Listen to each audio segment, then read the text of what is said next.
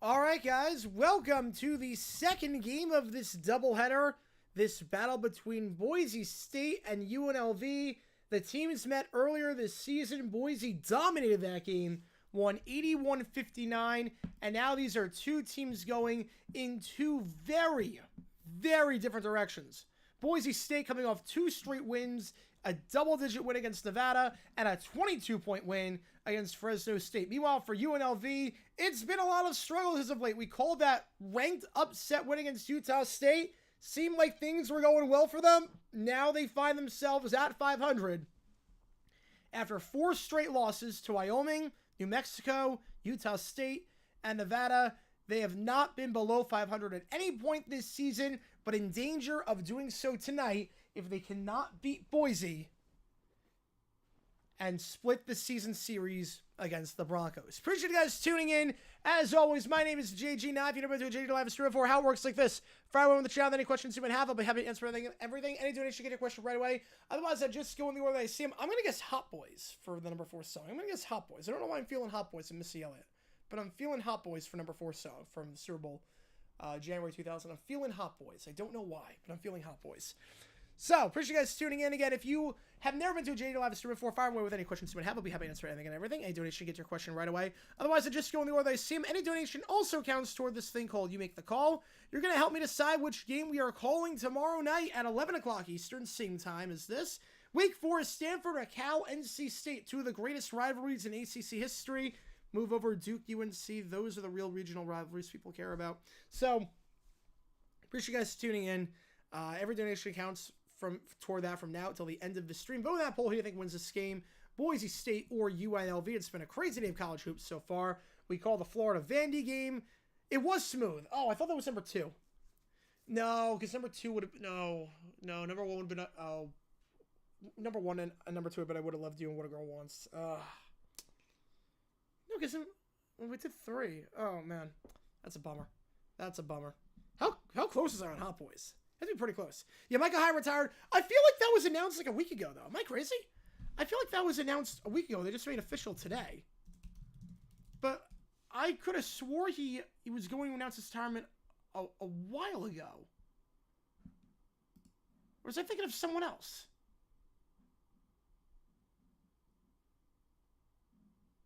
Yeah, no, it was, a week ago. Yeah, no, a week ago, it was reported on. But now it was officially announced today.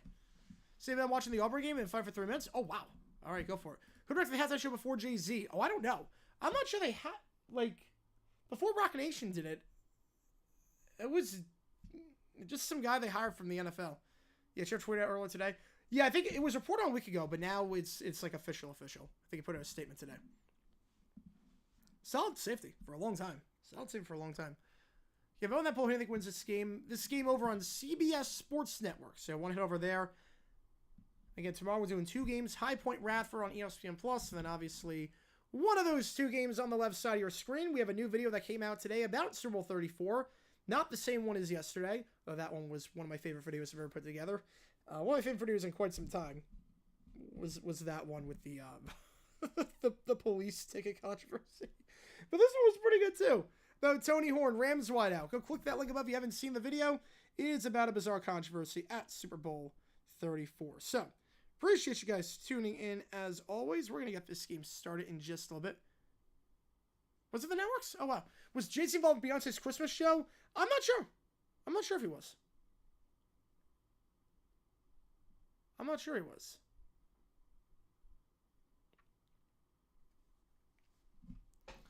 Connecticut Sun makes no sense to the name. Well, it's because of Mohegan Sun.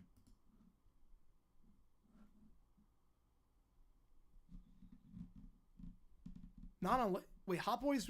No, Hot Boys had to be on the list. Hot Boys was definitely on the list. I guarantee you Hot Boys was on the list. I guarantee that. For 2000? I guarantee you it was on the list for 2000. My local PD didn't offer something like that when MetLife hosted. Thank God. Yeah, I think doing that around New York would have been a nightmare. That would have been amazing. Somebody needs to do that promotion again. Why not? That legitimately feels... Like, the thing with my channel is that I feel like there are a lot of stories. You can make a plot that's similar to The Office with the stories in my thing about, like just the dumbest ideas possible. No, Jay-Z, directs the performer. Yeah. Jay-Z chooses the performer and, give us some direction, but not a crazy amount. It's the artist's show. Yeah, yesterday was one of the critics in a while. It was great. Appreciate you. Reports trying to track down Tony Horn like he was an actual police officer. There you go. Seriously, that is a plot, straight out of The Office. It's gotta be. That's one of the dumbest things ever. It really defies all logic. You couldn't come up with that if you tried. It's not even there's some things where it's oh, this sounds like a good idea on paper, but it's not. It doesn't work out that way. And then there's somewhere it's okay, what the heck are you smoking? That was one of those. Again, this game over on CBS Sports Network. Wait, is Chris Lewis on the call for this game? Chris Lewis on the call for this game. He did NFL games this year. He did the Jaguars-Browns game. Chris Lewis is on the call for this game. How about that?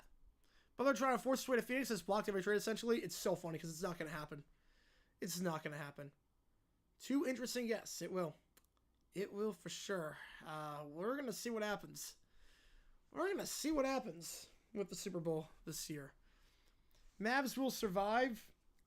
I mean, they lost today.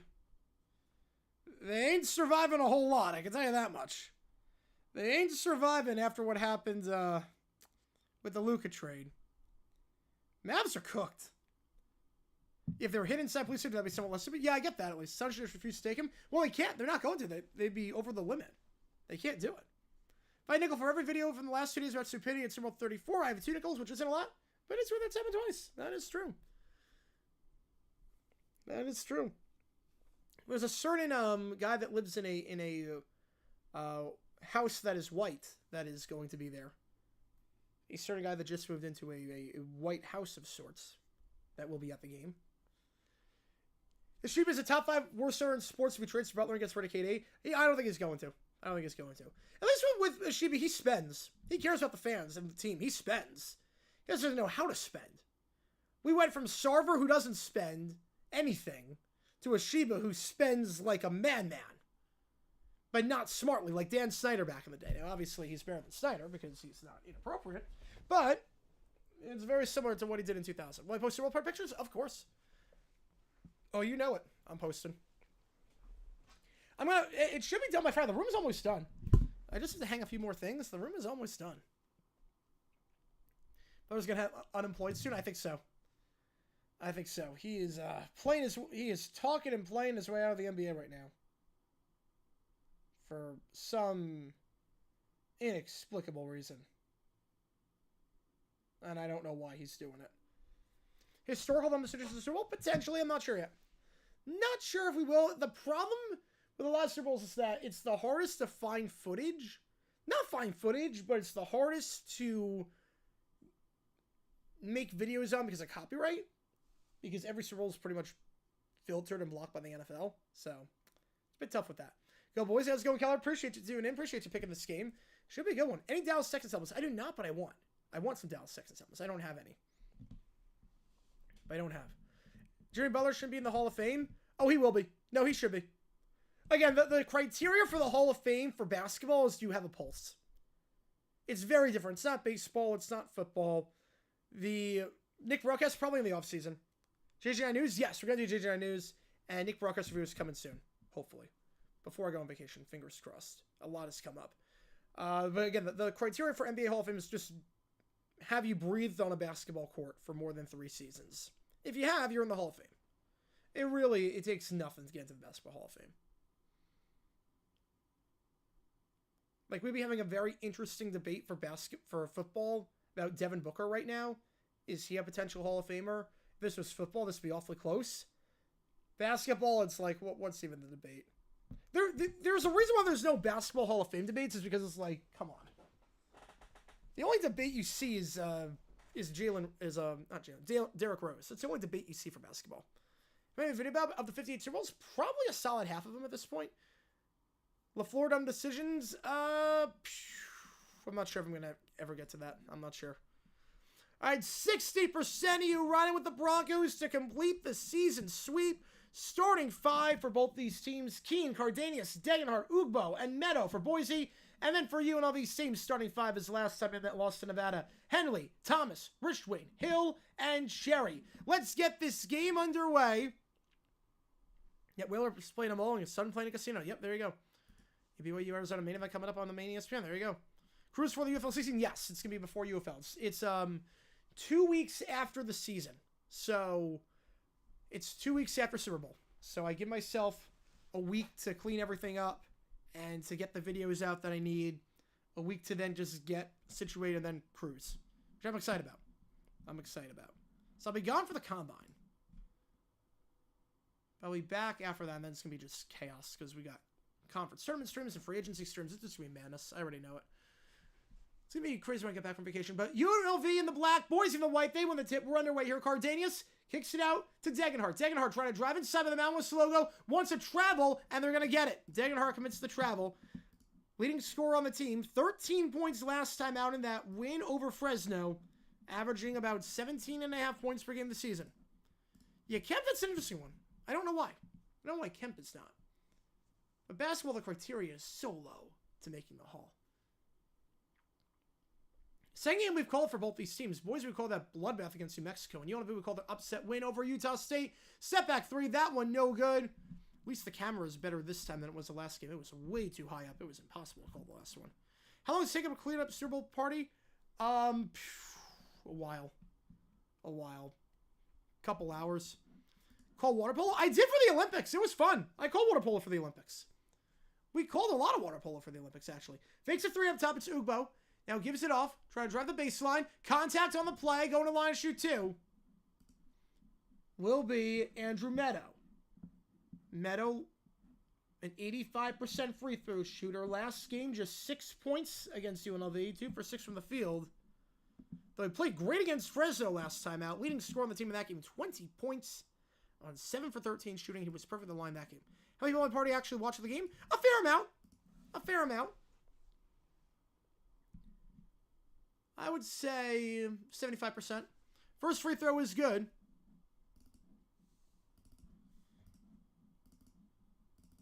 It was worse in college and in high school, but people do watch the game. He makes the whole first foul? I think so. I think he will. Allison's possibly doing the trades to tank the long-term move and move the Mavs in a heartbeat. I don't think they're doing it for that reason. I don't think. No, they didn't vote yet. Well, they did vote, but they haven't announced it yet. 2 free throws good. They're gonna announce it on Thursday. I'll put a predictions video up tomorrow or Thursday. I'm not sure. Probably tomorrow. We'll see. I gotta really get back going on the swing with JJ News. It's tough. I'm super busy right now. Henley feeds it down low, trying to post up on Meadow. Spin around the shot. Layup off the bank. That one's good. First points of the game for UNLV. Coming down low from Jalen Hill. Last time out against Nevada, 8 points for him. Had 8 points against Boise last time they met earlier this season. Due to your score, 90 seconds into this one. Picks up his dribble. Cardenas kicks it back. Down the side. Looking for some in Degenhart. Doubled. Extra pass. Nice ball movement. Meadow now trying to work the baseline. He's doubled. Kicks it back out. 4 on the clock. Driving. Cardenas. Layup. High off the bank. No good. Rebound on the play by Henley. And now UNLV's going to go. It's Thomas. Thomas kicks it to the corner. Feeds it down low. Nice feed. Getting by the hand of Degenhart. And an easy layup down there. After a great feed. It's Jeremiah Bear-Cherry. Cherry with 12 points last game against Nevada. He gets his first points of the night here. Had 8 points against Boise the first time these teams met. Yeah, they're going to announce it at honors. So try to figure out Super Bowl plans? Oh, man. Good luck. It's always fun having plans like that. Can he doesn't make a first bell? I think he will. It's going to be close. This is one of those classes where there's really no clear cut. I don't know how it's going to go. 3 on the clock. 2-1. Draws the foul. Going to line shoot 2. So still no field goals made for Boise today. The first time a UNLV game is when you make the call? I don't know. We did a UNLV game earlier. I don't know if that was you make the call, though. We did the game against Utah State. Did that win you make the call? Does anyone here avoid parties where at least half are paying attention to the game? Avoid parties where... Wait. Avoid parties where at least half? Or do you mean no more than half? So I feel like most people here would love parties where people pay attention to the game. Right? Do you mean the other way around? First free throw, good. If he's first foul, Breeze should easily. Breeze is not a Hall of Famer. Breeze, there's no way he's making the Hall of Fame. Drew Breeze is not making the Hall of Fame. $100, I'll bet. I don't think he's in the chat right now. But no, Breeze is going to make the Hall of Fame. Breeze is going to make the Hall of Fame easily. It was not even called with standalone? Yeah. No, I agree with you on Ken Anderson. Ken Anderson, it's a crime that he is not in. It's a crime that he's not in. Second free throw for Boise. Good. 4 for 4 at the line tonight is Boise. Degenhart makes 12 free throws. If it's wrong, all good. Yeah. I was going to say, I get that. Yeah, if they're not really paying attention to the game, it depends on the teams. It honestly depends if you have a rooting interest or not. Kicks it up top. Open for 3. Going to fake the 3. Hill feeds it down low to Cherry. Cherry, contact, and the foul. Cherry with 4 and a chance to make it 5 here. I agree with you. Look, I agree with you, Nick. I agree with you on that one. Ken Anderson was a better quarterback than Eli Manning. 100%. I agree with you on that. Most obscure place I've watched the Super Bowl? Really, the apartment of one of of someone in college my freshman year because I didn't throw a party. But other than that, it's only been my place. Wherever it's been. I've never watched anywhere obscure. Free throw off the back of the rim, no good. It's really, there was 1 year I didn't host a party. I said after that, never again. And every other year, I'm the one hosting. So there's nothing really obscure. I'm the go-to guy for the host. They know. Everyone knows. Like, I'm the one. Buchanan now. Checks in up top. Degenhart fakes the 3 on Cherry. Now gives it off the Cardanius. He's open for 3. Cannot get to go. And it goes out of bounds off the top of the backboard. Watch Pat's rims on your phone? Wow. Oh, wow. Watch 056 my computer study room at university, mostly because I didn't want to be around anyone in the event of a Rams loss. You watch it on your computer in a study room? Wow. That is a weird place to watch it. I've never. Though I will say I was terrified when the Patriots won, because there was a bunch of Eagles fans that I was watching it with. I was like, oh god, if the Eagles lose this game, there's going to be like destruction. I don't know what's going to happen. Rich Wayne gives it off. Lays it in. No good. Off the rim. Rebound on the play by Keene. Now Cardanius going to take it up. Was he still looking for their first field goal of the game? Buchanan. They're going to get a reach and foul there. That's going to be 3 on UNLV already. The only team that's beaten the Rams in Super Bowl from the 80s onwards is New England. That is true. Watch 53 one of my mom's friends with a bunch of drunks. Oh, God. Must have quite the reaction to the 13-3 game. Up top now is Buchanan. Feeds it down low, trying to post up Meadow. Baby hook. That one gets in. Gets the friendly roll. First field goal of the game for Boise. Meadow is up to 4. After a 20-point outing last time against Fresno. 6-all. Thomas. Driving inside, falling down. The layup, no good. Rebound, though, by UNLV. Never hit the rim, so clock doesn't reset. Richwain gives it back. It's Thomas. Thomas up top. Hill now back from Hicks. Feeds it across the floor. Nice ball movement here. Richwain. Bad pass. Loses the handle. 4-3. Stays with UNLV. 2-1. Floats of a Mount West logo. Hits the rim. No good, but a push foul there on Boise. Team second. As 6 takes a tumble. I think they're going to get the one of Buchanan. Team second is first. Watch 57 at church. I don't know how that would have gone. That Rihanna halftime show must have been something else at a church. Inflatable big screen? Ooh, wow. The lighting, I've done inflatable big screens before. The lighting on that is hit or miss. What do they do for halftime for Super Bowl 57 at church? Because that was most definitely not a family-friendly halftime show. What do they do for that? You can email me. Just email me. Just email me. Yeah, that was a bad foul. Got sick for the day before Super Bowl 56. We all at the council party. Oh, that sucks. That sucks. I would never cancel my party under any circumstances. Even if I was sick, I put a mask on. I was like, I'm not canceling under any circumstances. I never have, never will. You know, just email them. Just email them. Send me whatever you want. Send me whatever you want. Yeah, that was not a great foul. Harry and Judy said that just as a piece is really mean. When I asked to join us together, he blanked us together. He glued us together. He glued us. I'm going to say glued. Kendrick show will not be family friendly either. No, will not. You're telling me a show where he's going to call someone a pedophile is not family friendly? I'm shocked. I'm absolutely shocked by that.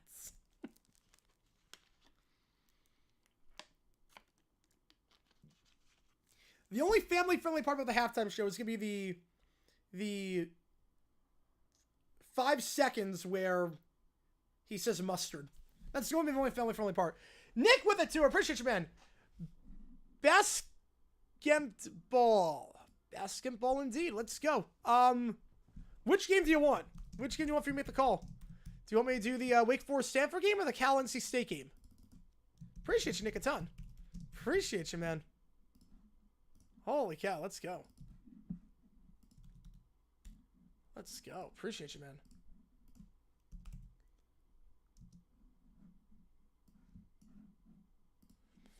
And Nick is the, for those who don't know, Nick is the thumbnail guy for a lot of the clickbait creators. Nick is great. I've worked with him before. He's awesome.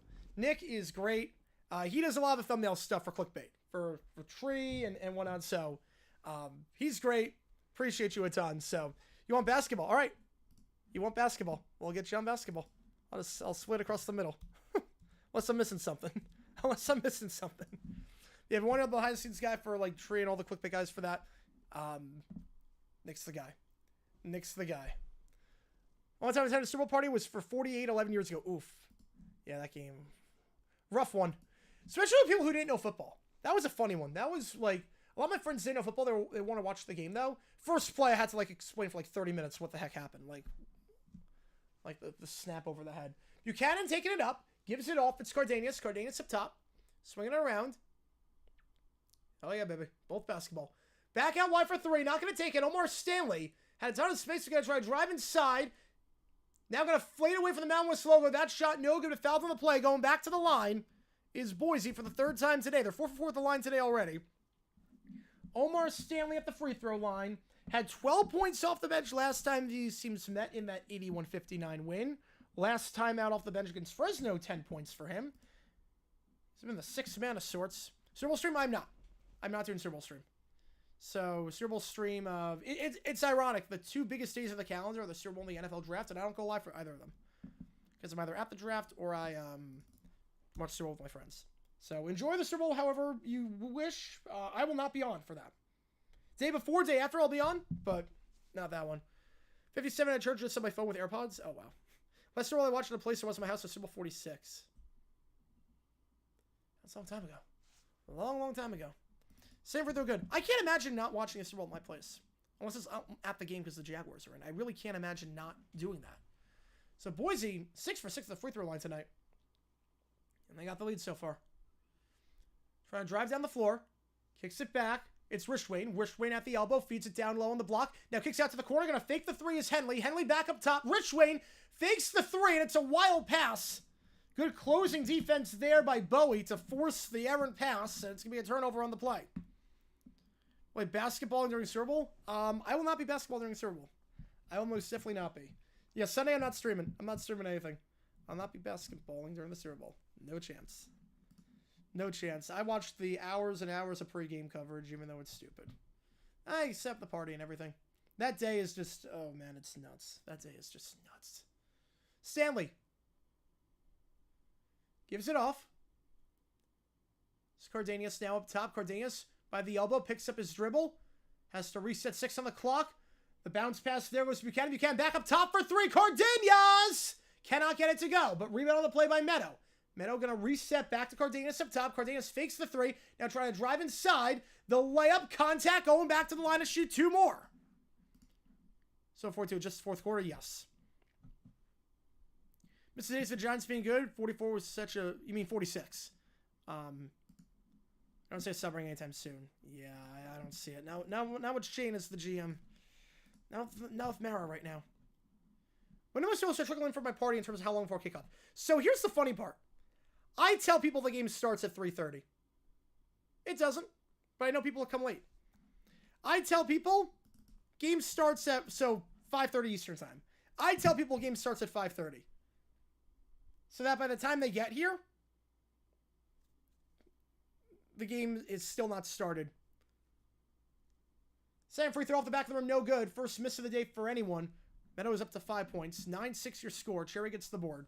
Yeah, so I always tell people, yeah, come whenever. Game starts at 3:30. It doesn't. It starts at 4:30, but I know my audience. Hill, layup, contact, no good. Gonna stay with UNLV. Let's see. Horrible Hannah and Nose have in common. They both blow. They both stink. Both smell. Basketball, let's go. Basketball. Let's go, dumpster fire. Let's go. Basketball all the way.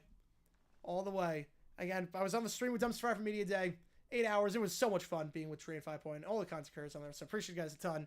Fun stream as always with that. Gonna try a long 2. That one no good. The shot clock winding down. UNLV is ice cold from the field as of late, but they get their own board. Third chance here. Pulling up from the baseline. That one circles in. Deadon Thomas on that one at 12 points last time on 3 for 10 shooting. No, I think that's the real one. That's the real dumpster fire. That's the real dumpster fire. Meadow. Back out wide. Buchanan. Wait, I thought the Dolphins were the Super Bowl summer. What happened? What happened? I thought the Dolphins. I thought the Dolphins were in the Super Bowl. You admitted that the Chiefs won the AFC Championship. I'm impressed. I'm impressed. Stop it here. 11 on the shot clock. No, there's no way. It's not. You can click on it.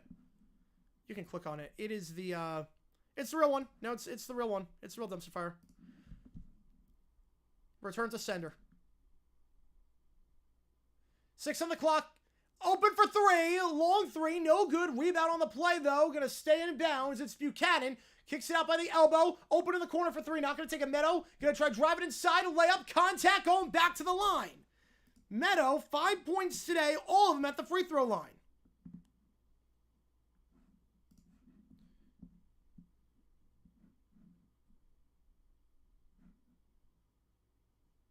So I should say Boise, 8 points or 9 points, I should say. 7 of them on free throws. Meadow 2 for 2. First free throw here for Meadow. This one is good. So Boise 8 for 9 as a team. Basketball, baby. Basketball. Whew, here we go. Here we go. Let's go basketball. I do a lot of basketball. Basketball is my favorite sport, as the song says. As the song says. Second free throw here. 10-8 score. Meadow, he's had a solid day so far. Again, 20 points last time out. Second free throw is good. So Boise made all but 1 free throw so far. Thoughts on him attending the Super Bowl? Oh, yeah. It's going to be just security nightmare. Security nightmare. Security nightmare.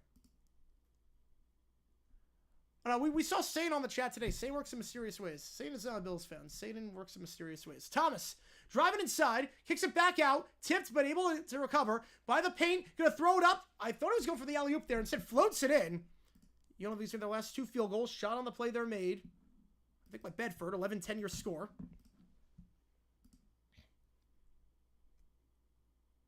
Duck Pond. Duck Pond. Buchanan. They're going to get a clock stoppage here. I'll give it to Degenhart. That is the... Oh, my clock was never running. My apologies on that. My clock was never running. So we got a clock stoppage here. You know, the Devils play hockey because they play the Panthers. Yep. They won the Stanley Cup too. And clock resets back to 20. Giants mile behind Dallas, who is miles behind Washington and Philly. Yep. They don't have a quarterback. They have no identity. It's a problem. It's a problem. Buchanan kicks it out. Tries to feed it down low. Bowie now feeds it across the corner. Meadow. Meadow back up top. It's Bowie. Bowie driving inside. Bowie from the Mountain West logo loses the handle and picked up on the play by UNLV. It's Henley. Gives it off in the corner now, trying to work the baseline. Has to reset. Finds a guy open. Fakes the 3-point pass. Now it's Henley again. Back up top. Going to reset with 20 on the clock. So we're approaching the under 12 timeout. Feeds it down low, trying to work on Degenhart. Loses the handle, but they're going to get a reach and foul there on Degenhart. Team's third. So go to the under 12 timeout. Basketball. Basketball, baby. Let's go. Basketball. I think it's what the Mavericks thought they were playing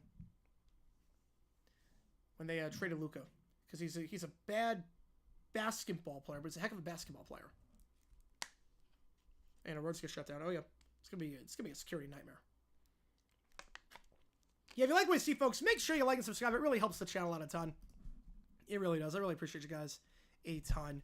And again, for anyone joining us from the dumpster fire from the 8-hour media day, it's been... No, that's not political. That's just a fact. When the president comes, the road's shut down. That's not political. That's just a fact. Believe in you, Nico Harrison. As a Mavericks hater ever since they ripped my heart out in Game 7. And I was there. And as a Mavericks hater, I believe in you too, Nico. You should get a lifetime extension for what you did. What's crazy, too, what really is crazy about all this, too, is that I hate the Lakers as a Suns fan. I hate the Mavericks. And yet I'm kind of, happy about this, even though the Lakers got significantly better. Oh, man. How's it going, guys? How is it going? Yeah, the end of today's video, click that link above.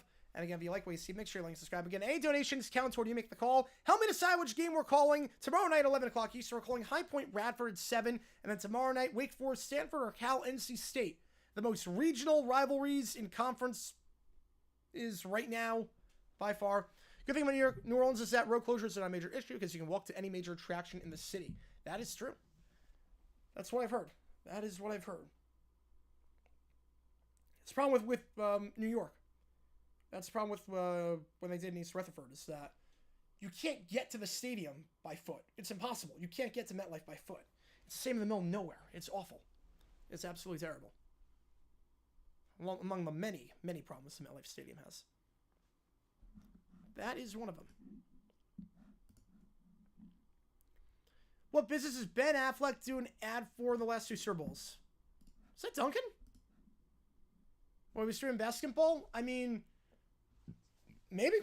Maybe at some point. I mean, I've streamed crazy stuff before. I streamed the Olympics. We did a lot for the Olympics. I'm up for anything.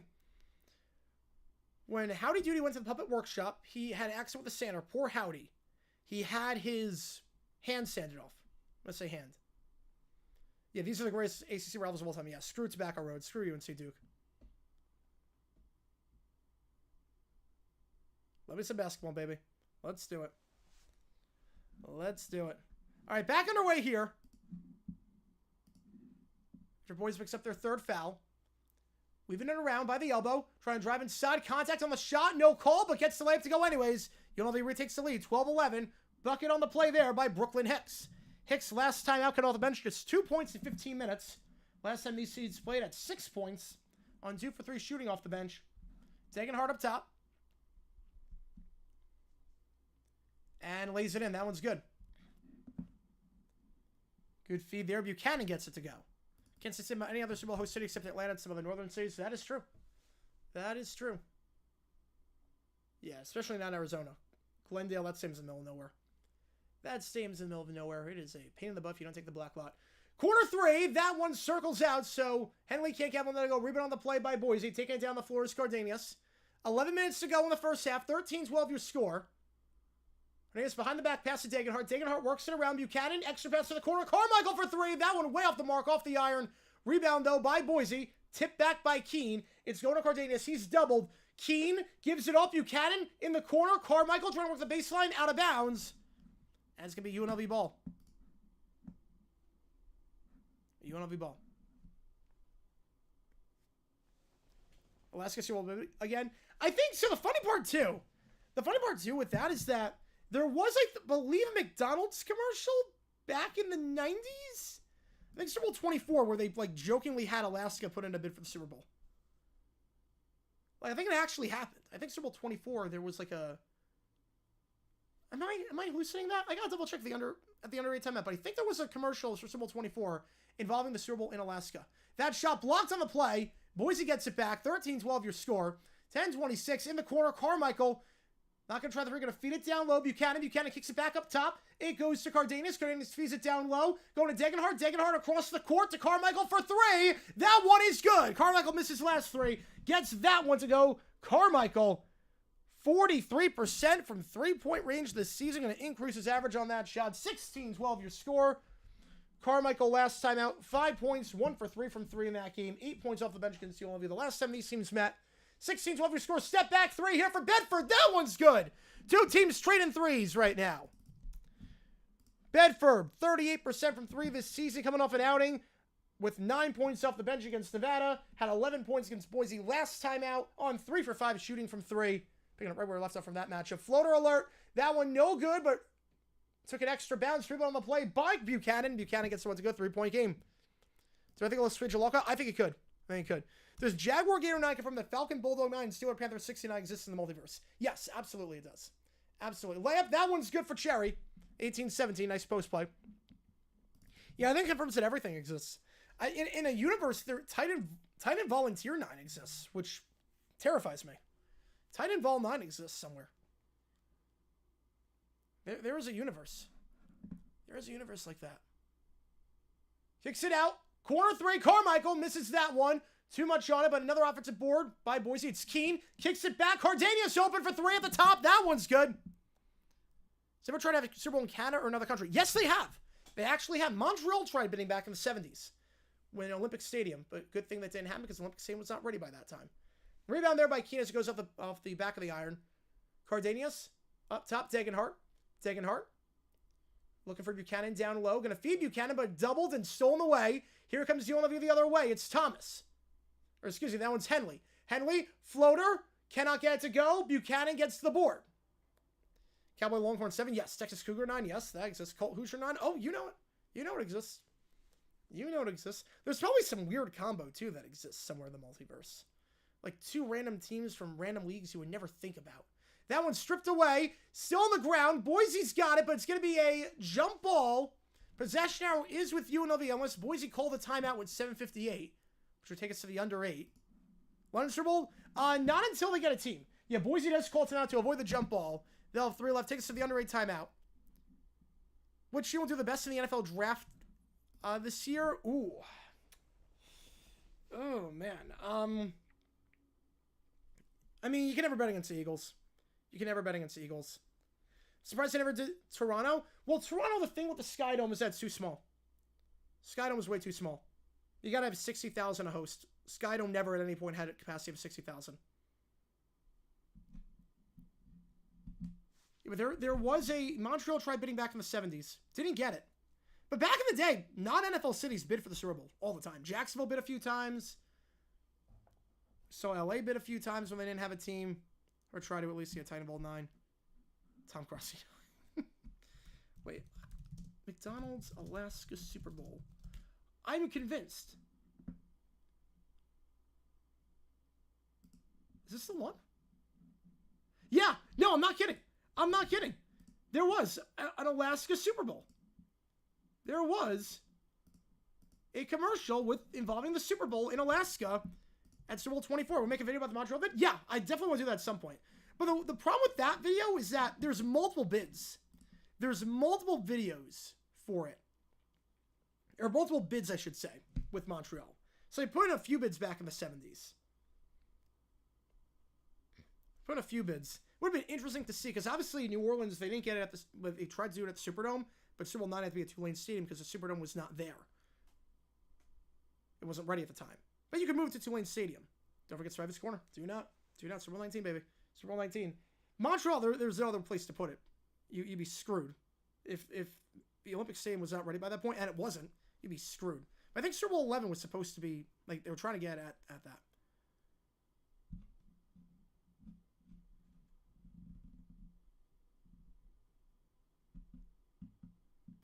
Sandpaper, I'm going to say. I'm going to say sandpaper. There's a terrifying alternate reality. I'm a Ohio State Buckeyes fan and Packers fan. Oof, that is rough. That is rough. How many yards did Genty have? 150. 150. 150. Is there any non-NFL city that could host a Super Bowl? Goodell already said that's not happening unless they get a team. I mean, logistically, yes. Like, San Antonio absolutely could. San Antonio, you got the Alamo Dome. They've hosted big events before. Like, San Antonio could do it, no problem. You got the hotel space, got everything. But never going to happen. But, like, logistically, yes, it is possible. Degenhart, 5 on the clock. Loses the handle. Gets it back. 3, 2, 1. Degenhart gets it, floats it up. That one no good. An uncontested layup at the block. And it's rebounded on the play by UNLV. They're going to try and go quickly in transition. Now they're going to have to slow it down. Yeah, biggest stadium holds 3,500 people. Perfect capacity for a Super Bowl. Perfect capacity. Wallpaper? Oh, that was good. Thomas. 7.5 to go in the first half. 21-17 your score. You got this game over on CBS Sports Network for those who want to watch. Thomas floats it up from the third block. That one good. 21-19. Down to a 2-point game. And UNLV has lost 4 straight games. After big wins against San Diego State and a ranked Utah State team, they've lost 4 straight. Trying to beat a Boise team that is looking pretty sharp as of late. And that they lost to earlier in the season. Orlando's another one. Yeah, Orlando's definitely another one. Cardenas. Degenhart sets the screen. Cardenas skips it off. Now it's Keene. Keene feeds to the corner for 3. Gonna try it. That one line drive 3. It's good. Line drive 3 is good. It's number 24. There is no number 24 on my roster. So who is that? Stanley. So Stanley wearing number 24 now. I'm not sure what the story is there. Cherry layup with a foul and 1. My apartment could host Super Bowl. Yes. Philadelphia would have been a disaster. Oh, yeah. They tried it. Super Bowl 21. They almost had it. So Stanley is, again, he's wearing number 24 now. I have no idea what happened. Maybe he got blood on his jersey? He's wearing a different number. So if you're wondering, Omar Stanley came into the game earlier today as number 1. He is now number 24. There is no name on his jersey. I'm guessing it's a backup jersey. So he's got blood on it or something. You know, he came out of the game and left a bench with a trainer, so probably something with blood. Probably something to do with blood. So he's wearing number 24. No, jersey didn't get stolen. He checked in earlier as number 1. So I was so confused when I saw the through. I was like, who the heck is this? Meadow. Back up top, Cardenas. 24-22 after the end, won by Cherry. Back up top, Cardenas. Gives it off to Stanley, again wearing number 24. The layup misses that one. Rebound on the play. By UNLV, going to kick it to the corner. Going to fake the 3. Now try and work on the baseline. Resets back up top. It's Rishwain. The Florida transfer. Crosses over. Nice move. Feeds an extra pass. The dunk with authority. Tied at 24. 2 hands. Cherry on the feed by Rishwain. Wicked games. Wicked games. Chris Isaac. 1990. Could have a Super Bowl 55 in Alaska. It was limited capacity. Problem is that the airports would have been a nightmare. Bad feed there. Intercepted, but then another bad dribble there. Resets. Thomas, layup, fouled on the play. Goal line, shoot 2. Yeah, Jordan, well, he didn't do it mid-game. Jordan didn't do it mid-game. I think he wore the jersey the entire game. Yeah, I think he wore the 12 jersey for the entirety of a game. It wasn't for... He didn't check out and wear... He didn't wear 23 for the first quarter and then wear 12 the rest of the game. I don't think, at least. Thompson line shooting 2. He's only 1 for 6 tonight. After a 3 for 10 outing last time. First free throw, no good. Thomas leading scorer on the team, averaging 16 points per game this year.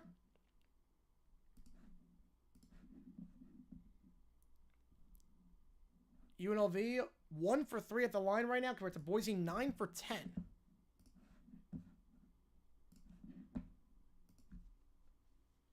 Second free throw here.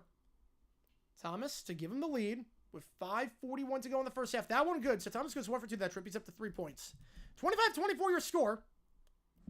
Appreciate you guys tuning in as always. Game over on CBS Sports Network. Take it down the floor is Cardenas. Now resetting. Buchanan gives it off to Degenhart up top now. It's Stanley. Stanley tries to push by the elbow. Not going to get. So going to have to reset.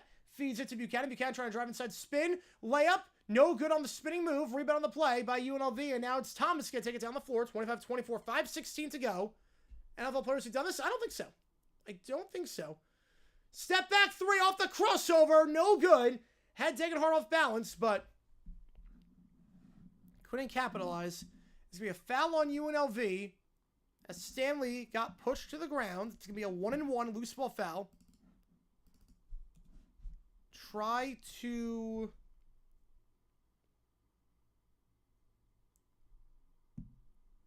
win. Try to win. I'm going to say, try to win. 5:07 to go in the first half. 1-and-1 here for Stanley. And we're going to be live tomorrow for 2 games. High Point Radford 7. New video dropping as well tomorrow sometime. And then 11 o'clock, we're going to be live for one of those 2 games on the left side of your screen. Help me decide which game it is. Wake Forest Stanford or Cal NC State. Should be a fun one. Omar Stanley at the line for the 1-and-1. First free throw here. This one is good. Stanley this season, 67% from the line. 2 out of 3 ain't bad when it comes to meatloaf. Ain't bad when it comes to free throw shooting if you are a big man. Best B-Bowl game I've covered so far in 25. Ooh. UNCG Chattanooga was hype. Although, second free throw, no good. Honestly, High Point Longwood was insane. High Point Longwood was a nuts game. That was a crazy good game, man. Unfortunately, someone had to lose, and that someone was High Point. That was a crazy good game. Thomas, and we're going to be covering the rematch next Thursday. I'm excited for that one. Excited there. Trying to drive inside by the elbow. Step back for Wishwain. That one off the front of the rim. No good. Rebound there by Degenhart with 4:43 to go in the first. Up top, Degenhart. Kicks in the corner. It's Stanley. Stanley back up top. Degenhart. Gonna try a 3. That one's good. Nice job there by Degenhart. Plenty of time on the shot clock, but it was like, don't mind if I do. Gonna try from 30 feet out. And Degenhart gets someone to go leading score on the team. Only shooting 29% from 3 this season, but got that one to go. Boise 4 for 9 as a team this game after a game last time where they were 11 for 29. That shot no good. Foul on the floor, though. Underneath, they're going to get it on Boise. That's going to be 6 fouls against the Broncos. NJIT during education, that was not a good game. No, that game was crap. NJIT couldn't buy an offense. That game was awful. But honestly, the High Point game was insane. High Point Longwood was insane.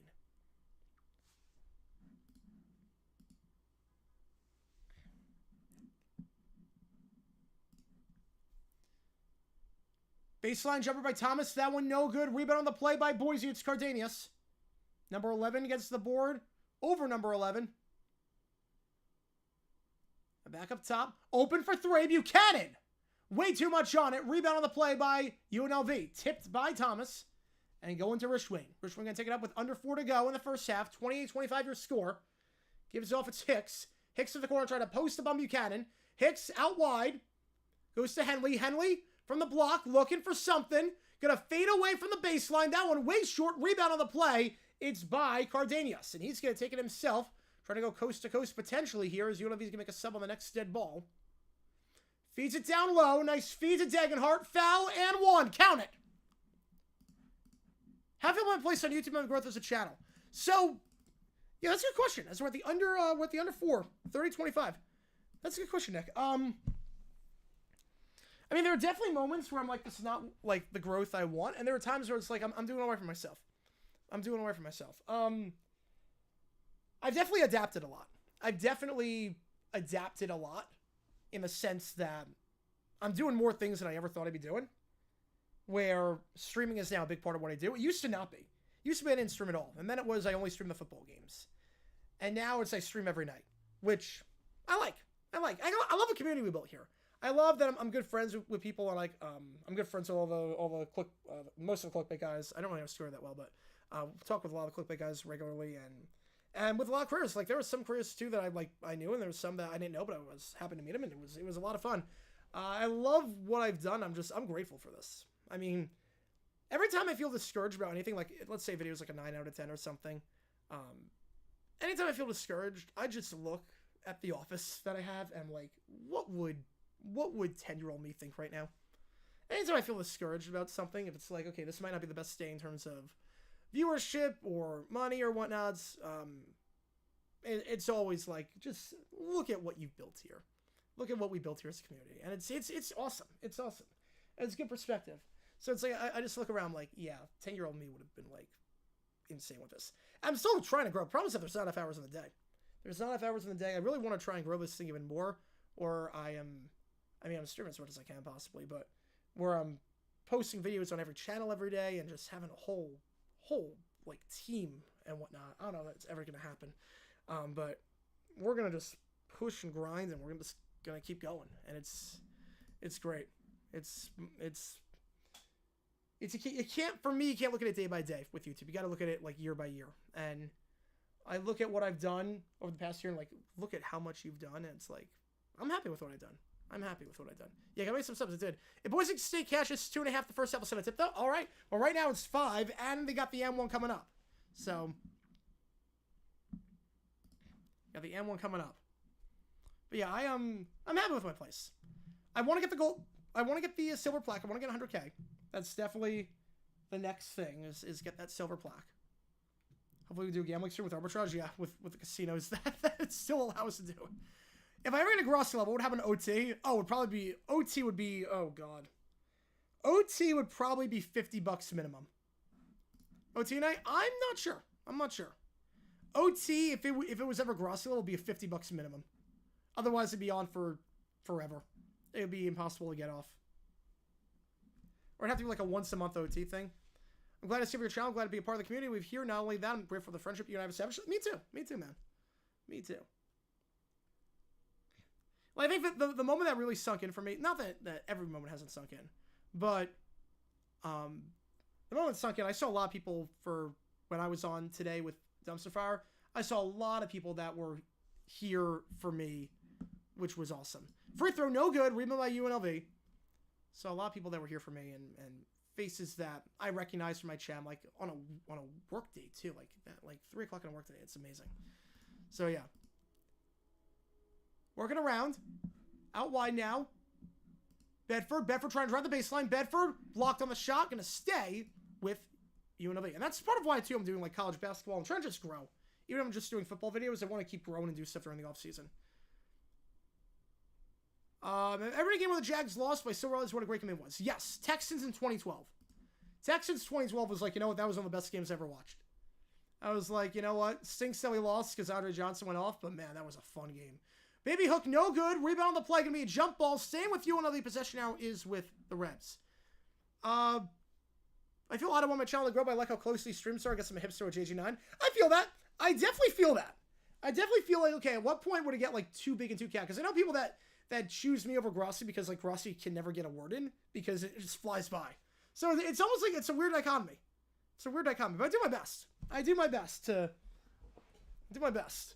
So I know the other media people. Some of them. So obviously a new 5 Point, a new Tree, obviously a new Perna. Some of them I had never seen before. Obviously I know Johnny Barks. He's been on the chat before. He's awesome. Love Johnny. 3-pointer, no good. Design to hit the rim. Rebound there by Boise. A lot of them I did not know. A lot of them that was on for the Chaos Hour, like I didn't know the VTuber. She was great. She was great. 3-pointer at the top. That one good. Largest lead for Boise tonight. 8-point lead. 8-point lead. I didn't know Mac well before this. Just like personally. I knew like of a lot of the creators, but I didn't know them like personally. So a lot of us were in the same agency at some point. Not anymore, but a lot of us were at some point. And we still keep the group chat going. Driving side now. Bedford. Finger roll. Got it to go. I think this year, too, all the Chaos people were different from last year. Because last year was a whole different makeup for that. Male friends watching? Yeah, me too. Me too. Yeah, I saw you in summer in the chat. I saw you in summer. Saw a lot of people in the stream for that one. Feeds it down low, but no foul on the players. Cardanius falls down. It can be turnover, UNLV basketball. I feel like this. If the streams ever get chaotic, in the sense of there's like 1,000 people here at a time, and it feels impossible to get a word in, I'll do more members only Q&A streams. I'll do like one like every other week or one every week, so that we do have that still close-knit thing. If it ever gets to that point. We'll see if it ever does. If it ever gets like Grossi levels or even like Tree levels. Anything like that. If it ever gets to that, we'll see. Blocked on the shot, no good. Rebound there as it falls to Buchanan. We're not going to do a halftime break. We're actually going to stay on. Why the heck not? We'll stay on at halftime because why not?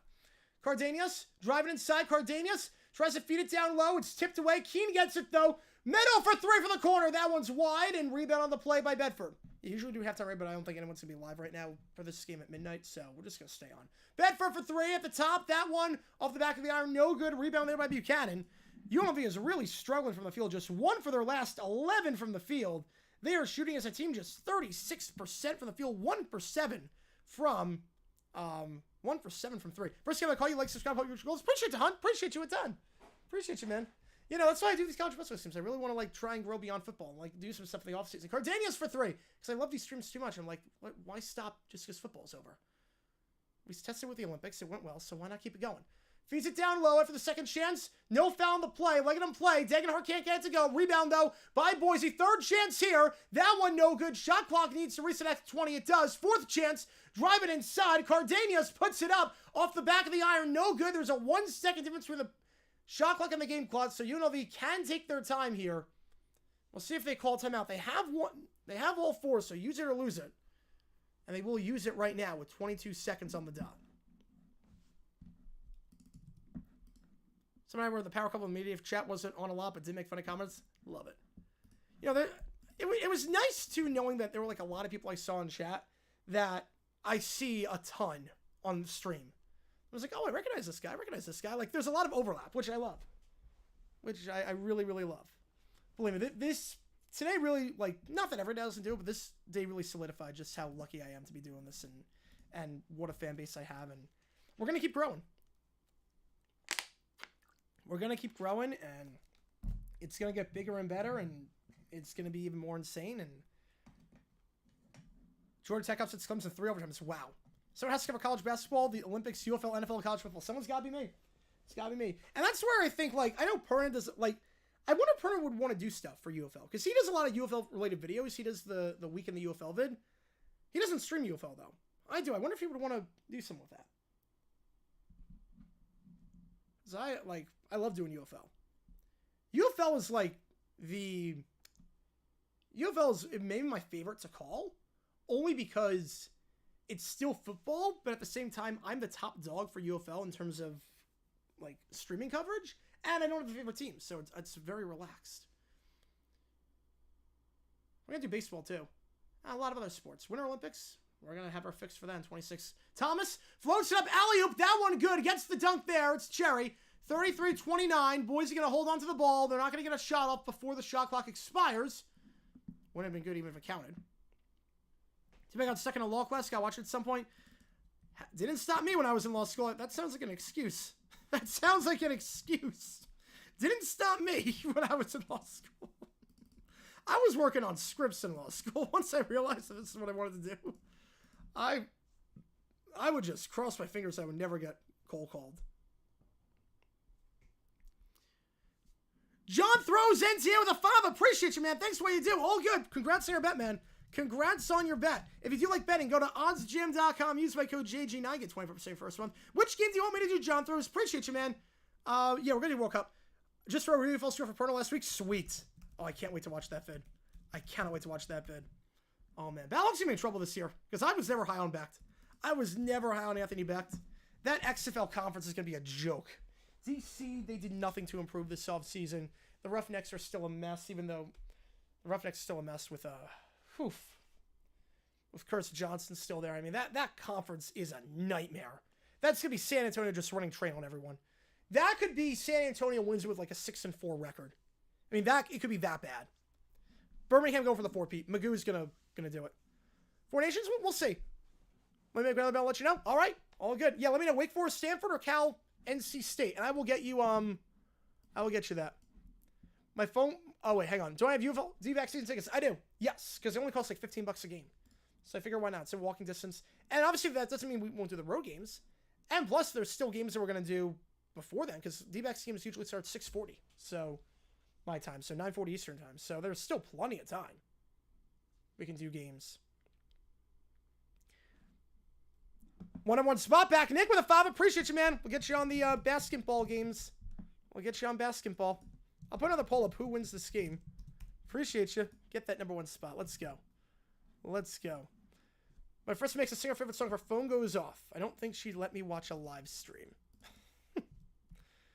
Man. I mean, you could do. You know what you could do? Is it any song? Hang on a second, Joe. Hang on a second, Joe. Time out. Time out. Is it any song? If it's any song, do John Cage, 4 minutes, 33 seconds. Do that. You win. You literally win. If that was the case, my favorite song is 4 minutes, 33 seconds by John Cage. That's the song. Or do like Tequila. If it's got to be a song with words, just do Tequila. It's like one word. Any song? Yeah, just go 4 minutes, 33 seconds or Tequila. Tim Tebow? What? I don't know what hockey co-owns. I have no clue. We're doing World Cup matches on 26. I'm bummed there's no games in Phoenix, but I'm not surprised. I'm going to pull up who wins Wake Forest Stanford. A 14-minute Rush song. Yeah, that'd be a good way to get out of a cold call. Let's just sing a Rush song. All Around the World by Oasis. Yeah, there are ways to exploit that.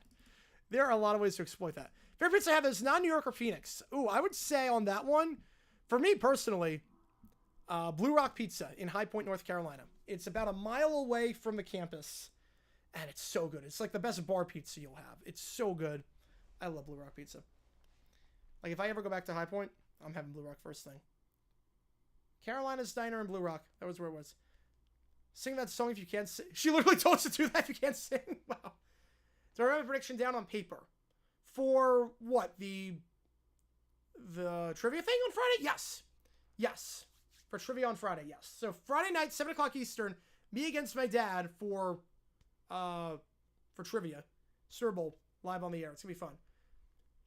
Who wins Wake Forest Stanford? Oh, yeah. Oh, who wins? I put down the wrong thing. Colson Mullins road games, so you can feel the PFL for most of the past 20 years. We'll see if the schedule works out. I'm excited too for like the Wednesday afternoon games, because I'll be live for those. It's like the beauty of like I basically get paid to watch sports. It's awesome. I love it. I love it. Yeah, appreciate you guys tuning in as always for the stream. If you like what you see, make sure you like and subscribe. NFL game predictions paper? No. No, I do not. I do it on ESPN. Does my dad usually beat me in trivia? No, it's pretty close, but I usually win. But it's pretty close. You'd be surprised how close it is. It's usually like a margin of about like 3 questions that decide it. It's a margin of about 3 questions. 41. Oh, wow. Trivia on Twitch too? We'll see. We'll probably say I got banned on Twitch. I don't know why. I still have to unban the account. I still have to get the account unbanned. But you're going to bet on my trivia thing? You're going to bet on my trivia thing? Need a money line who is favored? Money line, I would say me is minus 220. The spread, I would say 3.5. Why isn't basketball on pole? Good question. Good question. I'm going to close it here. Wake Forest Stanford is the winner. So $5 from John from Nick going toward that. But you know what? Do another poll. Why not?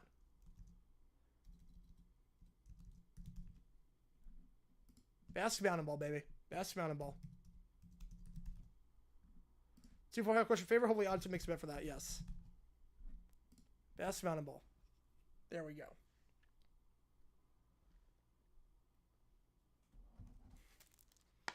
Got to collab with the VTuber. Wasn't me. It was not. It was not. It was fun. I was not expecting that. So like I look at the media list and I like some of the names I didn't recognize. She was one of them I didn't recognize. But I was like, oh, this is cool. This is cool. And then like she turned the VTuber thing. I'm like, wait, whoa. I never heard of a sports VTuber. That's awesome. I think my dad's 3.5 favorite. No, I'm a 3.5 favorite. I'm a 3.5 favorite. It's gonna be between 2.5 and 3.5. It's gonna be between 2.5 and 3.5.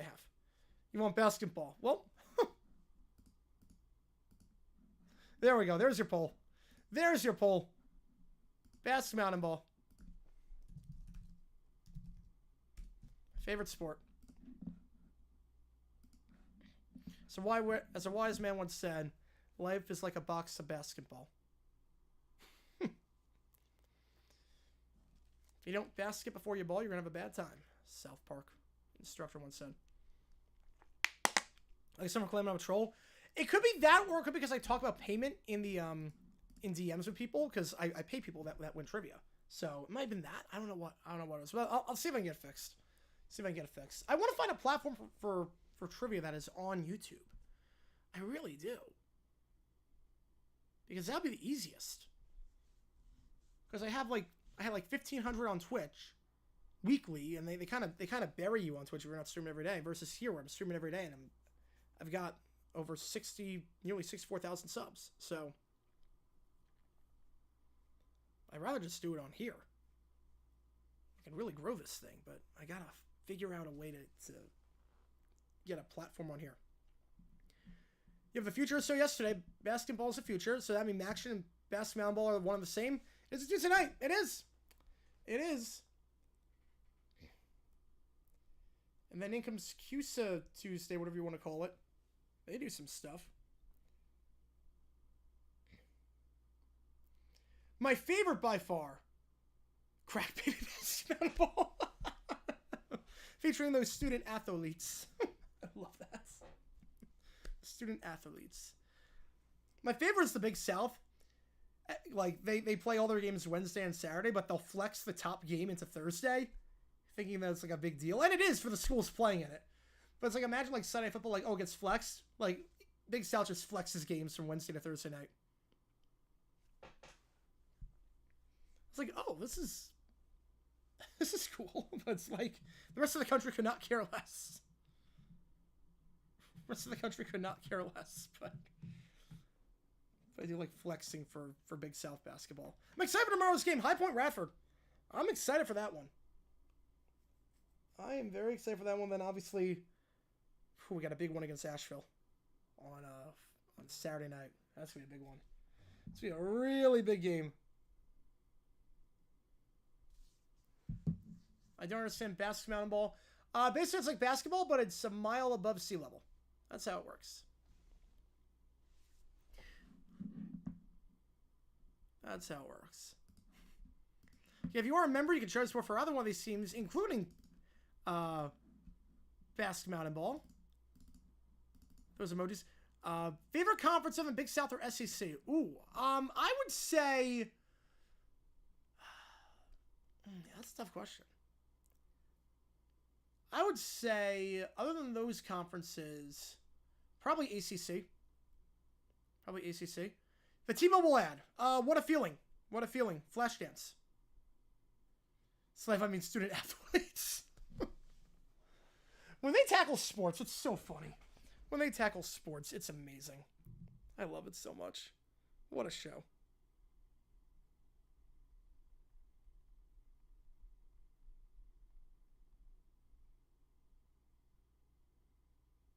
Oh my goodness. Big West games usually Thursday, Saturdays, probably two worst days to be unconsidered. The probability of JG9 streaming a UCR game is low. Yes, Thursday, Saturdays, pretty rough days for that. Monday, Wednesday, or usually Monday, Tuesday, Friday is your best bet. You want Phil was using 2 ads last year? It was. Just scored his first goal. Good for him, man. Good for him. Good for him. Big West, Big South Challenge. I don't think it's in the budget. I'm not sure how many schools in the budget do a Big South, Big West. Yeah, it was a good ad last year. Yeah, it was top 5, I think. It's a top 5 ad. The best one was the State Farm Good Neighbor ad. That was an all-time classic. I think we'll be looking back at that ad going forward as being one of the all-time classic Super Bowl ads alongside Betty White Snickers and whatnot. We're going to be looking along as a classic Super Bowl ad. That's how you use celebrity right. A lot of these companies, they use advertisements and they use celebrities as just, oh, we have this celebrity, try our product. And like they add nothing to it. That one added something to it. That was the whole point. And even if you didn't know who he was, if you know who Schwarzenegger was, because you're uncultured, even if you didn't know who he was, it still worked. It still worked because you didn't need to know a whole lot of background context, because the whole thing is they can't pronounce the word neighbor right. It was literally just they did a 90-second version of Simpsons Up and Atom. It's literally what they did. Someone had to watch Up and Atom. It's like, I have this idea. I have this idea. Hype on UC would be a fun stream. It would be. Big West, all California teams in Hawaii? Pretty much, yeah. Pretty much. We did a Big West game earlier. We're going to... Well, the other thing, too. Hang on a second. UCR game, probability is pretty high if it's Hawaii. A UCR game, if they play Hawaii on the road, because you get the Hawaii test. So there is a probability. There is a probability. Let me check something really quickly. There is a probability. Hawaii basketball. Oh, never mind. The UCR game is a Thursday. And I'm on vacation for that one, too. But we're going to be doing the Hawaii basketball game on Saturday the 15th. Or Sunday the 16th, depending on where you are. It's like there are possibilities with that one. Team Amble Super 57? Oh, I don't remember. I don't remember that one. I do not remember that one.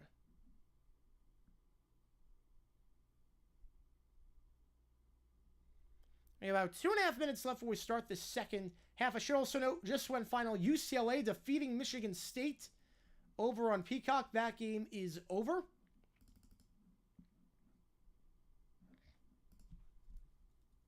Albuquerque's perfectly from best man ball. Some players struggle here at the pit. Oh, yeah. I can't believe they played a Final Four at the pit. I cannot believe they actually put a Final Four at one point at the pit.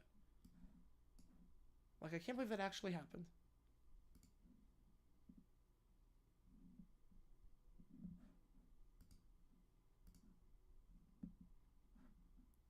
I genuinely cannot believe it. All right, 2 minutes ago, we're going to close the poll here. Best mountain ball wins. Because, of course, it does. Best mountain ball for the win. Put my different poll. Who wins this game? We'll put this one up. 6-point game right now. UNLV really struggling from the field as of late. We're going to get second half started in just a little bit.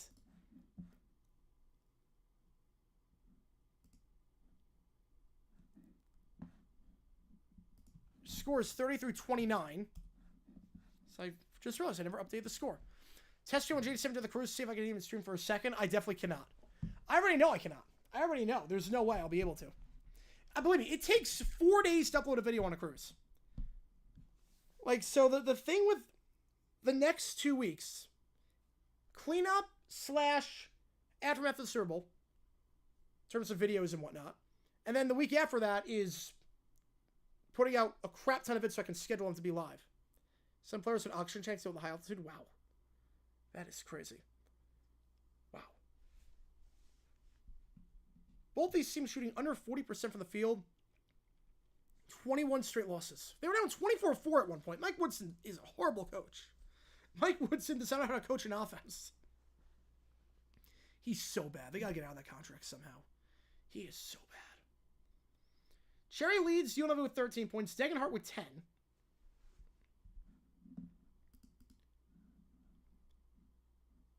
They just 1 for 7 from 3 this game. Last time out, they were 6 for 19. They shot well from 3 last time against Boise, 43%, but I don't know if they'll do anything here. None of the current IU players were born the last time the Hoosiers won at Madison. The head coach of IU at the time has been dead for over a year. Whew. Wait, 1998, now the current IU players were born. I feel old now. That makes me feel really old. None of the players. Man.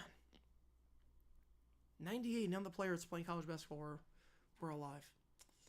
Oh, aging gets to you. Aging gets to you.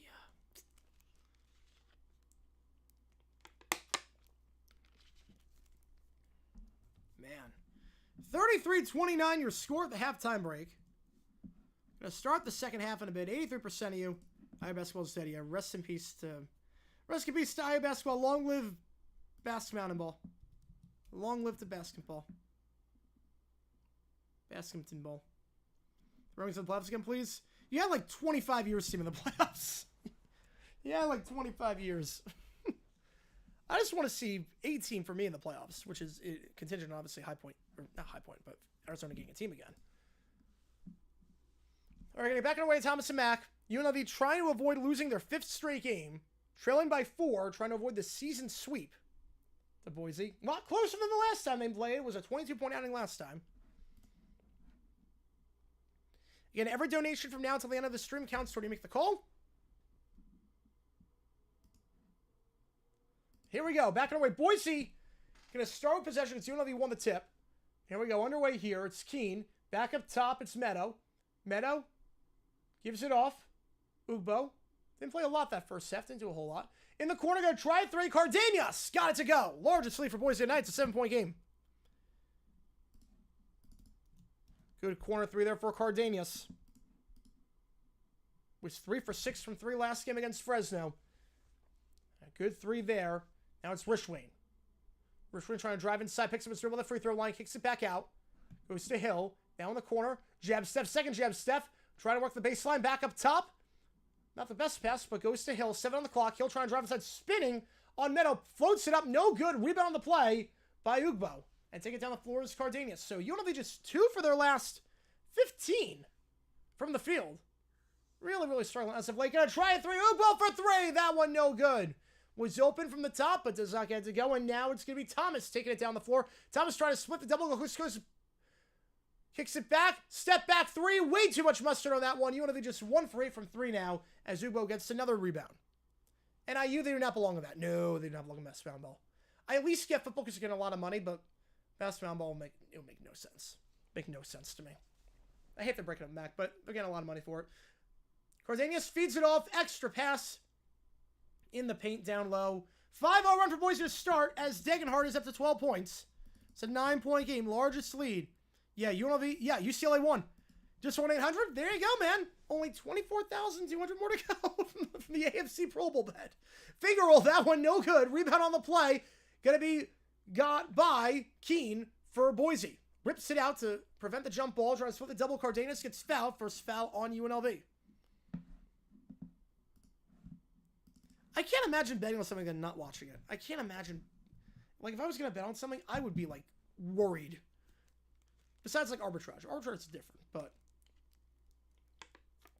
if I bet high money on something, like, oh, I gotta, like, I'm paying, like, attention every second to that. Ugbo now. Back to Cardenas. Cardenas gives it off at Degenhart with 12 points. Cardenas behind the 3-point line. 15 on the clock. Kicks out to the corner. Meadow feeds it down low. Degenhart gonna have a jump ball. Second chance, no good. And rebound on the play by Rishwain. Now it's UNLV possession. Back up top, open for 3. Gonna try it. That one no good. 1 for 9 from 3. The tip back goes to Boise. Meadow. He's gonna go one-on-one. Meadow spin move. Contact. Layup. No good. Second chance tip. That one's good for Meadow. 11-point game. And UNLV needs a quick timeout. As this lead balloons to 11. Break the matchup next year, but no repeats. I would say Niners, Bills. Niners, Bills. No repeats, Niners, Bills. Taylor Thompson check at 2 in the morning. He should. You can do that with OddsJam. You can do that, amazingly enough. Oh, so wow, 25,950. Oh, even worse. Even worse. Holy crap. Oh my goodness. I don't even know when I'm going to make $25,000 this year. Not going to be for a while, I can tell you that much. Like, I'm talking like, not for a while. Not for a while. Hopefully by June. Hopefully by June I can do it. You bet on esports ones? Oh, why would you bet on esports? Anything involving, they could have a glitch. Not anything involving a glitch. That'd be a nightmare. Boise on a 7-0 run coming out of the halftime break. As UNLV just 0 for 4 from the field this half. 11%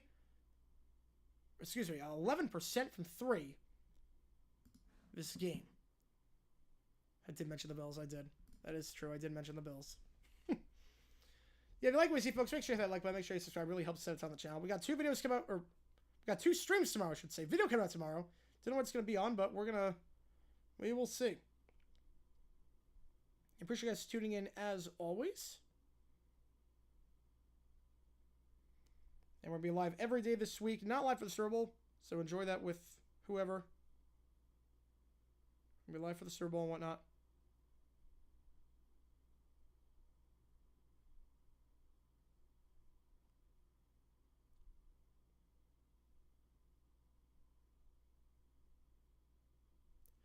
All right, let's see. Bay Daytona put money on Mike McDowell and Todd Gilliam, maybe Austin Cedric. Ooh. Yeah, I don't bet on racing. I didn't even know what game they were playing. My gut pulled me to the loser. Didn't even know the game. You didn't know the rules of the game. You didn't know what you were watching. You didn't know if they were winning or losing. How do you bet on something and not know if they're winning or losing? That's a call the number moment right there. How do you bet on something and not know whether they're winning or losing?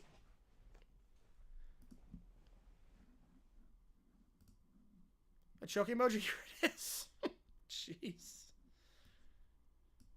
Jeez. All right, 7-0 run to start for Boise this second half. You know, they yet to buy a bucket. Let's come out of the halftime break. As the lead is ballooned to 11. UNLV has not been below 500 all season, but in danger of doing so here unless they can get a comeback here. Tries for the double here. Trying to kick it back up top. Rich Wayne feeds it to the baseline. No good. UNLV now 0 for 5 from the field this half. Rebound there by Keene. Keene gives it off Degenhart. Defender falls.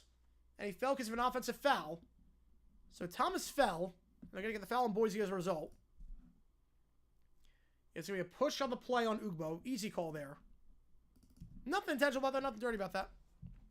Got UNLV +8. Oh, it's going to be tough. Going to be tough. With the way they're playing, the way they're shooting from 3, it's going to be tough. But we'll see. We will see. If you do like betting, Hunt, go to oddsjam.com. Use my code JG9. Use my code. Get 25% off your first month. You get arbitrage betting, positive EV. You get a lot of cool stuff with OddsJam. They really aggregate the best odds for you. It's really, really cool. Hill, up top. Boise. I think they're going to be Dayton. I think they're going to be Dayton. Meadow. On defense. And the layup, no good. 0 for 6 now from the field this half. Keene. He's got it. He holds it. Kicks it across the court. Open for 3. Not going to take it as Ugbo. Going to weave it around. Now it's Cardenas up top. Ugbo going to set a screen with 17 on the shot clock. Cardenas, he's doubled. Feeds it down low. Nice pass to Ugbo. It's a 9-0 run for Boise coming out of the halftime break. Yeah, I think Boise's going to be the final 4. Last 4. First 4 team. That layup, no good. Contested by, or the shot by Thomas. No good. Ugbo on the contest. Kicks out to Meadow for 3. That one off the rim, no good. Rebound on the play by Hill. UNLV has yet to buy a bucket this half. 0 for 6 from the field. Can they get someone here? Loses the handle, stripped away by Degenhart. It's bouncing around. Layup, no good. Tip in is good. They went over the back. We're going to see. They might get over the back or over the basket on this one. And they are. Cherry over the basket. So no good. 0 for 8 from the field 4 minutes in. Right, no Super Bowl stream, so there'll be no Super Bowl logo. Nope. Should have Oregon to beat Michigan tomorrow. Ugh. I mean, if I say yes to that, you're going to bet like 5 figures. I don't want to be responsible for that. Oregon to beat Michigan. Ugh. Where's that game? Where is it? It's at Michigan? I would not bet on it. No, I would not bet on it.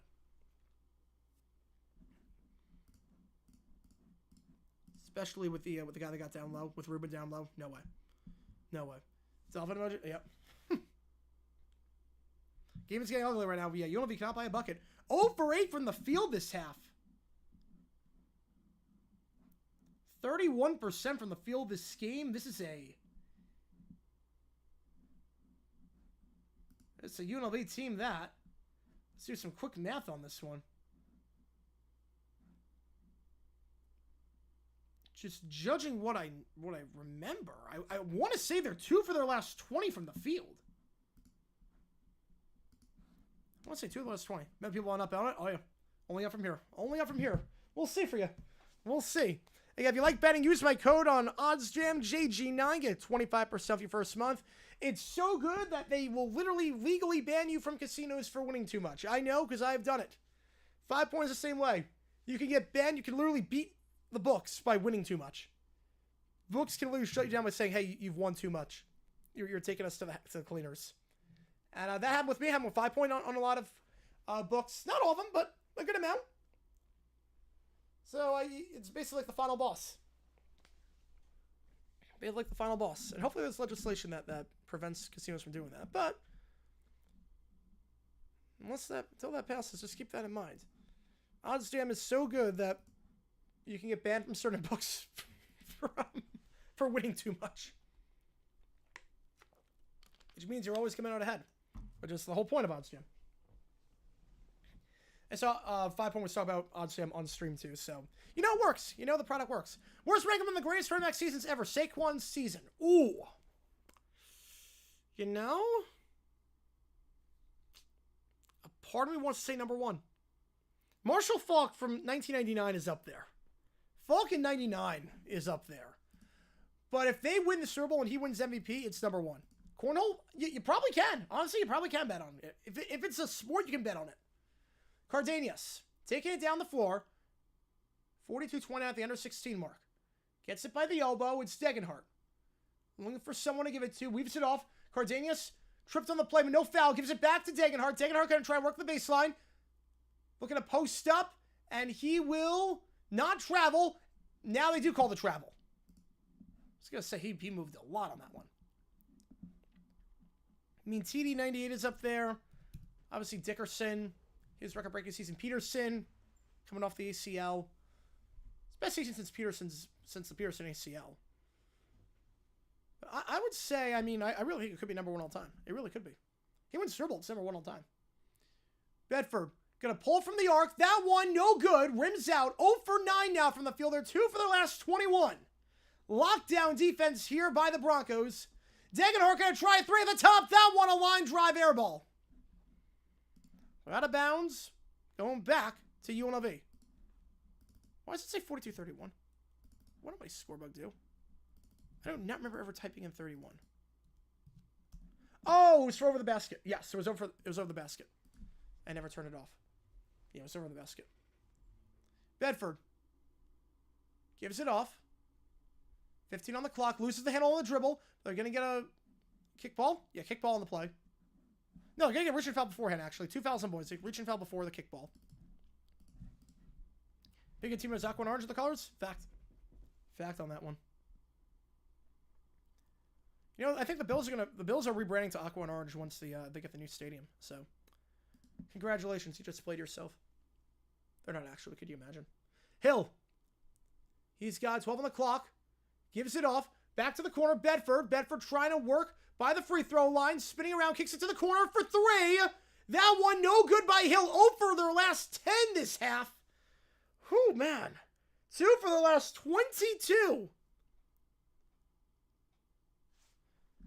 Right, WVU to be TCU. Not crazy about the way West Virginia's playing right now. Going to be Providence, and then Arkansas being Texas. Ooh.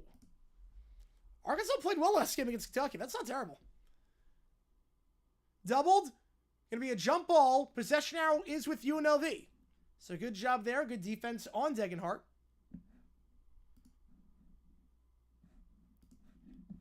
I will say that defensively, UNLV has not been bad today. Boise only shooting 37% for the field. But by the dip, baby. We're going to get shut out this half. I don't think so. Floats it up. Nope, you're not getting shut out. That one's good. Thomas, 42-31. Stops the 6-minute scoring drought. Didon Thomas gets it to go. 11-point game. And now it's Keen up top. Out wide to Degenhart. Degenhart gives it to Cardenas. Cardenas, he's doubled. Means a man open in the corner. Keen takes a bit too long to get there. Now a pass to the opposite corner. Going to Meadow. Meadow drives inside. Contact on the shot. That one's good. Great layup there by Meadow. Good ball movement. Took the absolute furthest of his points for the triangle offense. Hill. Bedford. Bedford behind the three-point line. Going to try to drive inside. Working on Meadow. Doubled. Wild pass. Out of bounds. Turnover. Boise ball.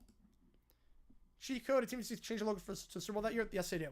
And the Bobcats strength Anthony Davis, they don't change their moniker back to the Hornets. Fiction. Fiction on that one. The Bobcats never resonated in Charlotte. The Hornets always did. The Hornets always resonated with the city. The Bobcats never did. That was a bad name. Didn't fit the city. Hornets were always the popular brand. Layup, foul, going to line, shooting 2. Is number 24, Omar Stanley. Again, wearing the number 24 jersey, not number 1. I believe he got blood on his jersey before. So he has to wear a jersey with no name on it. And a different number. Second foul on UNLV. Stanley at the line. Was 3 for 3 at the line the last time these teams played. A few weeks ago. First free throw good. Lead extends to 14. Checking in now is Cherry. Top scorer on the team this game. And coming out is Popendie. Was it a rough go of it? The Ivory Coast freshman forward has really struggled today. Second free throw there, no good for Stanley. Rebound by UNLV. They take it down the floor. 14-point lead. 13 minutes to go in this one. Hill gives it off. Pick there, set by Cherry. Feeds at the elbow, now back up top. It's Hill. Gives it off. Back up top to Hill. Working around to the top. At the elbow. Fakes the shot. Nice play there and one. Nice play again. The foul on Buchanan. Great move there by Thomas, who's got the only points for UNLV this half. Fake the shot by the elbow. That extra hesitation was just enough to get Buchanan off balance, get by him, and force him to draw the foul and get some leverage for the layup. Great move there. Horns leave Charlotte like another NBA team? Yes. North Carolina is a basketball city. They would. They would. Kansas City Bobcats working? It could. Yeah, that actually could. Free throw good. Thomas with all 5 points for UNLV this half. 45-34. Played a modified half-court press. So they back off. Cardenas going to take this one up. Stanley gives it up top to Bowie. Bowie kicks to the corner. Meadow. Back up top. Buchanan. Weaving it around. It's Cardenas. Cardenas. Spinning around. Floating shot for the Mountain West logo. That one gets the friendly roll in. Did I say North Carolina's basketball city? England is my city. Basketball state, obviously. Layup there. No good. No foul. Nice D there by Stanley. Yeah, England is my city. That's a legend once said. Not really a legend. He's a bad human being, but you get my drift. Cardenas. 2 more sparkles, exclusive similar related. Ooh, all right. 3-pointer for the corner, rattles around, no good. Rebound there by Cherry. Trying to go coast to coast here. Thomas, finger roll. Draws the foul. The putback dunk will not count. Why the Jazz and Grizzlies keep their names? That's a great question that I don't know the answer to. All right, next up is OTS. Another donation getting played. Ooh, combined 20 minutes long. All right. We might do it tonight. I'm not sure. I'm not sure because we stayed on for halftime. But we could do it tonight. We'll see. See if I'm in the mood for it. Depends on my voice. So far, so good, but we'll see. Yeah, if you like what you see, folks, make sure you hit that like button. Make sure you subscribe. It really, really helps the channel out a ton.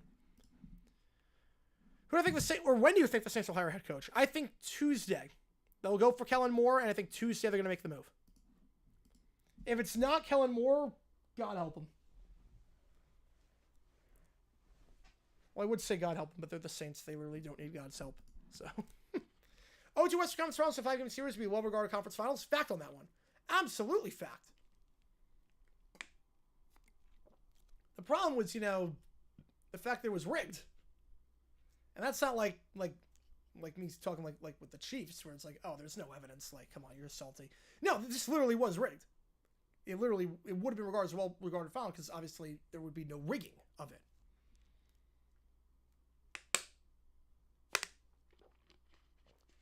Next city with no Big Five to get a Big Five. And what league will the first pick them up? Ooh, that's a good question. Oh. Well, MLS is handing out expansion teams left, right, and center. So you figure MLS would be with Louisville. That's my guess. If I had to guess, MLS Louisville. Why not? MLS Louisville seems like the most realistic of the bunch for a Big Five newcomer. I could see that. I'm trying to think who else would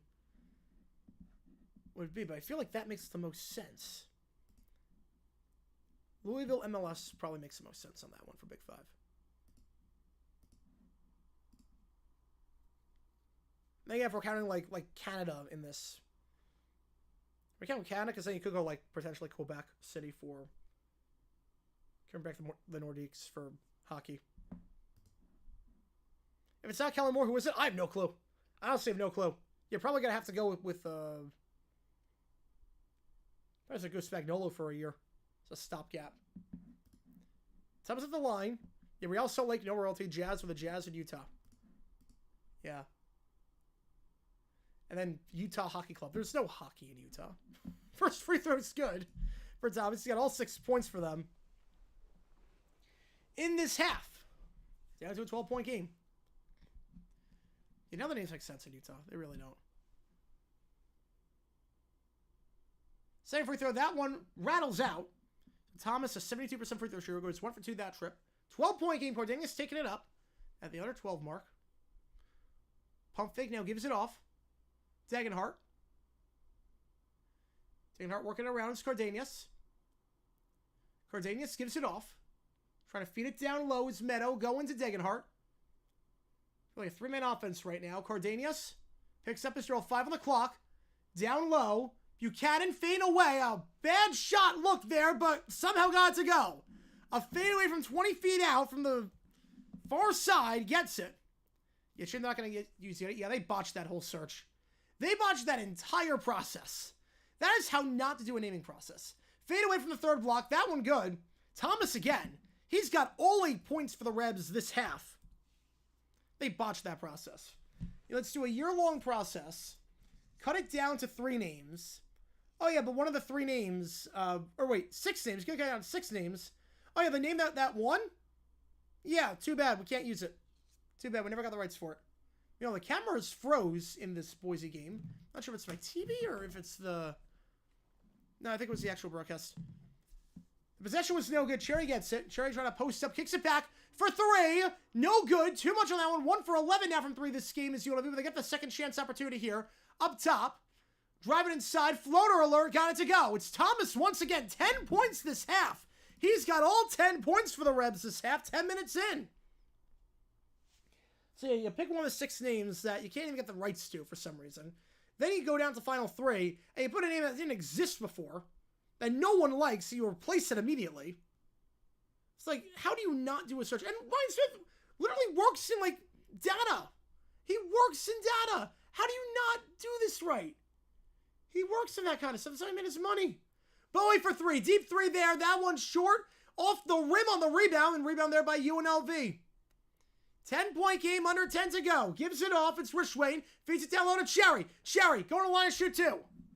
First time today anyone this second half not name Thomas has a chance at points. Right, it's going to be a trademark issue.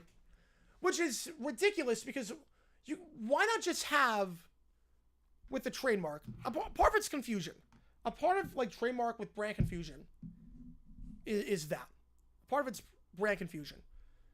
So why not just have an agreement where you can't sell coolers? The Utah Hockey Club can't sell coolers. If they do, they must use the logo. They must have an alternate logo that indicates they're a hockey club and they can only use that logo on a cooler. Why can't they do that? Then there's no brand confusion. Because that's really the only issue. First free throw, no good off the back of the rim. Keen coming back in. Favorite college basketball announcer ever. I mean, nothing quite hits like Gus Johnson on a buzzer beater. Nothing hits like that. Dickie Venus Prime was great as well. I love Dickie Venus Prime. Just guys that get it. There's some guys like college basketball is weird. College basketball is fun. It's chaotic. Like people that just get that energy. And Dickie V got that energy. 2 free throws, no good by Cherry. Gonna stay with UNLV. But poor free throw shooting there is UNLV under 50% at the line tonight. Cherry 66% of the line this season, but 0 for 2 that trip. Remains a 10-point game. UNLV with the ball. Again, Thomas has it right now. All 10 points this half have been scored by Thomas. A LeBron 07 Pistons-esque run right now. Thomas going to try running 3 with 3 on the shot clock. No good. Air ball. Rebound on the play by Buchanan. Hey, Bill Rafferty. Yeah. Oh, yeah. Lays it up. Buchanan with the contact. No good. Cherry goes straight up. Good defense there. Rebound there by UNLV. Going to try to push the floor now. It's Rishwain. Feeds down low to Cherry. Cherry trying to post up. He's doubled. But he gets split in the double. The contact on the shot gets it to go. Finally, someone not named Thomas gets it. Yeah, he's going to go basketball again. I think this year he's going to call it. I think it's coming back this year. Which is awesome, baby, with a capital A. 49-41 now. UNLV slowly cutting into this lead. Actually, now someone has +8 on UNLV, so far, got a push right now. Cardenas driving inside, floats off the glass. That one good. Game by Cherry, 10-point game. Right, how are they not trademark issues? That's a good question. That's a very good question. Make a very good argument. Heck, they're literally the New York Giants for football and baseball. Like, they both existed as the Giants. All good, Jax. Appreciate you tuning in. Appreciate you tuning in. Well, just I'm not sure how that would work because Canada rules might be a bit different. Trademark law wasn't really a thing back when the Giants for baseball and football got created. Like, there are some cases about that. There are definitely some cases about brand confusion and whatnot. But I don't think anyone will get confused. I don't think anyone will get confused with Yeti Cooler versus the Yeti Hockey Club. Like, they're not even they're 2 different companies doing 2 very different things. I think as long as there's an easy way around this. There's an easy way around this. And that is all you do is you make an agreement with Yeti, like, okay, here's the deal. We're not going to sell anything that you sell. If we do sell anything that you sell, we're going to make it very clear we're going to have an alternate logo that says Utah Yeti Hockey Club. Well, that's the football Cardinals, yeah. Like, we're going to have an alternate logo that says Utah Yeti Hockey Club. And it's going to be a hockey stick in the logo. And a hockey puck. It's going to be very clear that it is a hockey team. And we have to use that logo on any products that you are currently selling right now. So you're grandfathered into that. If you want to create new products, we don't have to accommodate that. But any products you currently sell right now, we have to put, if we want to sell them ourselves, a Utah Yeti Hockey Club logo that has a hockey puck and a hockey stick on it. Very easy workaround that would get rid of brand confusion entirely. And I don't know why none of the geniuses at Utah thought of that. I don't know why. Makes no sense to me. But they botched this whole process. I kind of like what Brady Brazil came up with. Go with Utah Hockey Club and just have the Yeti be the mascot. We see that in England all the time. All these teams have nicknames in England, but they're not called that. That's just the nickname that the fans give them. Like Liverpool, they're not the Liverpool Reds, they're just called Liverpool, but they're called the Reds. Arsenal, they're the Arsenal Gunners. But they're not actually called the Arsenal Gunners, they're just called Arsenal FC. So just the Gunners. Just do that. Utah Hockey Club, and the unofficial nickname is the Yeti. Just like it is in soccer with other things. Like Minnesota United, same thing. The Loons. They're not actually called the Loons, but people call them the Loons. I like that solution better than anything else they've come up with. They botched this whole search. It should not be taking this long to do this. Potential jump ball. Nope. Reaching foul before it. Nope. Jump ball. Jump ball. Nice job there by Cardenas winning the jump ball. Possession now goes with Boise. Utah Blizzard awful. That's not one of the options. It's Mammoth, Hockey Club, and Outlaws. Eagles, Rams in Australia. Problem with that's going to be the time zone. Because you can't do it in September. They got to do it in October. But I don't know how it's going to work. I'm trying to figure out the logistics, and I can't figure it out. Three-pointer open. No good. Rebound on the play by UNLV. Rich Wayne going to take it down the floor. 10-point game. Feeds it to the elbow. Kicks it back up top. Goes to Bedford. Bedford opposite side of the court. Trying to cross over, driving inside. Layup contact. Can't get it to go. But Thomas going back to the line to shoot two. Thomas, 10 of the 12 points for UNLV this half. Yeah, I don't know when it's going to be played. It should be September. October, there is no way you can do it without inconveniencing someone. Unless you just decide, you know what, screw it, we're not going to do an exclusive window. Unless you just decide we're not going to have an exclusive window. But they want the exclusive window. So unless they just decide that, I don't know how it's happening. I really don't know. First free throw here for Thomas. Rattles out. UNLV again under 50% from the line this game. If they hit their free throws, you're probably looking at a 2-score game right now. Instead, it's 4 scores. Did have issues on the Nordics. Move come back to Colorado and became the Avalanche. In fact, they won the cup right after. That is true. That is true. I think the thing with this, don't get mad at the Yeti Cooler Company. Get mad at the hockey club for having the worst lawyers imaginable. Because it is very easy to fight this. It is extremely easy. It is not hard. Having taken trademark law and sports branding and all those classes and reading all the case law, there's precedent for there's no brand confusion. There's ways around it. There's precedent for that. The fact they're not doing it is insane to me. I feel like I'm taking crazy pills. Puts it up as the shot clock winding down, hits the front of the rim, gets it back. Keen shot, no good, but rebound on the play. And now Meadow kicks it back, and it's going to be stolen away. It's going to be a foul on Cardenas. Now, is that going to be a breakaway foul, potentially? We'll see. Did that stop a breakaway? It was a 3-0. It'll be equivalent of the Luka AD trade. I would say... Luka AD trade. So a guy that's not his prime yet, who's great... But there are some issues with can he be the franchise guy? Team wants pitching. The team wants pitching. Let's say. They go for an older guy who's hurt a lot. I would say Tatis for DeGrom. I would say the Padres trading Tatis away for DeGrom. That's what I would say on that one. That was a 7th foul on Boise.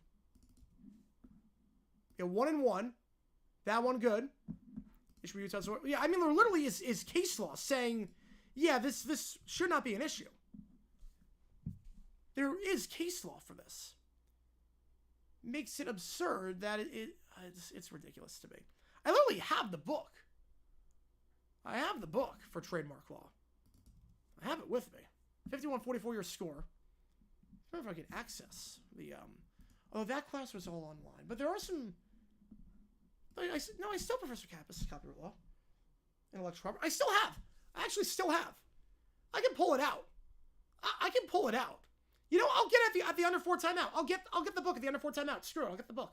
Cardenas tries to lay it in, gets it to go with the contact. 9-point game. Right, Kings of the NHL and NBA don't confuse each other. They're in the same state, yeah. Yeah, Utah's lawyers did a crap job.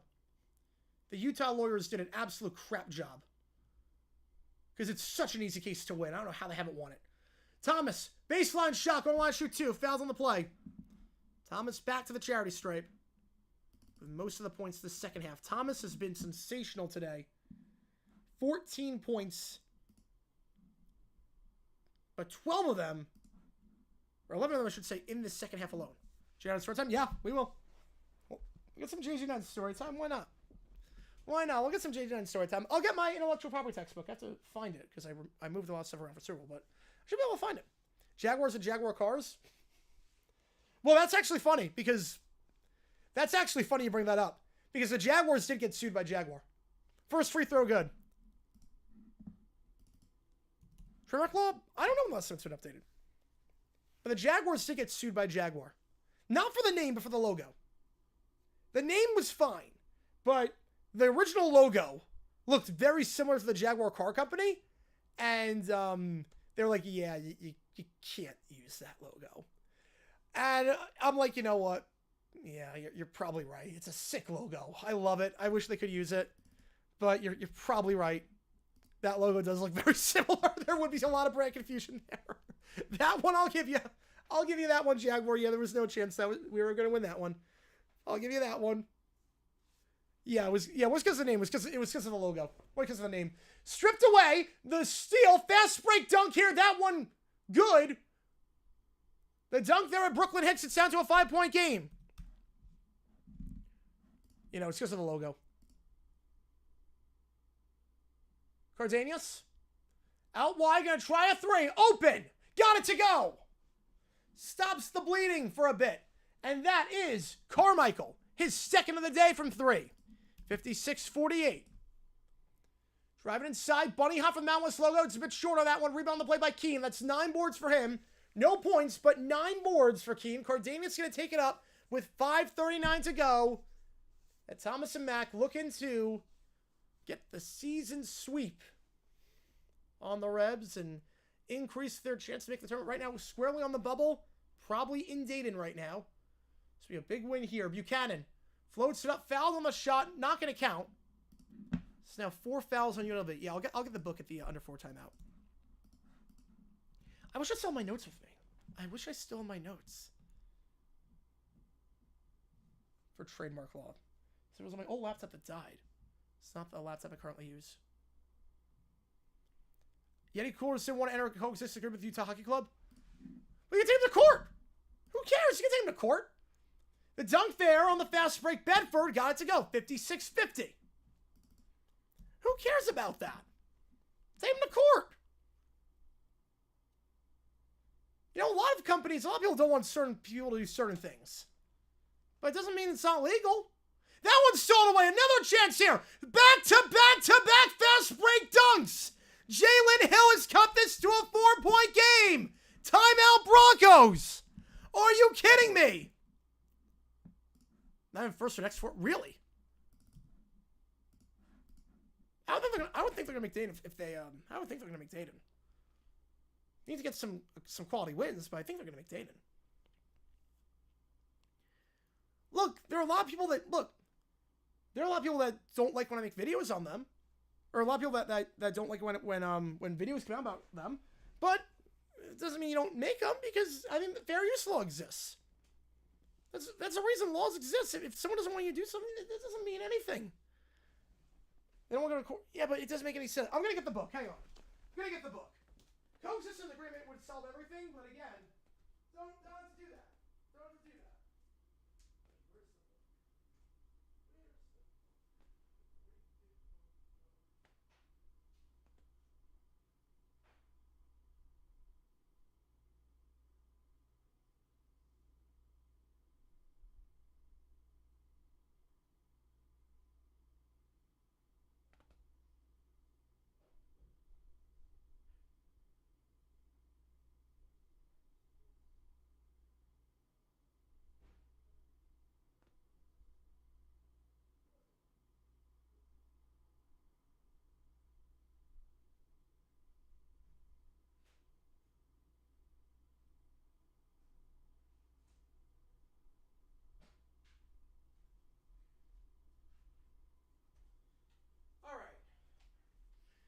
took just about like every IP class under the sun.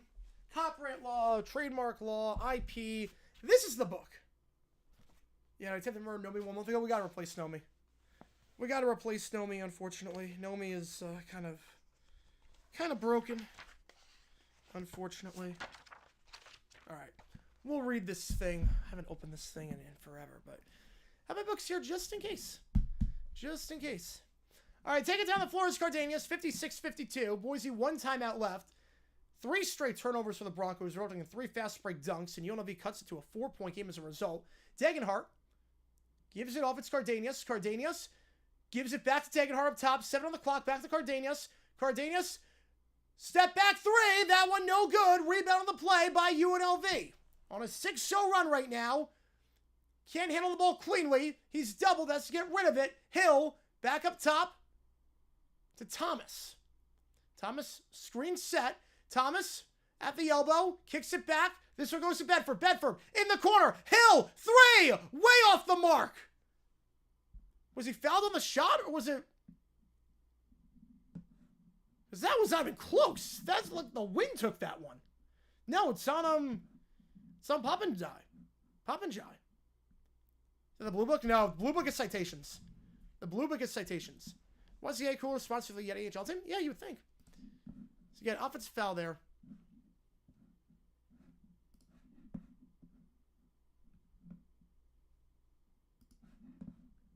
So we're at the end of 4 mark right now. Boys moving around. Cardanius splits the double by giving off to Degenhart. Degenhart fouled on the play. I'm not sure if that's a shooting foul or not. Either way, we go to the under timeout. Boise clinging on to a 4-point lead. Not sure if that's a shooting foul or on the floor. Okay. Yeah, 1 for 13 on 3 points. The only trail by 4. Yep. That's what turnovers will do. Turnovers are the great equalizer, folks. Boise with 13 turnovers, 4 for UNLV. UNLV is +9 in the turnover margin. Okay, let me see. Make sure this is the right book.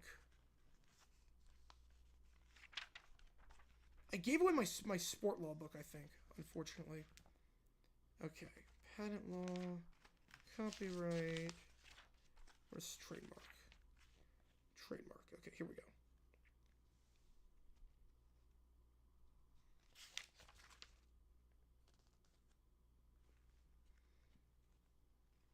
Likelihood of confusion, here we go. Page 159, likelihood of confusion. Here we go. Likelihood of confusion. Okay, so there are 7 factors that are used. Yeah, I know the book 6 of the DG video. Oh, yeah. No, we got a lot of these books. We got a lot of these. There's 7 factors when determining likelihood of confusion. So you have the strength of the mark. So what that means is basically, is the mark arbitrary? Is it descriptive? So what that means, basically, marks have different meaning based on what the word is. So if it's a generic mark that just describes the product, it gets less protection than a mark that is creative. So as an example, if I create a team, or I create a product. Let's say I create a product, a new brand of microphones, okay? I create a new brand of microphones. And I call the product Boogly, okay? I call the product Boogly. That's a made-up word.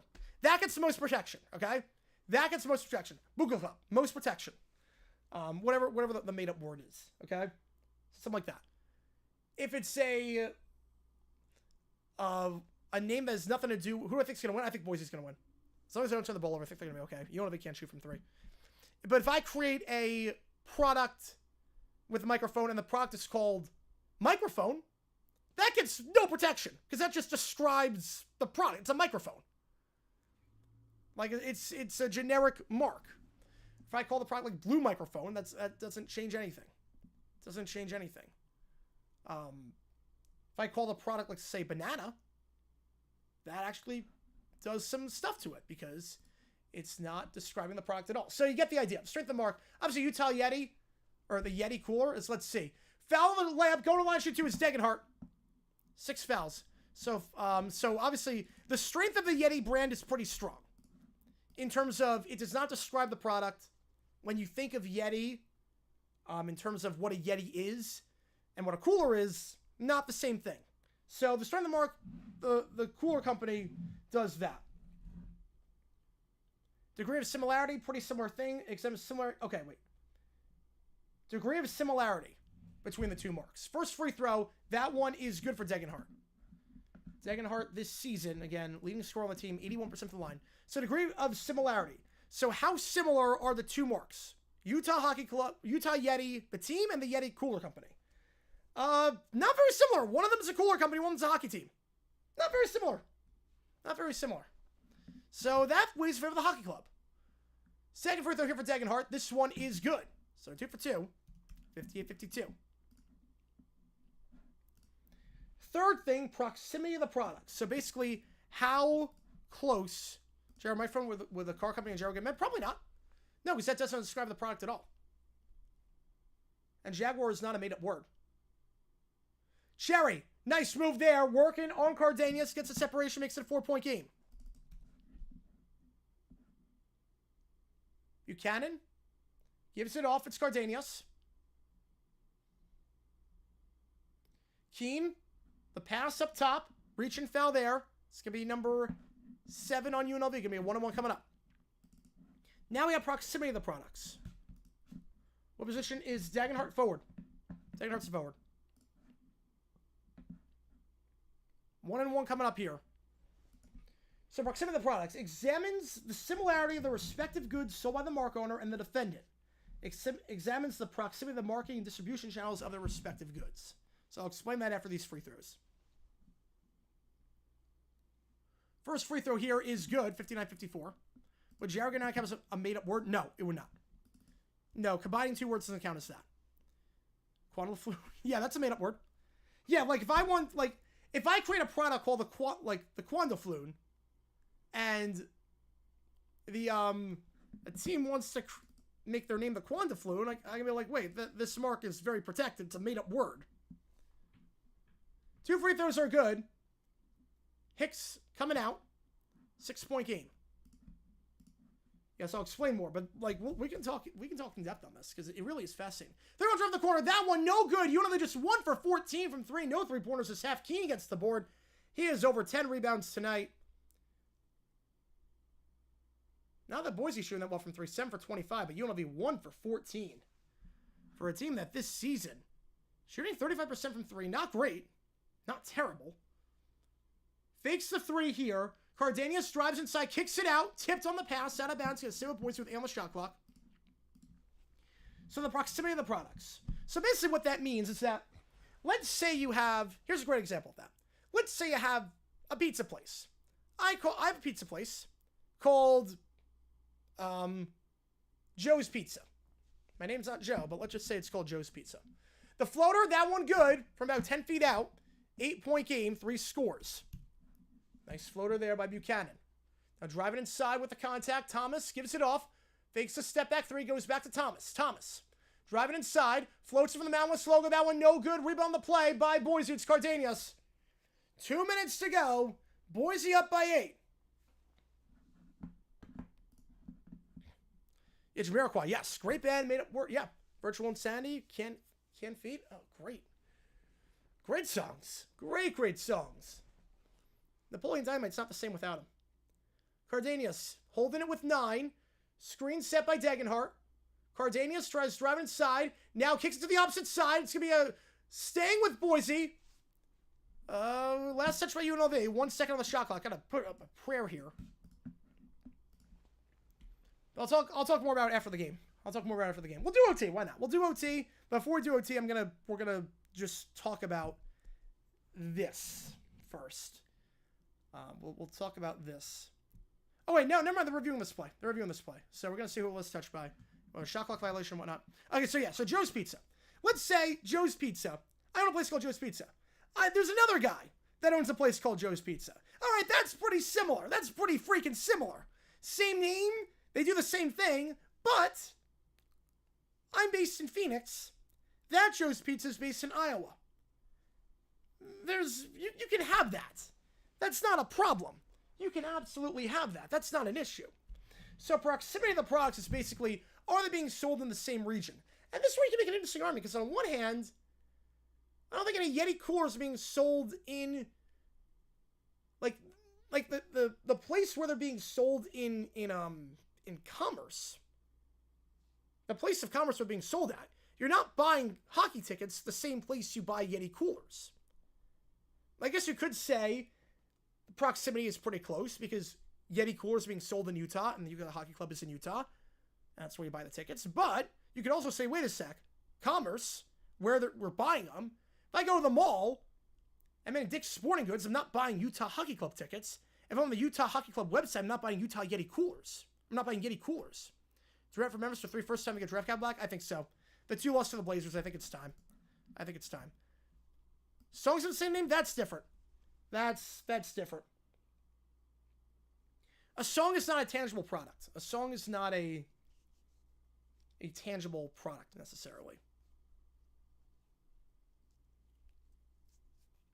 Music is different with that. How many places similar names? Oh, many.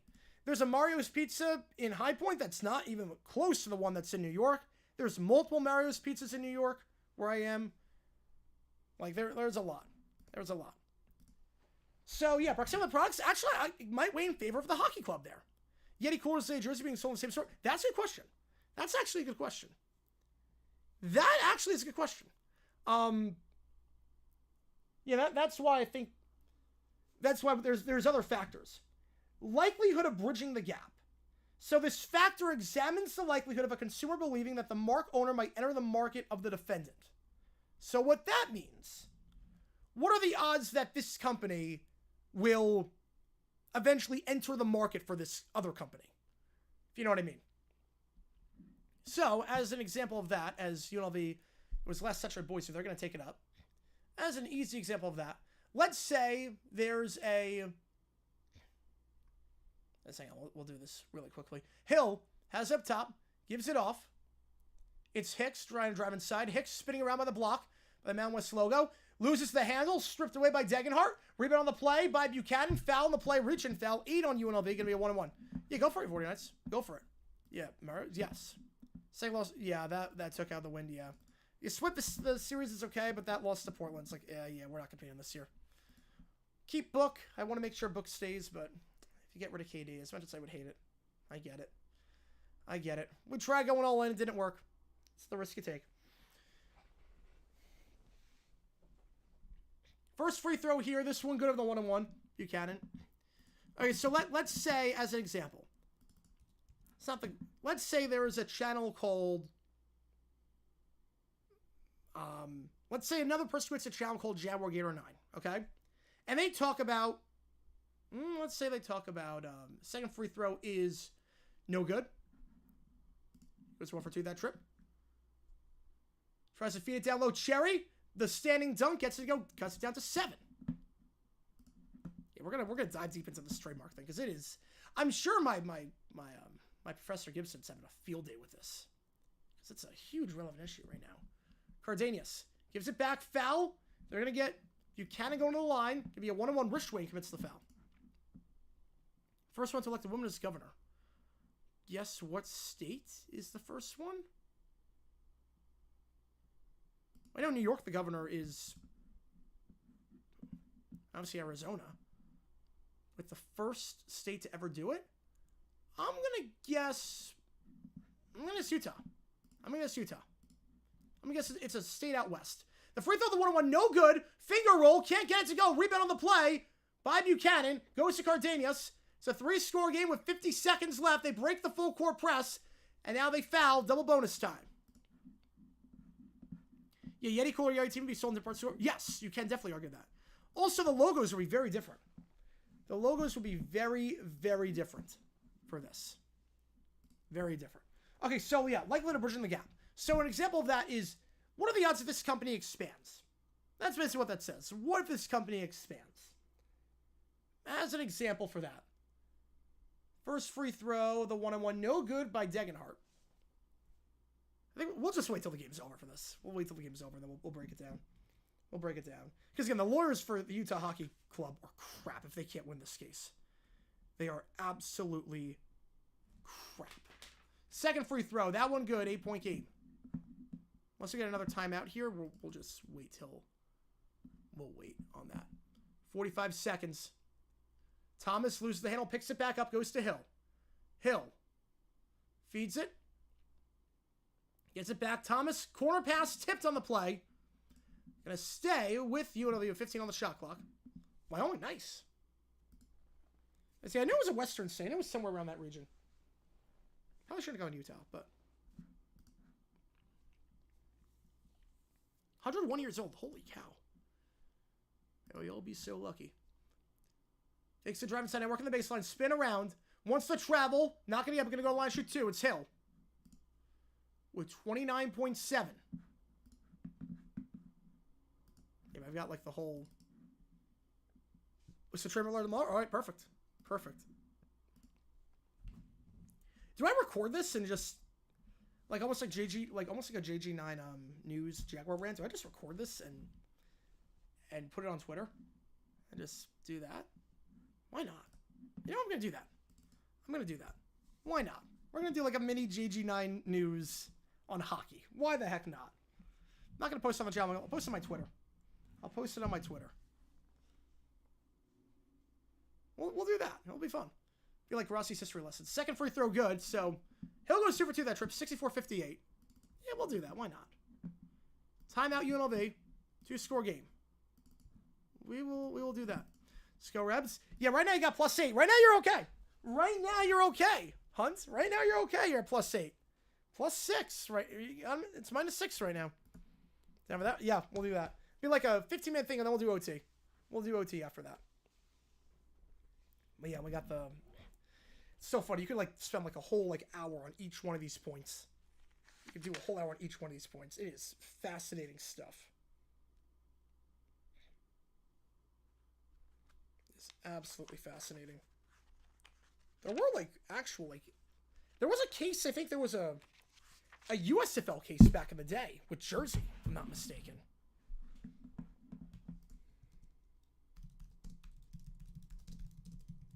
Well, there was a case involving... Oh, I forget when it was. It was somewhere in the 80s. Involving the USFL team, I want to say.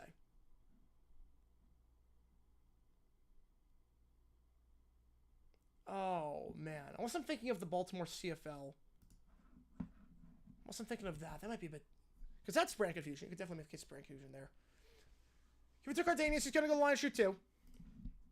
Players are 1, 9 last 10. They're playing all right as of late. Playing all right as of late. So Cardanius going to the line to shoot 2. Or excuse me, is that Cardanius or is that Keen? That looks like Keen. Yeah, the national champion. Yes. You know, that is true. That is true. A lot of brand confusion with that one. A lot of brand confusion there.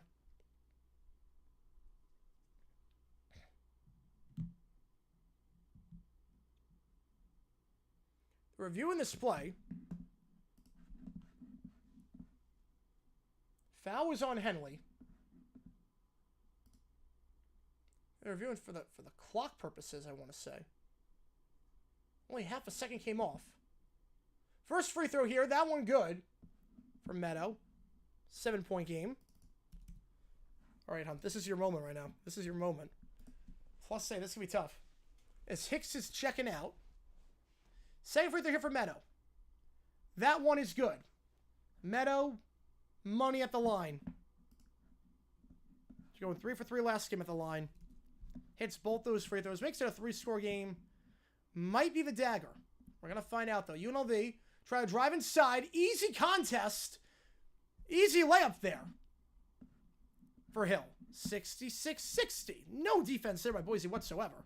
Trapped. Gives it back. And they're going to get the foul with 22.7. Degenhart going to the line, shoot 2.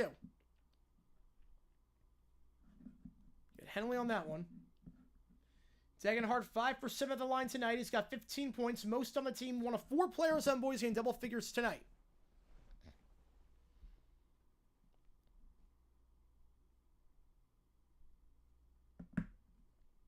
First free throw here for Degenhart. That one, way short. Holy cow, that was way short. Oh, that just scraped the rim. Going to bed. Okay, appreciate you, man. Appreciate you, man. Yeah, tomorrow we're going to be live for High Point, Radford, and then one of those 2 games on the left side of your screen. Save for there for Degenhart. This one is good. 3-score game now. Big one there by Degenhart. You know, they're going to try and take it up.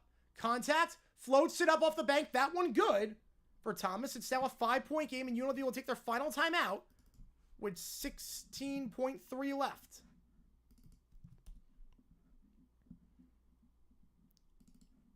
You should be okay. You should be okay, Hunt. 5 points. You figure Boise is not going to try any threes.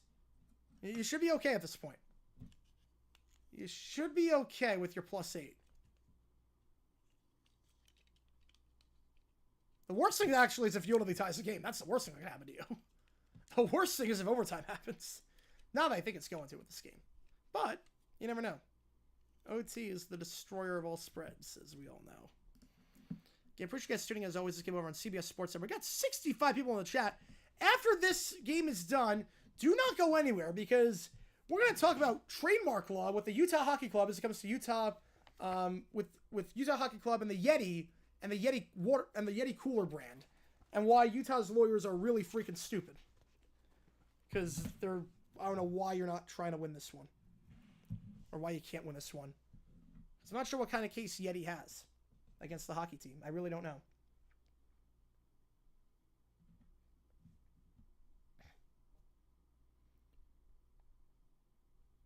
Pulling up the Laramie and changing things so no one can do what I did to get ahead? Yes! Yes, it does. At least my interpretation of it. That's sort of what I do. Like, in terms of the history vids every day and the streams every day, it's like, okay, who's going to possibly outwork me? Who is going to possibly outwork me? Degenhart gets it, and they get the foul in the backcourt on Buchanan. So Buchanan go on the line to shoot 2. Buchanan 4 for 5 at the line tonight. Excuse me, 3 for 5 at the line tonight, I should say. 80% on the season. This has become a thing. Oh, yeah. Oh, yeah, it's become a thing. It has become a thing. First free throw here for Buchanan. This one is good. 6-point game. 14 seconds to go in this one. As it stands, Boise State improving to 16-7. UNLV going to drop below 500 for the first time all season. NFL history trademark controversy next week. I feel like the CFLers with the Baltimore CFL Colts is the easiest one to do. 7-point game. Hits both free throws. Boise 22 for 30 at the line tonight. Go down to Thomas. Thomas going to try a 3. That one is it. Staying in bounds. And foul. Oh my goodness. Oh my goodness. UNLV fouls at 5.8. UNLV fouls at 5.8. Oh no. Oh no, Hunt. Oh no. Oh no, Hunt. Oh, I'm so sorry, man.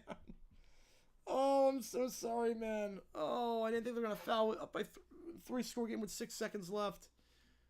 Oh, I didn't think they were going to do that. Oh, the game was over. Meadow at the line, too. He's not the guy you want to foul. First free throw, good. It's going to be a push. Best case scenario is a push. Oh, I'm so sorry, Hunt. So I don't count your money when you're sitting at the table. Second free throw, good. 9-point game. 71-62. 5-4.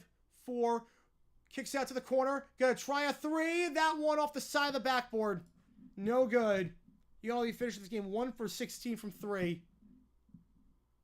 And the Broncos win by 9, improving to 16-7. UNLV drops below 500 for the first time all season. Oh, that's a bad beat. That's a really bad beat. I'm sorry, man. That is a bad beat. Yeah, this game really, yeah. Boise just, there was 1 minute stretch where they just couldn't hold on to the ball. Other than that, this was never competitive. This was never competitive. Boise was just the front team the entire time. UNLV drops their 5th straight game. After a solid start to the season, they are now below 500 for the first time all year. As Boise sweeps the season series, 71-62. All right, with that in mind, let's talk about the Utah situation. Let's talk about that. Okay? Let's talk about that. And I want to... Hang on. Let me do this really quickly. Let's do this really, really quickly. Okay. Let me pull this up. We'll airdrop it. And we'll go split screen with that. And we'll go from there. Oh, man. Okay. Let's try that. And then we'll do some OT. Because why the heck not? Fun game. Fun game. All right. Boise State always... Wait, hang on. I missed it. Yeah. Boise State always seems to have... these students regardless of sport. It does seem that way. It does seem that way. I've called a lot of Boise UNLV games.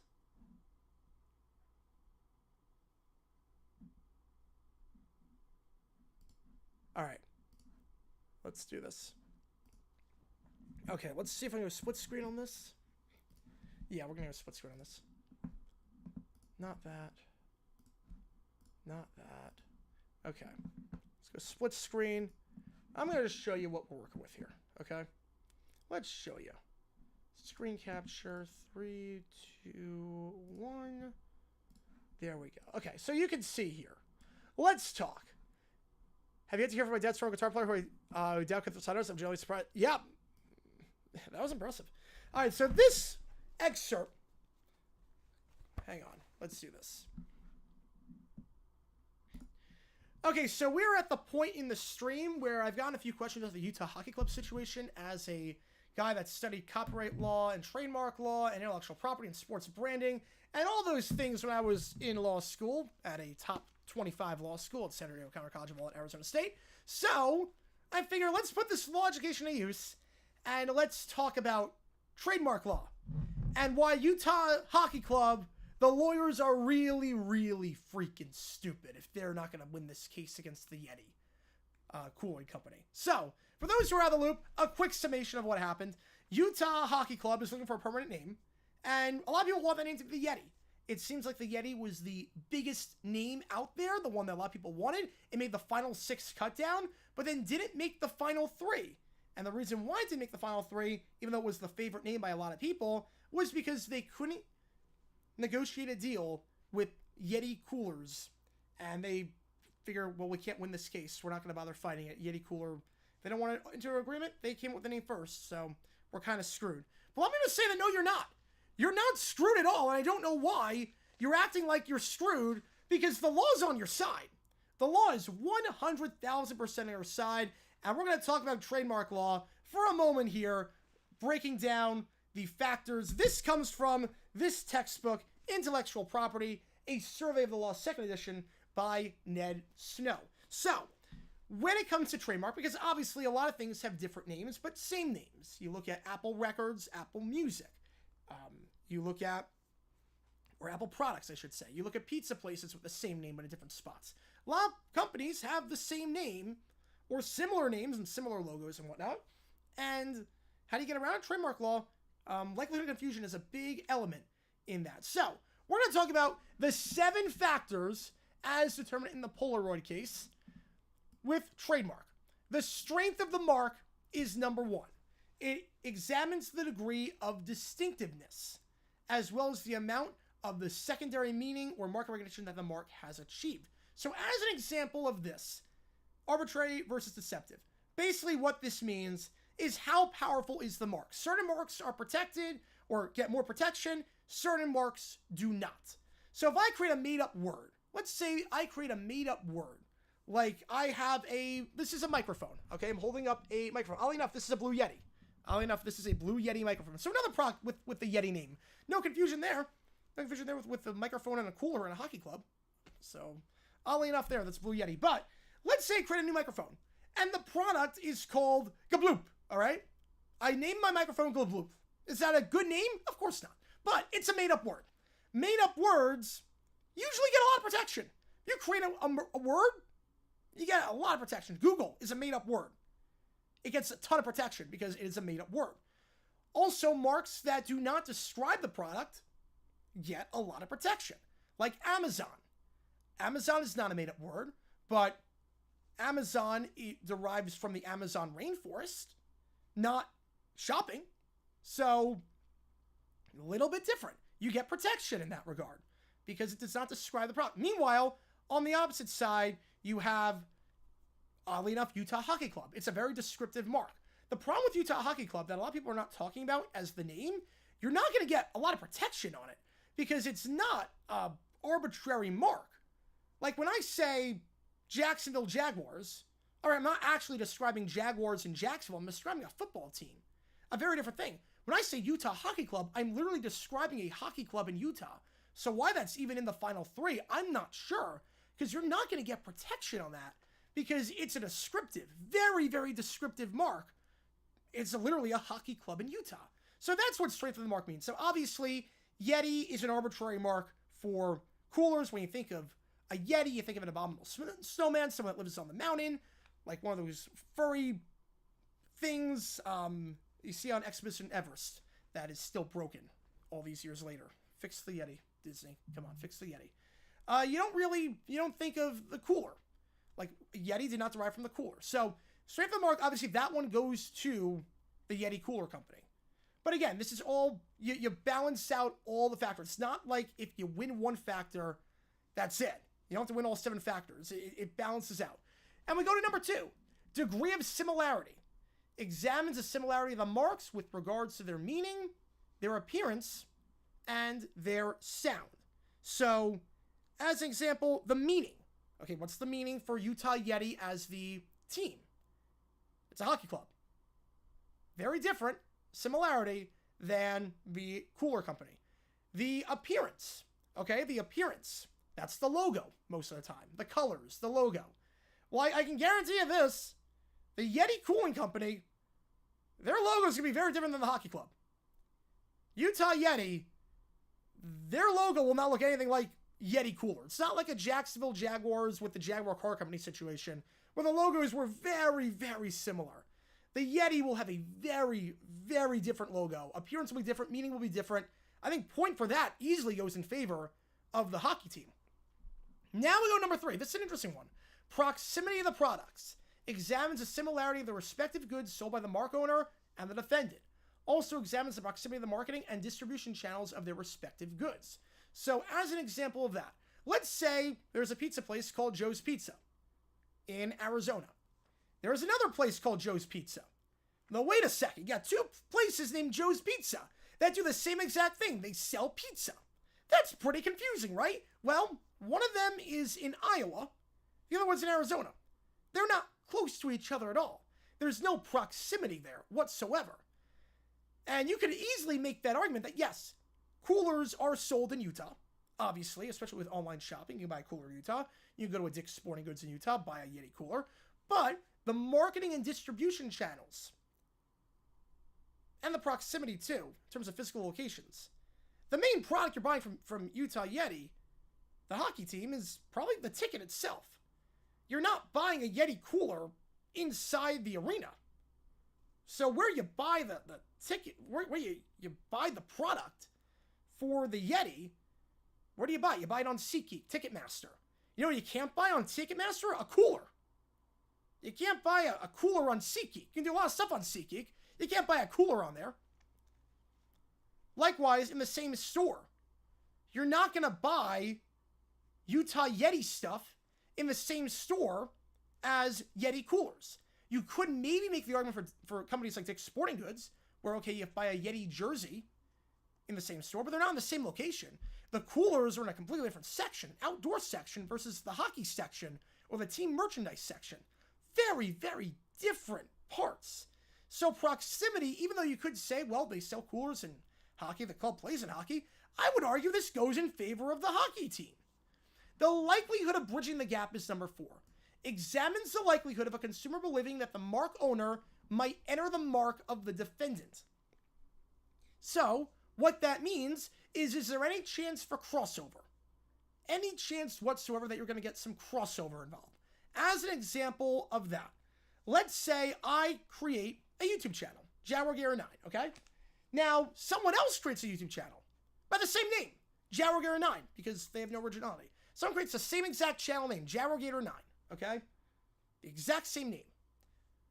Let's say this channel focuses on World War, no, not World War II. Let's say Civil War. This is a channel devoted to Civil War history. Well, I can tell you this much. The odds that that channel, the JG9 knockoff channel, would ever do football-related content, or the odds that my channel would ever do Civil War-related content, considering the fact that there was never any overlap between the two, and football was not created in the Civil War era, very, very slim. So, they're not going to enter the market. I don't think they're entering the market anytime soon. Or like, let's say I have a bakery. I name the bakery Disney Bakery, okay? Disney Bakery. Now, Disney would be all on my butt for that one. Let's say Disney Bakery. Odds are, by creating this bakery, I'm not going to be creating a theme park. The next plan for my bakery as it gets bigger and bigger is to create a theme park. So, you get the idea there. Versus, let's say that channel that creates JG9, the knockoff JG9, they focus on, let's say, the history of just, I don't know, history of New York pop culture. Well, you know, there's a pretty good chance that at some point, New York pop culture, you're going to have to reference the New York sports teams that play there, and that infringes on my territory. So, there is a pretty good likelihood in that case. You got a pretty good claim on that one. It's not the same as Civil War content. Likelihood of bridging the gap. Let me ask you this. Are there any chances whatsoever that the cooling company, that Yeti Coolers, will create a hockey team? Is there any chance whatsoever that the Yeti Cooler Company will be like, you know what?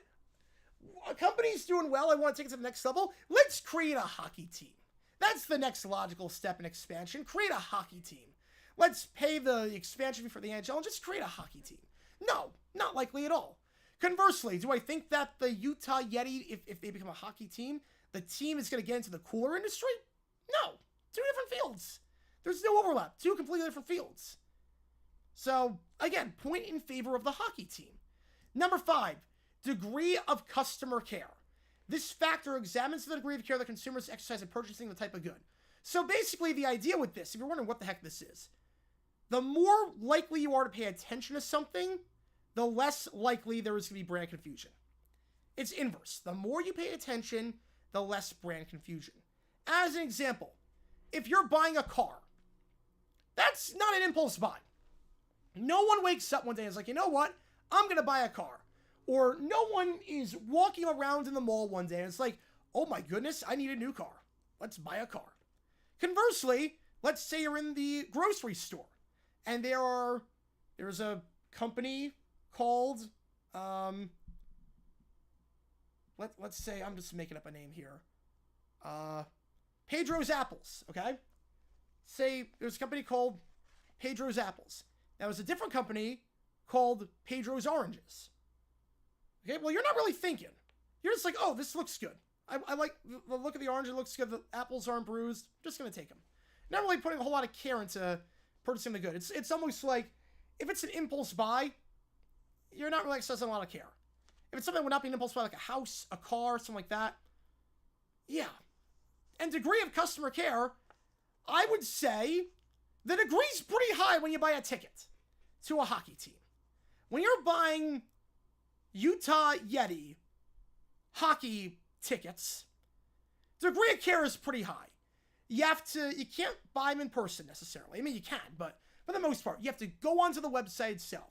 You have to pick out your seat. You have to put in all the information. You have to enter a code or whatever. You have to put in your information for credit card. You have to click the button and whatnot. And you have to click on a game. Like, there's a lot of stuff. You don't just impulse buy necessarily. If you do, it's on a different app. Conversely, with a Yeti cooler, it's also not really impulse buy because it's a heavy product. You're like, oh, do I need this thing? You start dragging it around, like, maybe not, because it's a bit heavy. It's not an impulse buy like a stick of gum. So again, I would give the point here to the hockey team. Presence of actual confusion. The factor examines evidence of actual consumer confusion based on the defendant's use of marks. So basically, how many consumers would actually be confused if there was a hockey team called Utah Yeti? How many people would be confused if they buy a cooler that this is not a product of the hockey club? Conversely, how many people would buy a Utah Yeti jersey or a ticket to a game or any sort of merchandise and think by mistake that it was owned by the cooling company? Probably not many. Honestly, probably not many. Probably not going to love actual confusion. There are some very good instances of actual confusion. This would not really be one of them. This would not be one of them. It's almost like, think of the, it's not a trademark case. Think of the Coen brothers. Think of the, I think it was Bill Murray who starred in the Garfield movie. The horrible Garfield movie back in the mid-2000s. Because of, he thought the Coen brothers, he had to do a favor for the Coen brothers. And thought, oh, the Coen brothers are in this. I want to work on a Coen brothers movie. But no, the actual guy's last name was Coen. He was confused. And it's like, oh, crap. Now I'm stuck doing this crappy Garfield movie. Like, there was actual confusion there. Obviously, it's named, so it's a bit different. But you get the idea. No confusion here. I wouldn't think, at least. Because, again, it's different products, different sides of the store, different stores, different mediums to buy it. And the logos will be different. Again, when we're talking about this, the actual appearance of the Yeti logo, very, very different from what the Yeti cooler looks like. Very different. The Yeti cooler logo, vastly different from what the hockey club is going to look like. They'll probably have an actual Yeti on it. It'll probably have a hockey stick of some kind. It will have maybe Utah in it. Last time I checked, the coolers that Yeti has, there's no mention of Utah on there. So I don't think there's going to be a lot of actual confusion. And then number 7, bad faith and quality of the defendant's product. This factor examines whether the defendant intended to confuse consumers in using the mark and whether the defendant's goods are inferior quality, such that the consumer confusion might harm the mark owner's reputation. So as an example of that, here's a good example. Let's say I create a cruise ship, okay, called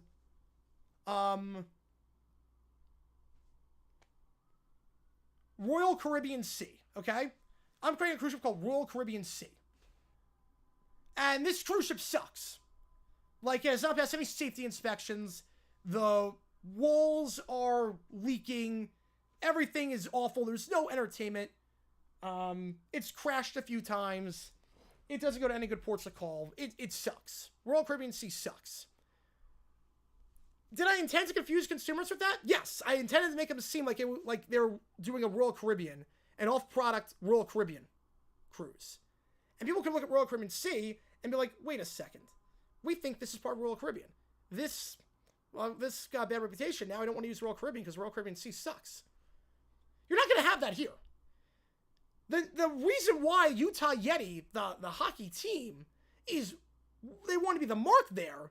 It's not to confuse people and think they're buying Yeti products. It's to make it so that it's because it's the number one name. It's the name that fans gravitate toward. It's just an objectively cool name. It's not designed to confuse people. It's not designed to harm the Yeti cooling company with an inferior product to take their business down so they can rise up or take a competitor down or something like that. It's done because that's the name people gravitate toward. So really, besides the first prong, everything weighs in favor of the hockey club. It really does. Everything weighs in favor of the hockey club here. If they took him to court and a lawyer that was worth the darn, they'd win. The Yeti hockey team would absolutely win. And it's crazy to me that this is what it's come to. Utah has completely botched this search entirely. Why was Yeti even an option if you couldn't clear the rights in the first place? But even if you can't clear the rights, it doesn't matter. It doesn't matter. Because you would win in court if you have a lawyer that even halfway knows what they're doing. This is not a hard case. It is not a confusing or a hard case whatsoever. And what you could easily do in this is say, okay, we're going to use the Yeti name, but we're also going to have, we're not going to put our mark on anything that is coolers or anything that you're in right now. We're grandfathered in. We're not going to bridge the gap. So if you're worried about number 4 at all, we are not going to enter your territory. We are not selling anything with our logo on it, with our branding, that is on your thing. So we're not going to bridge the gap. We can put in our contract. We're not going to bridge the gap. You can still do your stuff. We'll do our stuff. We just won't do that. If we do that stuff, though, we'll give you a royalty, and we'll make it. You don't even need to do the royalty part, but you could. And we'll make it so that, I was thinking like Kevin O'Leary, like Mr. Wonderful on that one.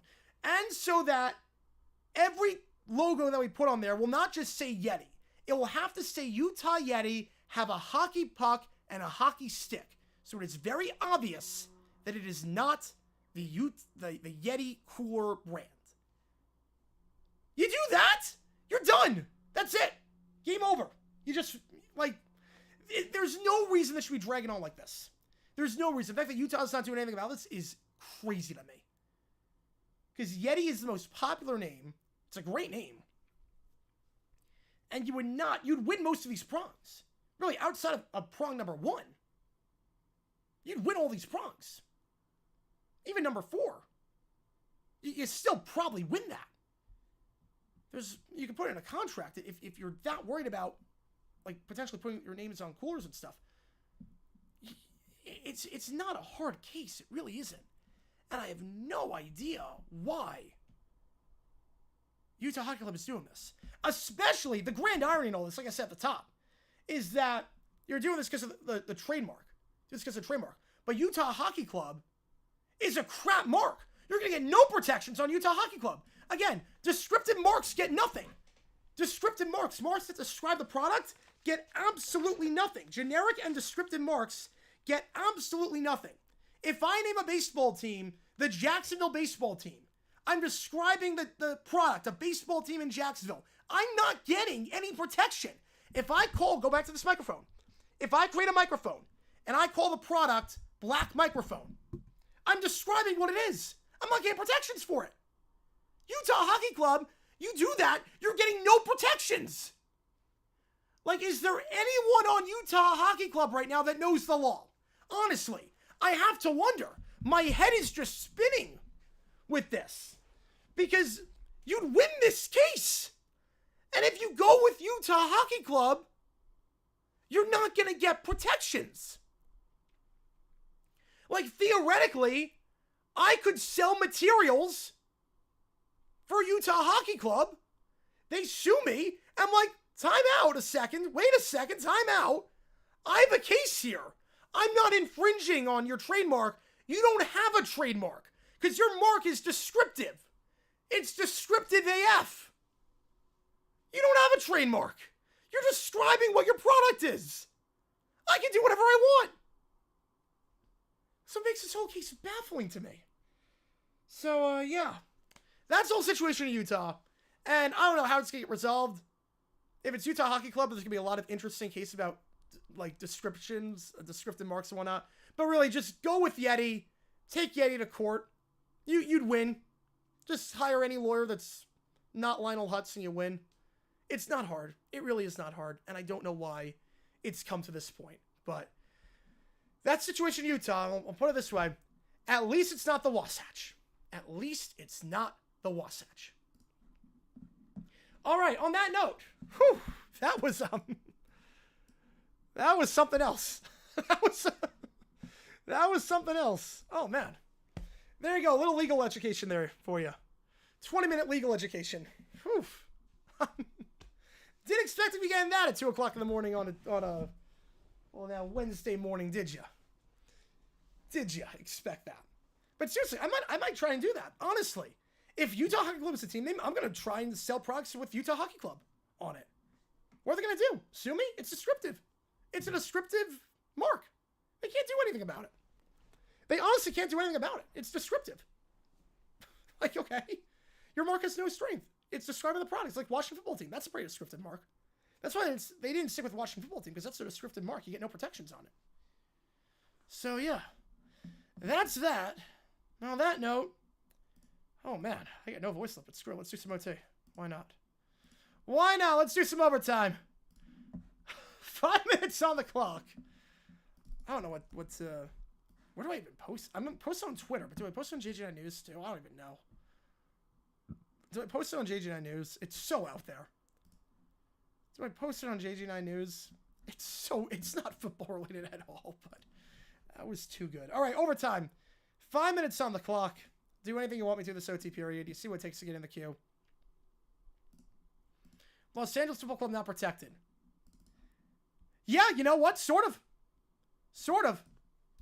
It is sort of not protected. Basically describes the product. Padres giving a plot take over the NHL. Pretty much. But it's a bit different because that's customary in soccer. It's customary in soccer. It's not so much in there. Post on ever use a hockey club post? Yes. Again, this is just one person's take on the law, but again, I studied trademark law and IP and copyright and sports branding and pro sports. I studied all this stuff. So my head was just spinning when I saw this. All right, here we go. 5 minutes on the clock. Again, any donation, you guys are hiring me. I don't want to move to Utah. I don't want to move to a cold place. I love it out here in Phoenix. I ain't moving to Utah. I ain't moving. I go remote, though. The hockey club or football club part. Yeah, that's the descriptive part. That's the descriptive part. It's literally describing what the product is. There's nothing arbitrary about it. Oh, all right, here we go. Oh, man, we got a lot coming in. Hang on, time out, guys. Time out. Holy cow. Reset that clock. All right. $20 to wake at Stanford.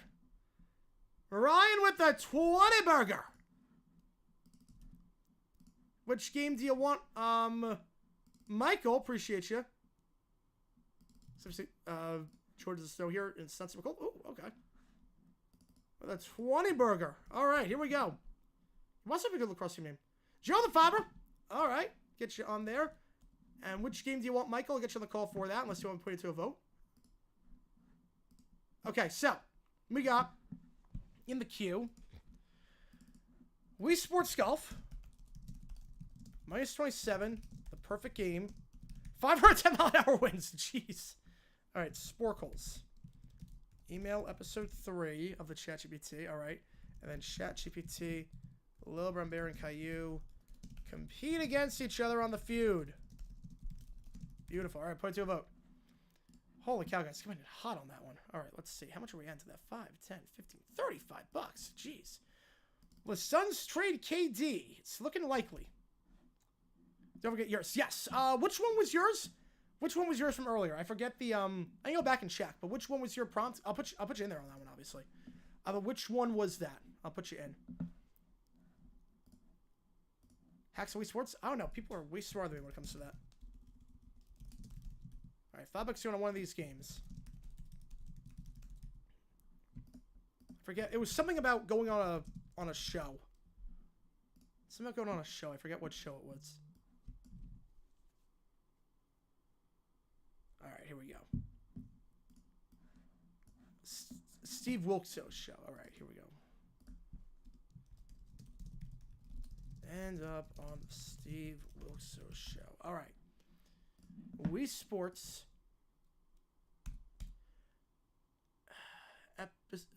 Not episode. Minus 27. Wii Sports Golf. Perfect game. 510 mile an hour wins.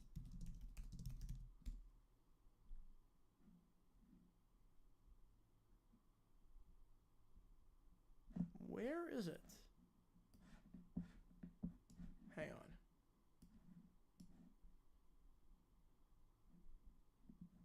Who is it by? By Poof? Wait, hang on. Wait, hang on.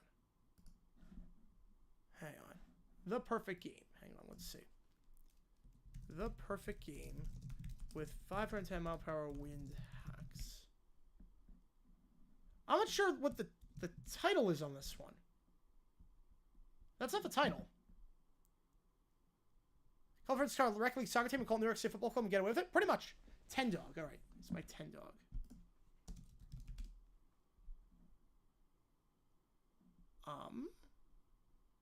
Oh, here we go. Why was it not the first thing that came up? All right, here we go. Sort of, yeah. Sort of. As long as you don't use the logo, you can do it. If you play... Well, if you play in New York City, you can. If you play in New York City, absolutely you can. You can't use the logo. Like, I couldn't use the Utah Hockey Club logo if I did that. But I could use just... I could just create merch that said Utah Hockey Club on it. I mean, more than okay. That's gonna get... Oh, what a bounce that got. What a bounce. Like 300 mile... Or... It's like a 200-foot bounce. Huh. Hole in one. Hole two now. It's impressive. I just, yeah, use the driver on a par 3. Yeah, just go through the sand trap, hole in 1. Go through the sand trap. Hole 3. Yeah, that's how you play golf. Cut over everything. Through the trees. Get the bounce off the rough. Yeah, bounce 2 times through the rough. Through the sand trap. I'm not sure that's wind at that point. That's just... Euro Soccer Red Bull drink. Yeah, but they're owned by the company. That's different. Red Bull... So the reason why they're called that, they used to be the Metro Stars. Red Bull owns Red Bulls. So that's different. They own it.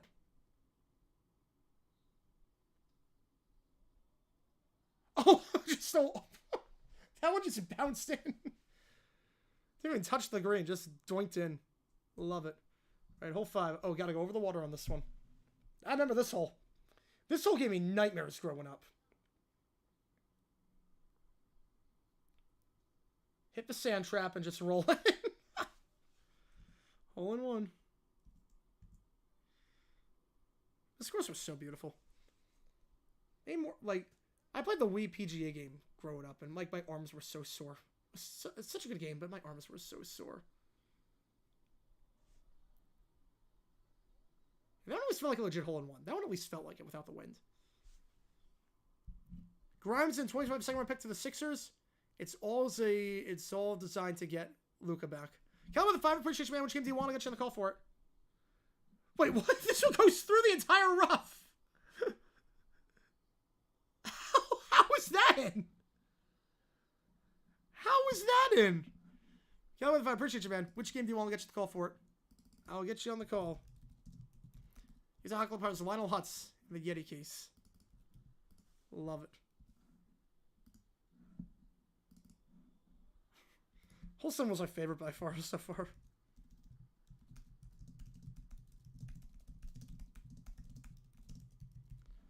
Alright. Let me know what you want. Get your call for it. Appreciate you, man. As always. Reset the clock to what am I going to? Yeah.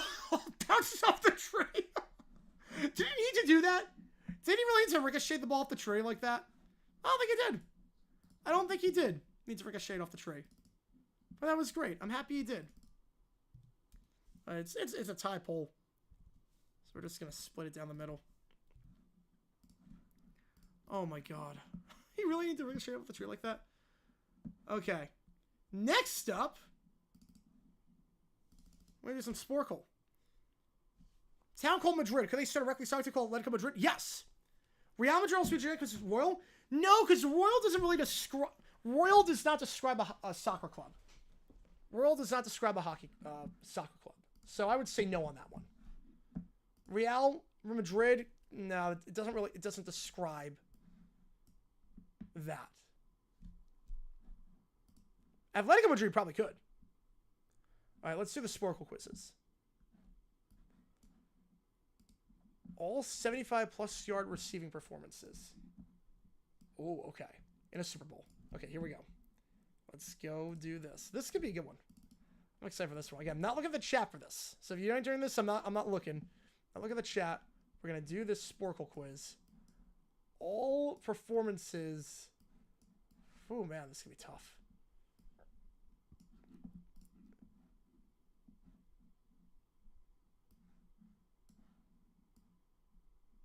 A license? That makes sense. It's a public safety thing at that point.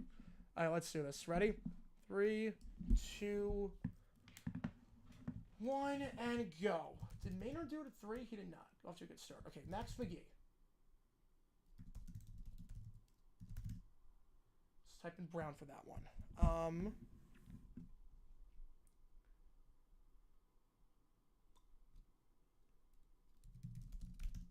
Nope, not Washington. All right, Swan. We're going to go with... I don't think Rashad did it. It was not Rashad. See a 5er. Let me pause this real quickly. Rob with a 6. Appreciate you, man. Which game do you want? I'll get you on it. Oh, and I forgot to put Ryan on the 20 for the leading.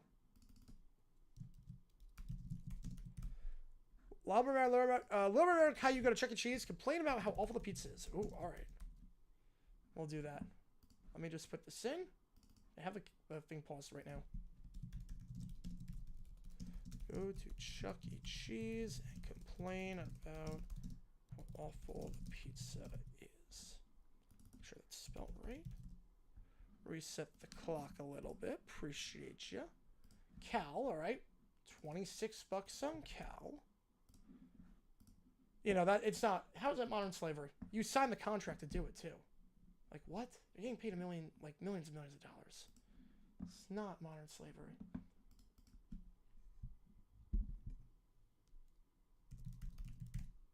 Carmichael. Stallworth, obviously.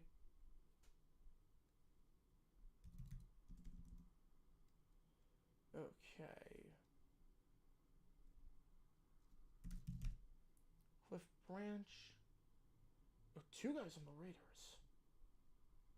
Man, wasn't Bolitnikoff, wasn't Branch. I'll figure that out. I'll figure that one out. Okay. Collinsworth do it? Yeah, he did. He did. Oh, I'm blanking on the tight end's name. No, I'm blanking on the tight end's name. Blanking on the tight end's name.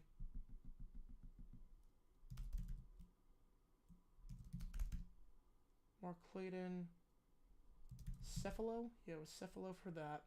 Let's see, Rice has done it before. Clark. Otis Taylor. Oh, the other guy. Was he a tight end? Oh, crap, I'm blanking on him. He played for the... He just died recently, too. He played for the Patriots, too. Oh, man, he just... He literally just passed away. I'm blanking on the name there. Blanking on the name. Mark Jackson. Monk. Smith. Did I put in... Taylor didn't. Oh, I'm blanking. Hang on. Reed. Irvin. He didn't do it. Harper, I think, did it. He did. Yeah. He did. Tony Martin did it.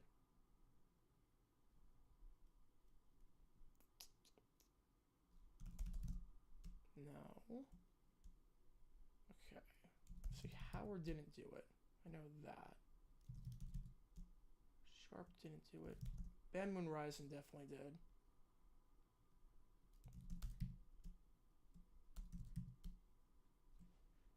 Oh, man. Sort of Freeman. Yep. White? Nope. Bruce. Holt.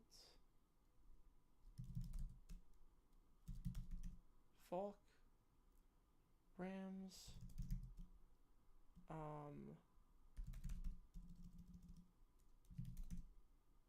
Kahim. I think McCardle. No, it wasn't McCardle. Was it Keyshawn? No. It was like Keyshawn. Okay, Muhammad definitely did it. Okay, 39. T.O. definitely did that. Did Fredex do it? No, he didn't do it. Selleck didn't do it. Chris Matthews. I already did Branch. No. What am I thinking of?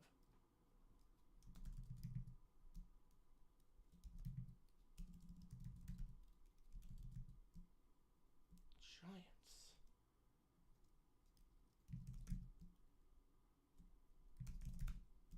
Shockey. Ward. Fitzgerald. Bolden. Holmes definitely did it. Okay, Saints. I don't think Colston... It was Colston. All right, perfect. Driver? Jennings. Did not put 2 months back that game. Trevor Jennings. It wasn't Cobb. He was on the team. By that point, it was a rookie in 2011. So it wasn't on the team at that point. Driver. Jennings. Jordy Nelson. There we go. Okay. Steelers. You have Ward. Wallace? Yeah, Wallace. Okay, Giants 46. Cruz, nope. Knicks? Yeah, Kim Knicks. At 47, you're looking at Crabtree? TT? Vernon Davis? 49. Amendola was 51, 52. Right, did Welker, right?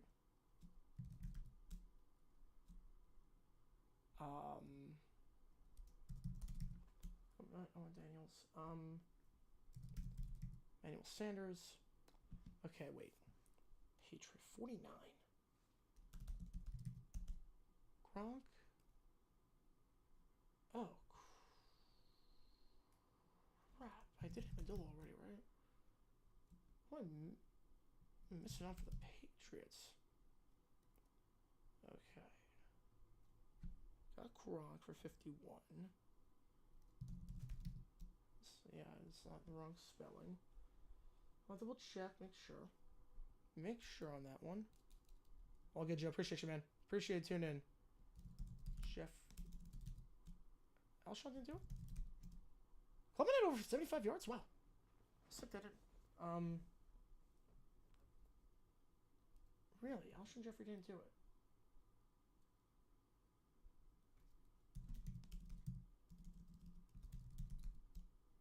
No. Cooper Kupp. Hartman. Tony. Right, Captain Brown. Juwan Jennings. He didn't do it. Kittle. No. Kelsey. Bengals. Chase. Higgins? Oh. What's McCaffrey? Okay. I tried that. Tyreek Hill. Who else on the Chiefs? Wouldn't be him.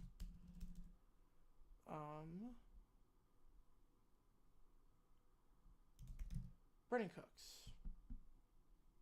Brandon Cooks had to do it.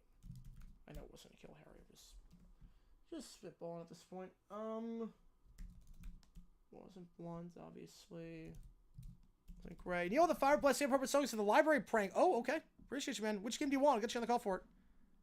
I'll get you on the call. Which game do you want, Neil? Which game do you want me to do? I'll get you on the call for it. We have 2 from Neil. All right. Parts 3 and 4. Beautiful. Let me know which games you want. I'll get you on the call for it. Appreciate you, man. Reset. My clock never started, so that actually works perfectly. I can just keep it at that. Keep it at that. Wake Forest. All right.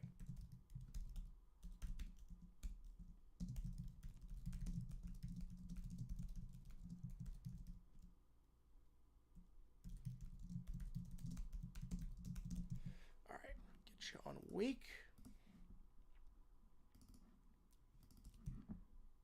60-26. Beautiful. Appreciate you guys. Appreciate you. All right. Let's see what we got here. Resume. I'm doing all right so far. I'm doing all right. Not great, but all right. Doing all right.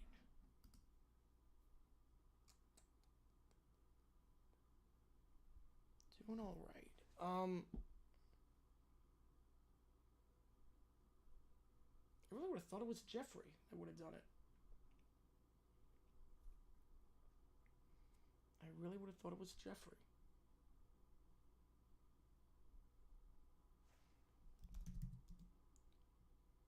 Julio, duh.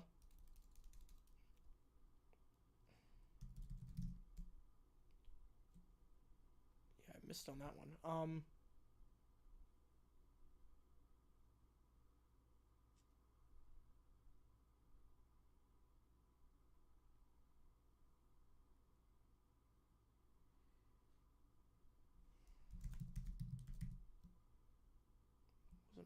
I just want to make sure I'm spelling that right.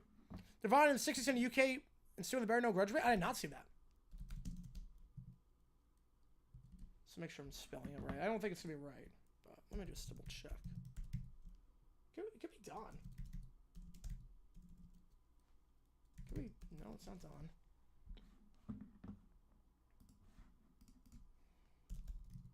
Just type in random names of this one. Thomas.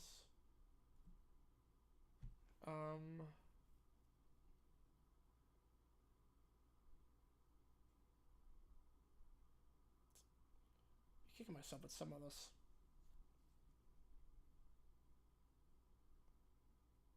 I'm kicking myself on some of these. Man.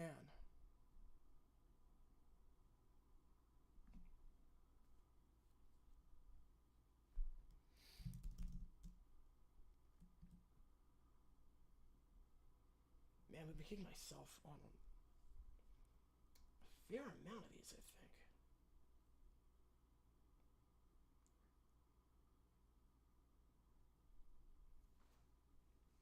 Alright, I'm just gonna hit the give up button. Before I do,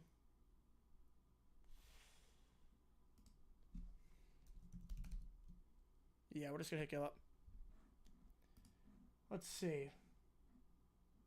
Mackie, yeah. Oh, no, I get watch a. Oh, yeah, that was the time. Dan, I knew it was Dan. Kenny King, Bob Chandler, Lofton, yeah. Pinkston, Toomer. Oh my God, Toomer. Did I not type? I could have swore I typed Edelman in. I could have swore I typed Edelman. Because that's an easy one. I could have swore I typed Edelman in. Crap. Wow, yeah, Edelman. I could have swore I typed that one in. Guess I didn't. I'm okay with that. I'm okay with that. Yeah, I could have swore I typed that in. I could have swore I typed that in. I guess I didn't. I guess I didn't. That's the same thing the gateway brings different genres. Sort of, yeah. One Direction. There was a band called One Direction that was not the boy band. All right, 2 plus sax. This is gonna be a lot tougher. This is gonna be a lot tougher. Oh boy. Start with the easy one. Reggie White. Dent didn't do it.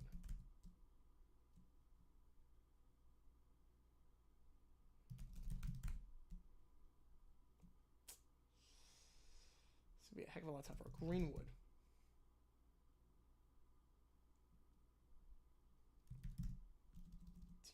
Did not do it. Nope. Julie Sounds did not. Oh, this is gonna be brutal. Bruce Smith didn't do it. Oh crap. Charles Haley did for sure. Dexter Manley, no. Ray Lewis didn't do it. Oh boy.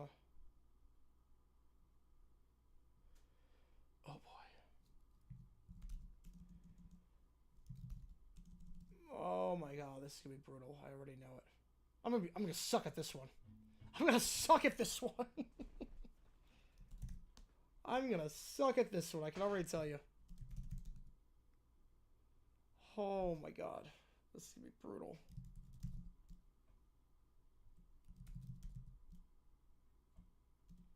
I can already tell you. Straight up.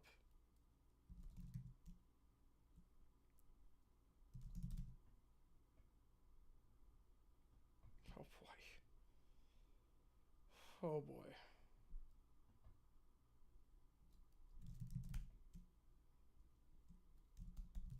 Von Miller, obviously. Was Ely.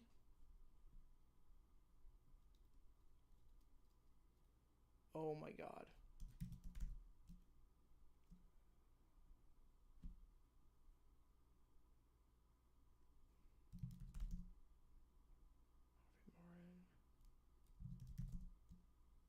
This is gonna be brutal.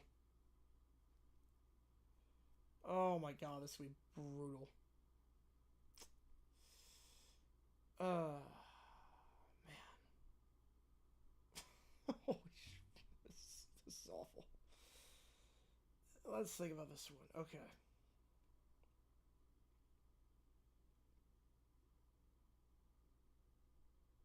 Think about this one for a second.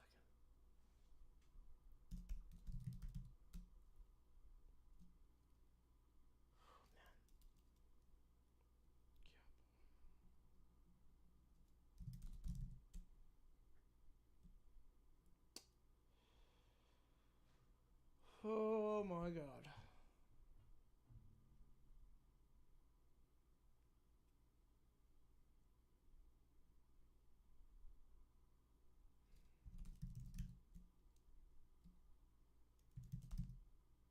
Billy Davis. There we go.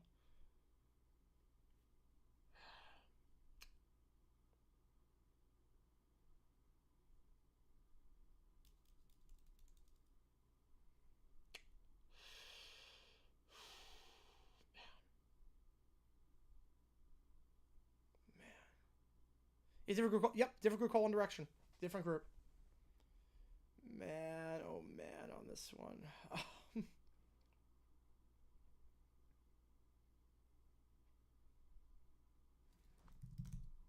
Marcus Ware. Ravens.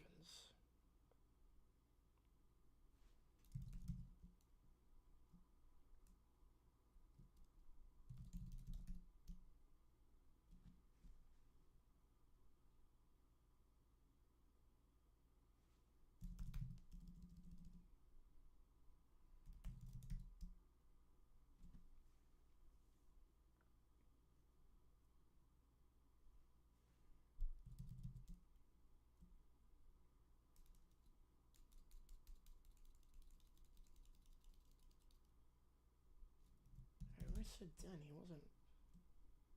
He wasn't. He put in Smith as just a placeholder. Wow. This is tough. Okay, this is Teddy. Now, Lewis didn't do it. Lewis didn't do it.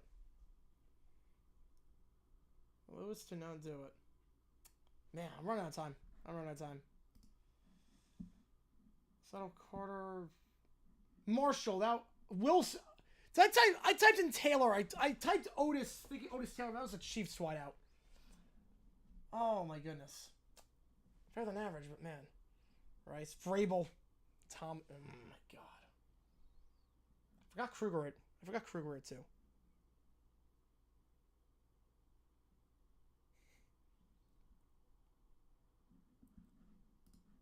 Alright, here we go. Oh, I have no clue, Chemist, for a suggestion. I have no clue. Alright. Let's do the library prank. Headphones. Oh, were they on the whole... Oh, crap. Were they on the whole time? Yeah, no, we're good. We're good. Library prank.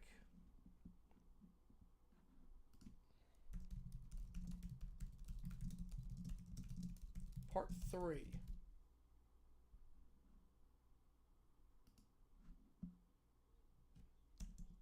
Skip the intro. Oh, God. Oh, no. Not Jeremiah.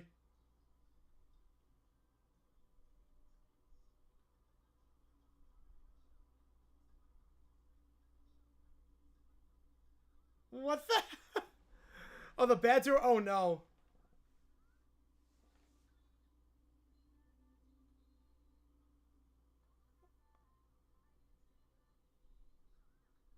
So, oh my god. What is this song?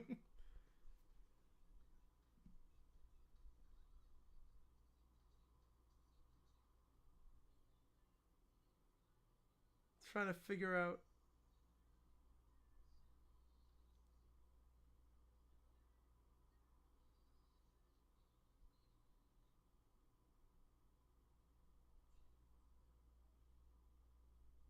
Oh god.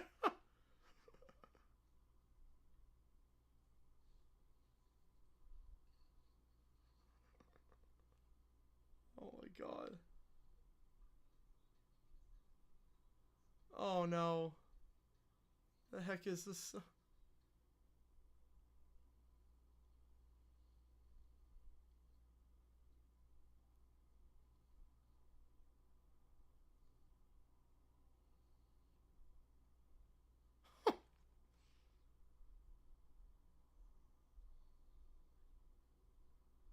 Alright, so we go to the next.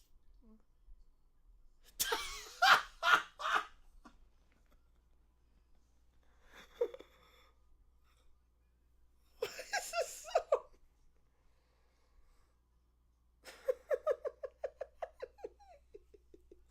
What is this song?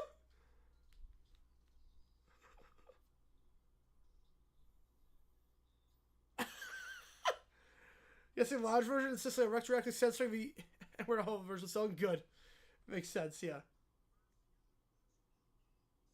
Oh no, it's still going. Okay, bring it. Yes, I should. Yeah, I should have got Gray Jarrett.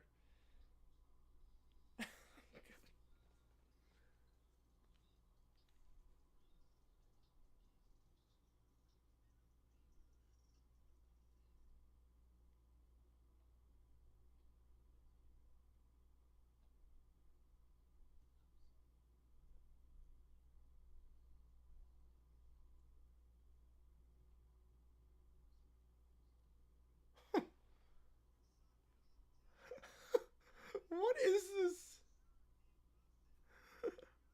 Let's send a video on YouTube. Check it out. Ah, that makes sense.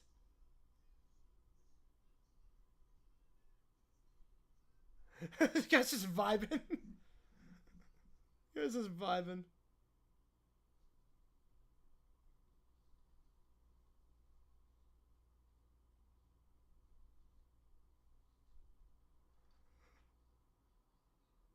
And no one stopped him the whole time.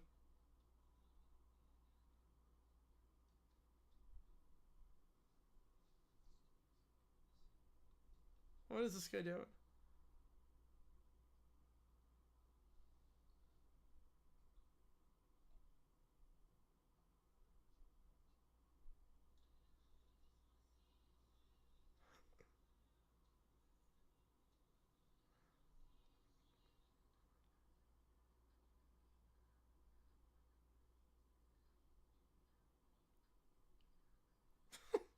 That little Win song.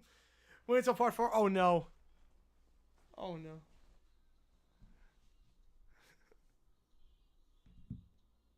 They have to go to a different library every time, right? Because otherwise, this is way too like maybe banned at this point.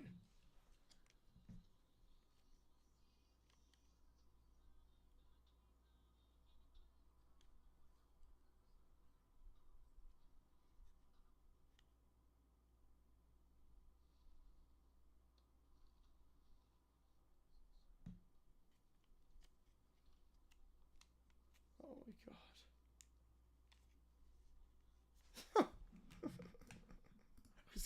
All right, part 4. All right, here we go. Part 4. Skip the intro. Here we go. Finale. I doubt it was the finale.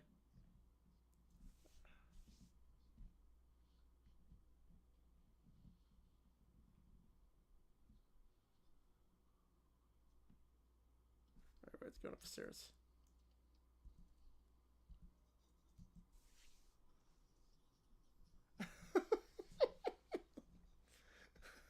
What is this song?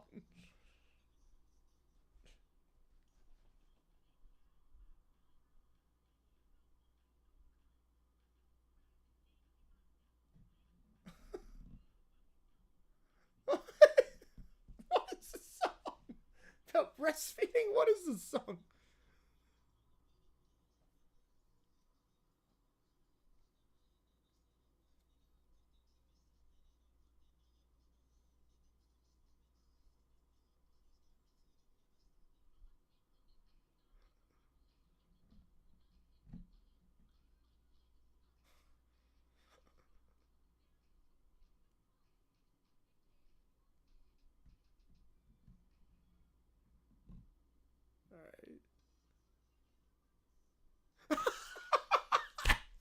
Oh no. No, not the Lonely Islands. Not the Lonely Islands.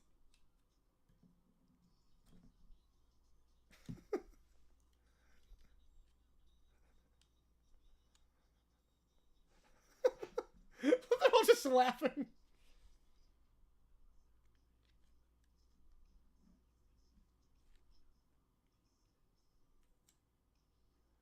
Got all the bugs.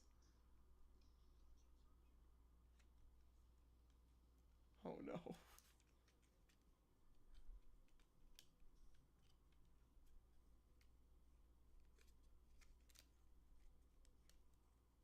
What?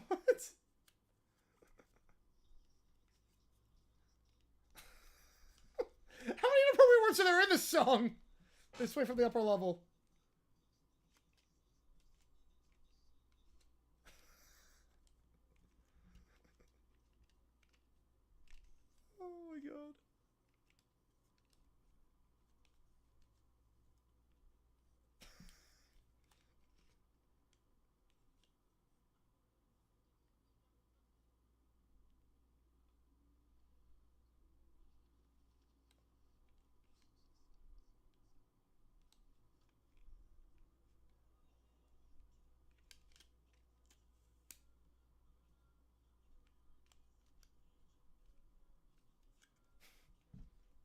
I definitely accidentally played something my headphones were in. That girl was right on it.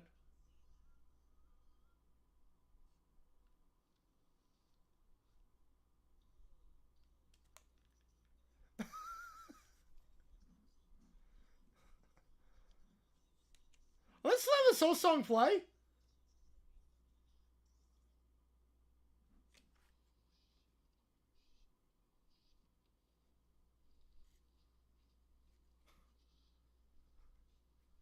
Let's let the whole song play.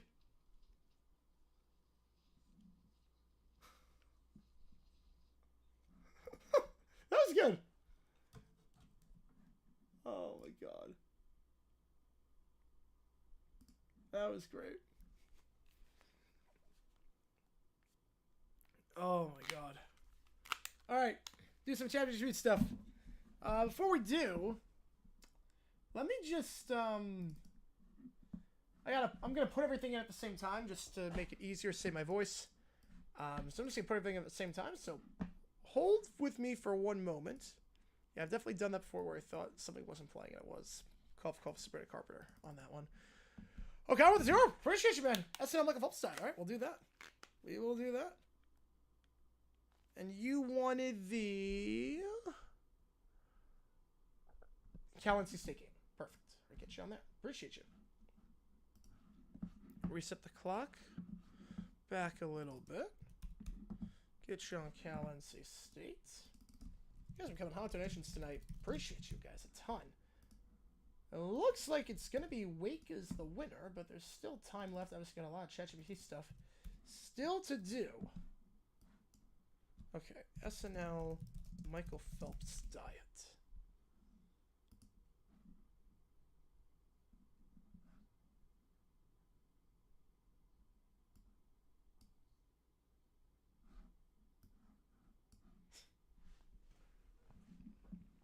The drag and drop split screen, I love it.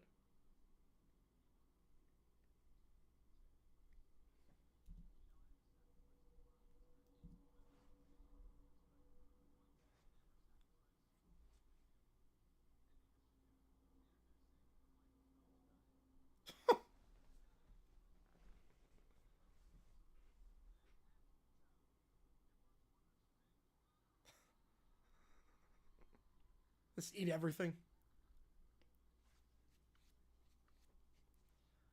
Let's eat like an entire... Wait, is this segment taped?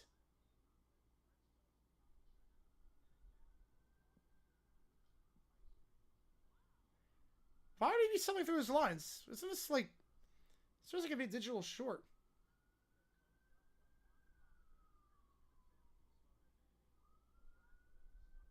Man, he could not act to save his life.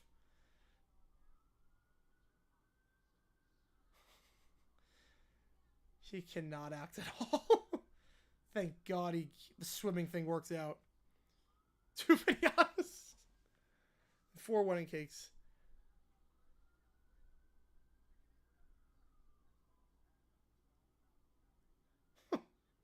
12,000 calories.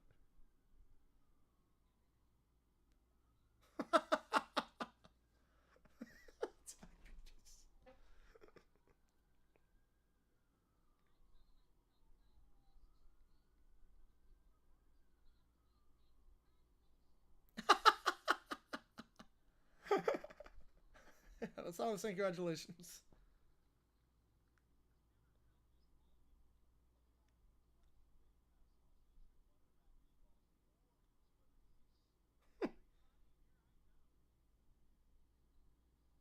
Oh no.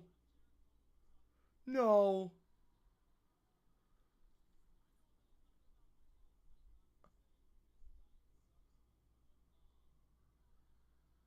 Oh no.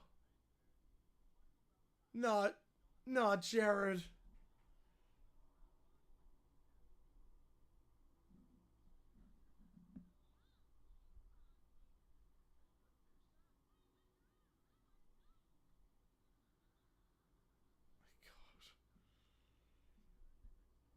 It's funny because like this is clearly like there are parts that are taped. I'm surprised if they didn't like do the whole thing because like Phelps stumbles through a lot of his lines.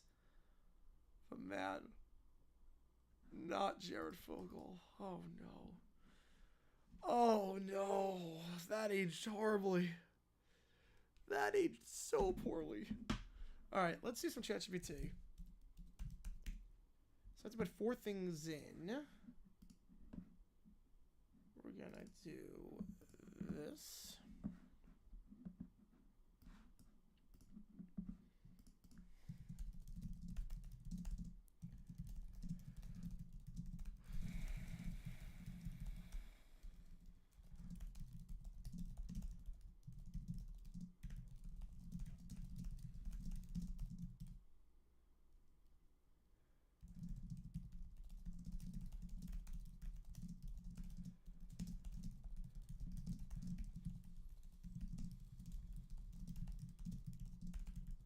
Alright, here we go. Put this prompt in. Prompt number 2.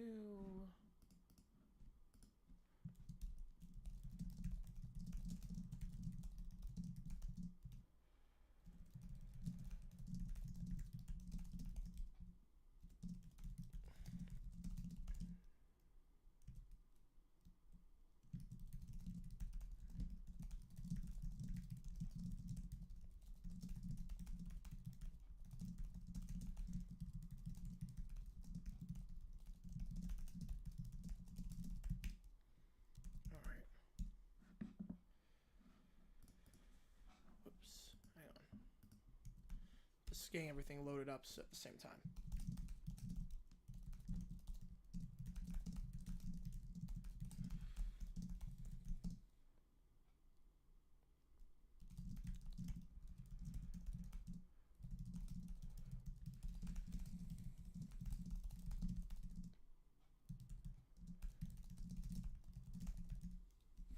Hang on, let me get this in there. Taking company to court over the usage of a name because they want to use it.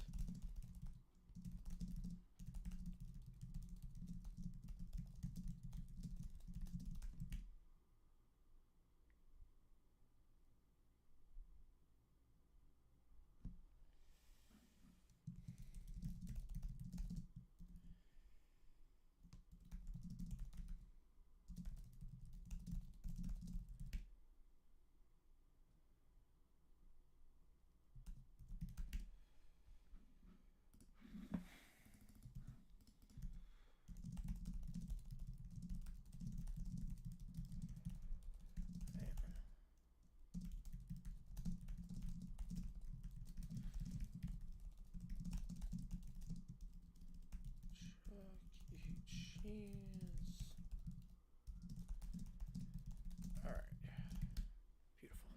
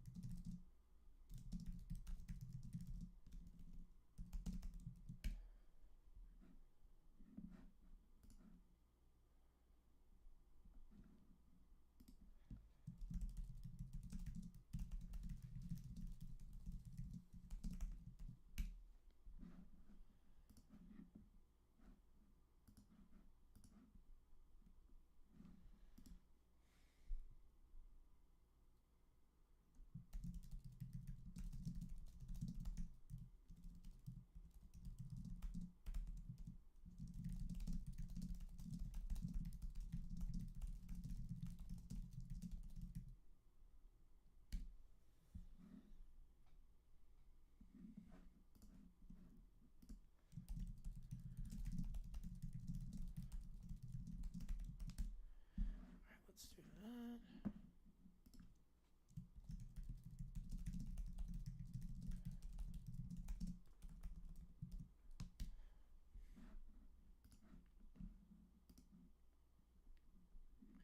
Just getting everything at the same time, and then we're gonna go to the ChatGPT stuff.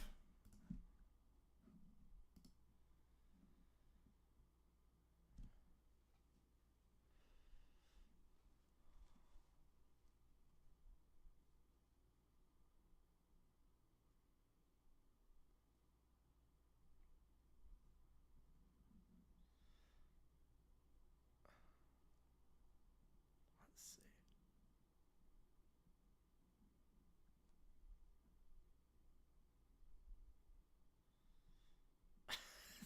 I'm reading the script for the Utah one right now, and oh man, this is gonna be good. The Utah one's gonna be good.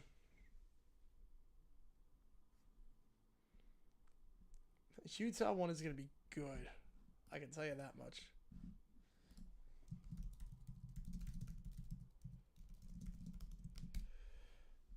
Oh man.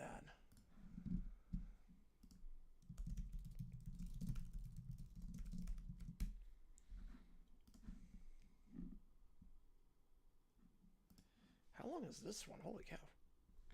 They're going to save the Utah one for last, because holy cow, this one is good. The Utah one's pretty good. I ain't going to lie, the Utah one is pretty good. Just skimming through it. Violates usage policies, alright. Alright, so Steve Wilkos, we hit the max on that.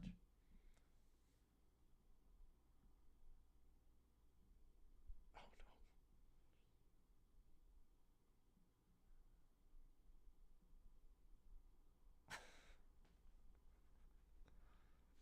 Oh no. Please make this one work. Please make this one work. Please don't. Oh, no, it got banned. No, that one got banned. No, there was one where he starts fighting Chuck E. Cheese. There was one where he starts fighting Charles Entertainment Cheese. Oh no. No. Oh no.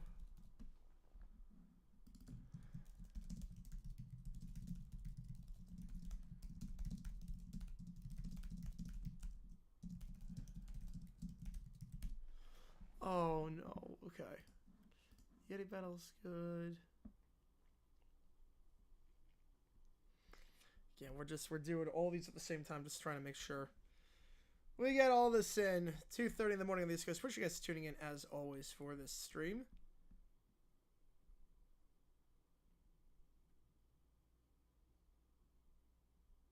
Okay, chat. The Family Feud violates the rules, so we're gonna stop it there.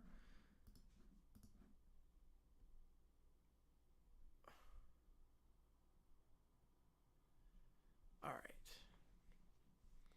Before we do any of that, we have an email from Michael in the Chat GPT season saga where I and George Carlin are calling football games alongside Caillou and Laura Bear and Frank. We got episode 3.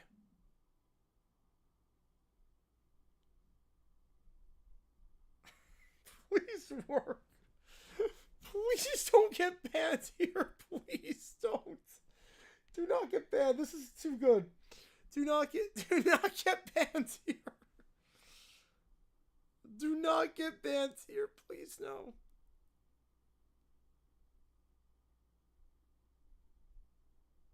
Do not get banned. Don't get... It didn't get banned. Let's go.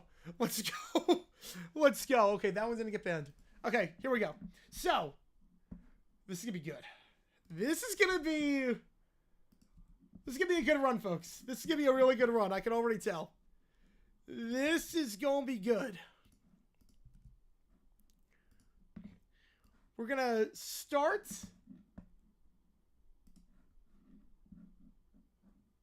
with Michael's episode 3. Let's do this. So for those who don't know the saga with this, I am in the booth calling football games with George Carlin at CBS, alongside Frank as well. Lauren Bear and Caillou are also in this booth, and they're awful. Okay, so now we go to another executive meeting. The boardroom is exhausted. All right, gentlemen, we need to talk about Frank. What? You don't like excitement? You don't like a little bit of unpredictability? This is effing football, not a library. Frank is entertaining. Ratings are through the roof. Social media is losing its mind over him. So what's the issue? Frank, you cannot be on the field during live plays. Understood? Does that mean I can be above the field? No. You have to stay in the booth. Okay. Executive sigh of relief, but I and George Carlin exchange skeptical glances. All right, now we're at SoFi Stadium for Steelers Chargers. Here we go. Caillou and LeBron are already whining. The seats are too big. The stadium's too bright. Jesus H. Christ. We're 5 seconds into the game and you two are already crying. Have you ever gone 5 minutes out whining ever? I pull out a notebook. Nope, not once. I've been keeping track. Frank is bouncing on his back of the chair, one leg up, looking completely uninterested in the game itself. Oh no, we limited Frank. Oh no. Frank's first booth improvement. Here we go. Kenny Pickett drops back to pass. Suddenly the camera feed in the stadium glitches. The screen flickers, and somehow Frank is on every jumbotron, wearing a Charger summit and a foam finger. Hello, fans. I've improved the experience. He broke the TV. Why is Frank everywhere? Yeah, no, it's spam. It's just spam. Or YouTube notifications. I get notifications every time someone comments on a video, so it's like, I go through YouTube Studio, so I don't do anything with that. Oh, this is beautiful. You hear that? That's the sound of ratings. George, something's happening down there too. Cut to the field. A bunch of foam terrible towels are raining down from the rafters. Fans are delighted. The players are confused. Frank, did you just drop 5,000 towels into the stadium? They were lonely. We are, so basically, what happens now is we do this thing called ChatGPT time, where people send money to request things on ChatGPT. So that's what we're doing right now. Now in the second quarter, Frank says like we're booth chaos. See what's around down the field? Frank smithing. Oh no, where's Frank? Surprise! A loud crash. He knocks over the equipment. Why does he keep doing this? It's too much. This is the greatest sports broadcast in history. We've peaked. Halftime show begins. I'm sure the executives are loving this right now. Instead of the regular performance, the cameras cut to the booth, where Frank has set a miniature obstacle course. Oh no. And then George is like, oh yes. Frank is now blindfolded. He is bouncing on a tightrope, juggling footballs. I am halftime. I'm the Senate. Caillou is now whining. He's gonna fall. Why can't we have a normal show?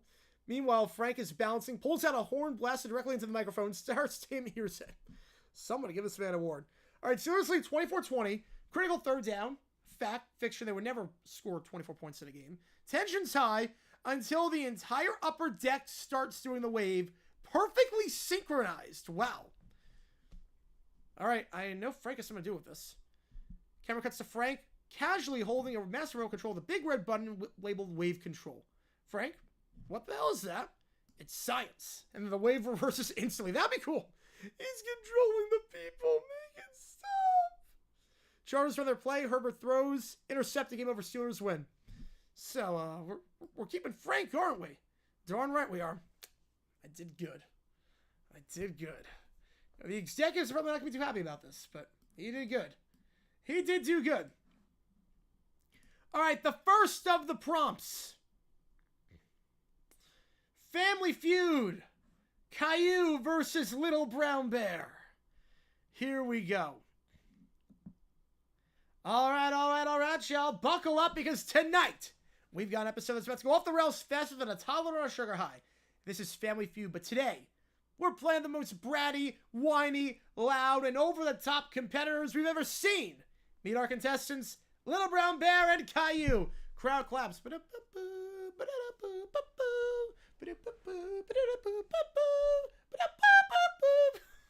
All right, here we go.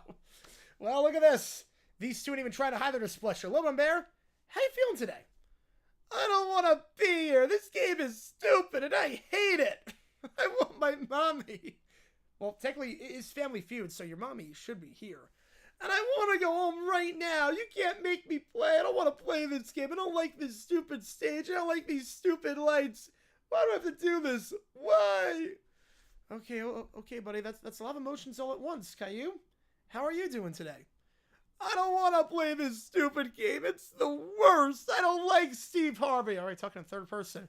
I don't like the questions. I don't like how the floor feels. Why do I have to be here? I want my blankie. I want to be on my couch right now watching my shows, not playing some dumb game. I can't believe you guys made me do this. And he's rolling on the floor. Fantastic.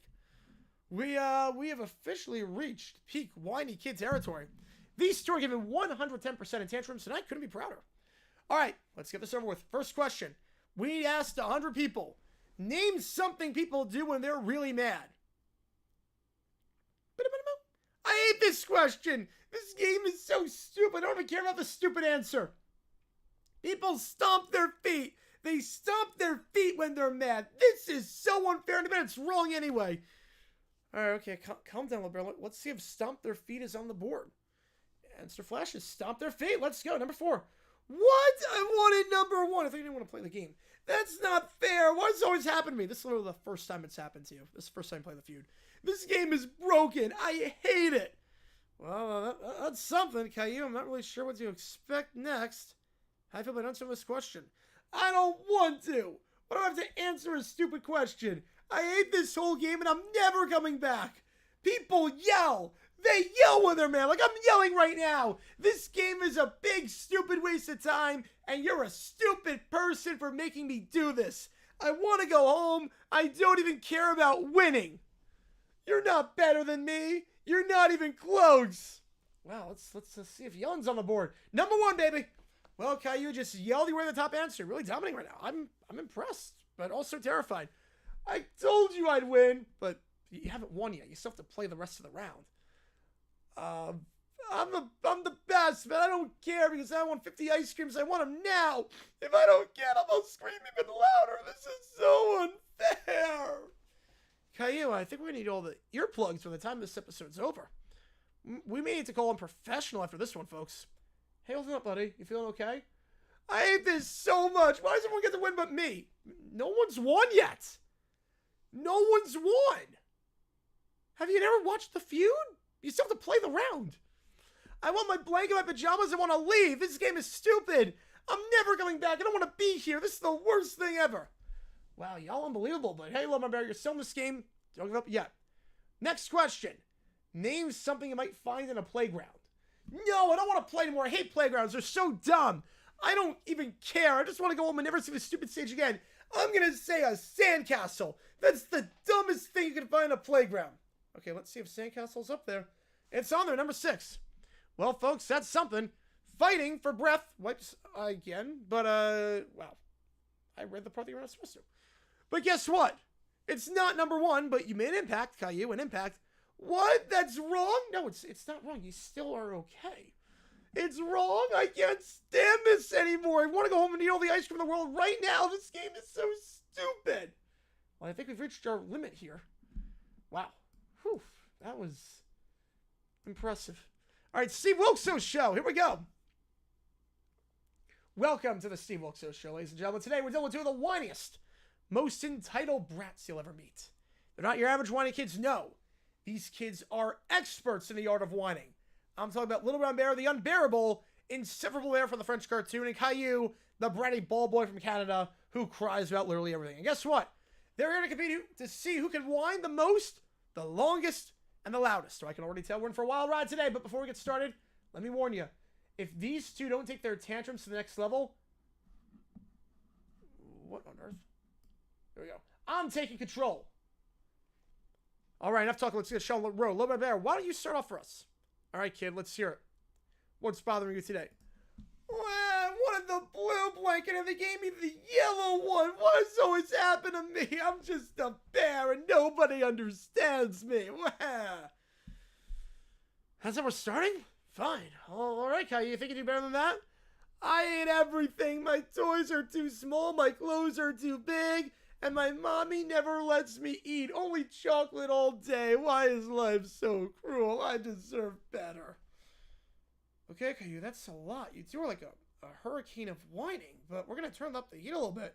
You guys really want that whining trophy? Let's see how you do when you crank it up to 11. All right, the Life Isn't Fair challenge. Here we go. Okay, listen up. I'm going to give each of you 1 toy and a bag of your favorite snacks. But here's the catch. You're not getting what you want. You get to look at the toys and snacks you wish you had, but I'm only giving you 1 thing from the pile. The rest, you just got to stare at. So let's see who's the biggest whiner when things don't go their way. Caillou, go ahead. Pick first. I can't believe it. Why do I always get the stupid stuff?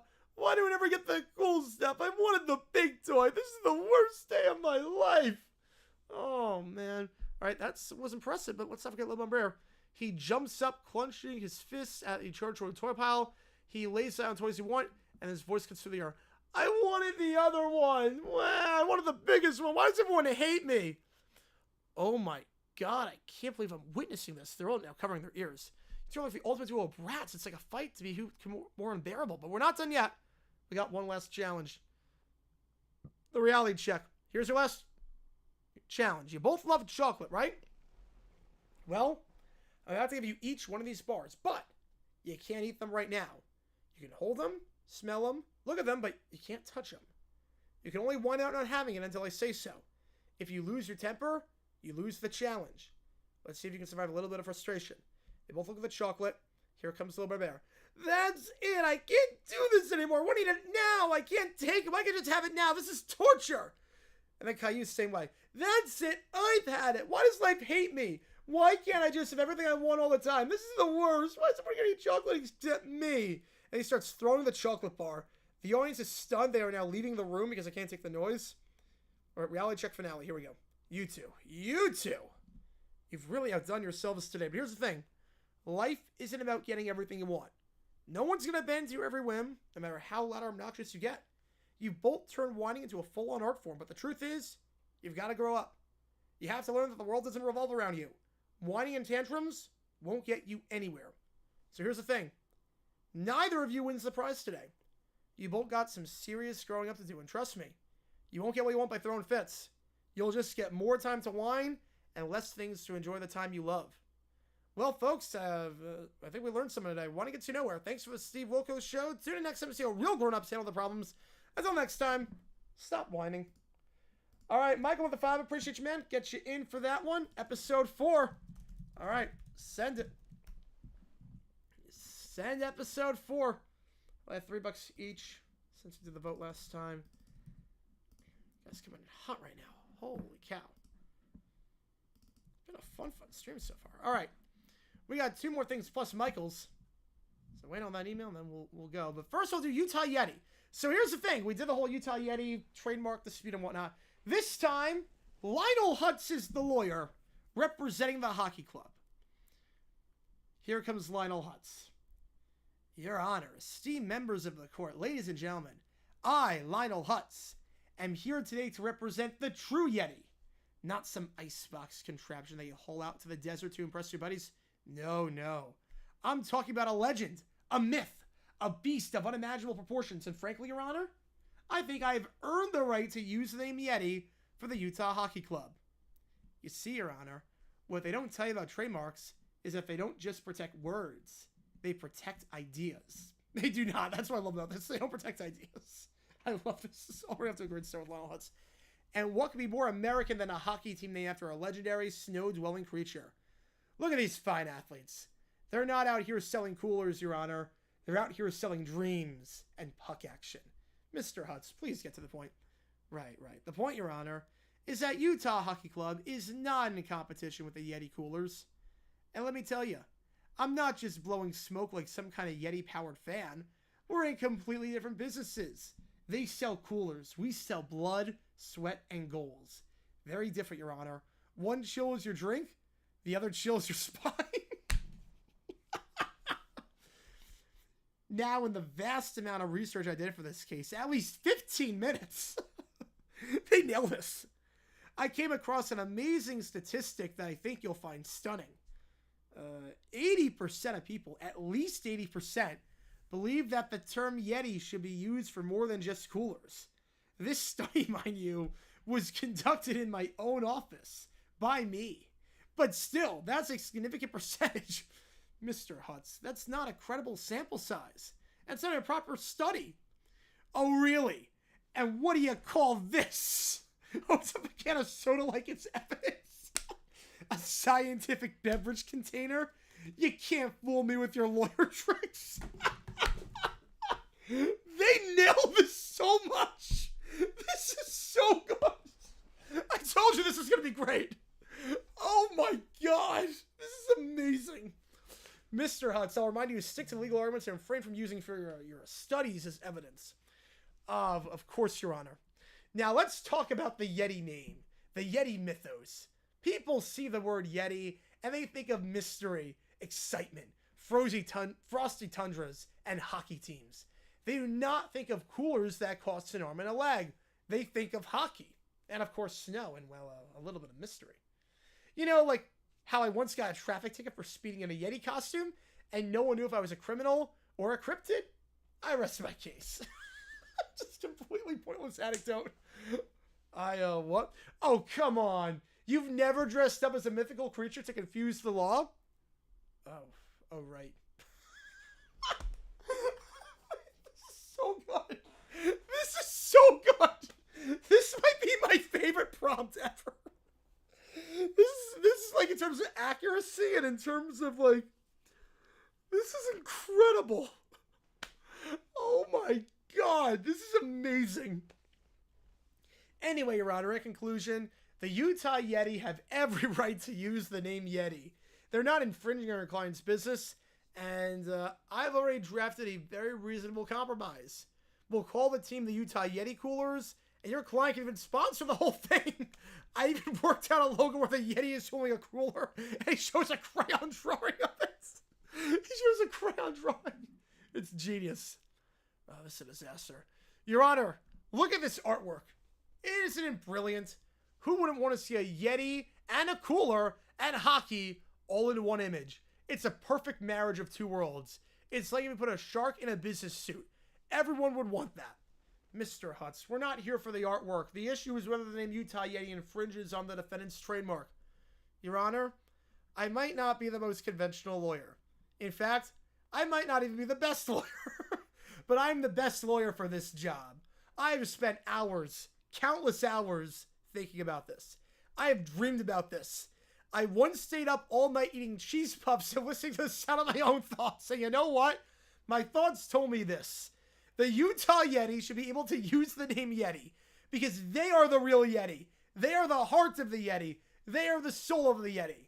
And frankly, I'm not convinced their client isn't just using this trademark to punish the Yeti for stealing their shine all these years. Think about it. Who's the real Yeti here? The guy in the mountains? Or the guy selling you a $500 cooler with a logo on it? Objection! This is pure out speculation. Oh, really? Then why does your client look like they're afraid of a snowman? He gestures towards his own face, trying to look intimidating. It's like the Lionel Hutz with a tie. What color tie am I wearing? Riddle me that. This court is adjourned. I'm issuing my ruling later. Well, that went swimmingly. Don't worry, folks. I've got this in the bag. Trust me, I'm like a legal wizard. Just wait till I tell you about the time I got an acquittal on a tax evasion charge by pretending to be a llama. Oh my God. That was great. That was phenomenal. They nailed the Lionel Hutz. The whole face of the snowman, the crayon drawing. That is a Simpsons episode. That was phenomenal. Oh my goodness. That was incredible. Oh my goodness. I'm down for more Lionel Hutz ChatGPTs. That was amazing. That was incredible. I am so down for more Lionel Hutz ChatGPTs. That was amazing. They nailed the writing style. They nail it. That was great. All right. This one. Little Brown Bear and Caillou are going to Chuck E. Cheese, and they complain about the pizza. Yeah, actually, before this, we'll do episode 4.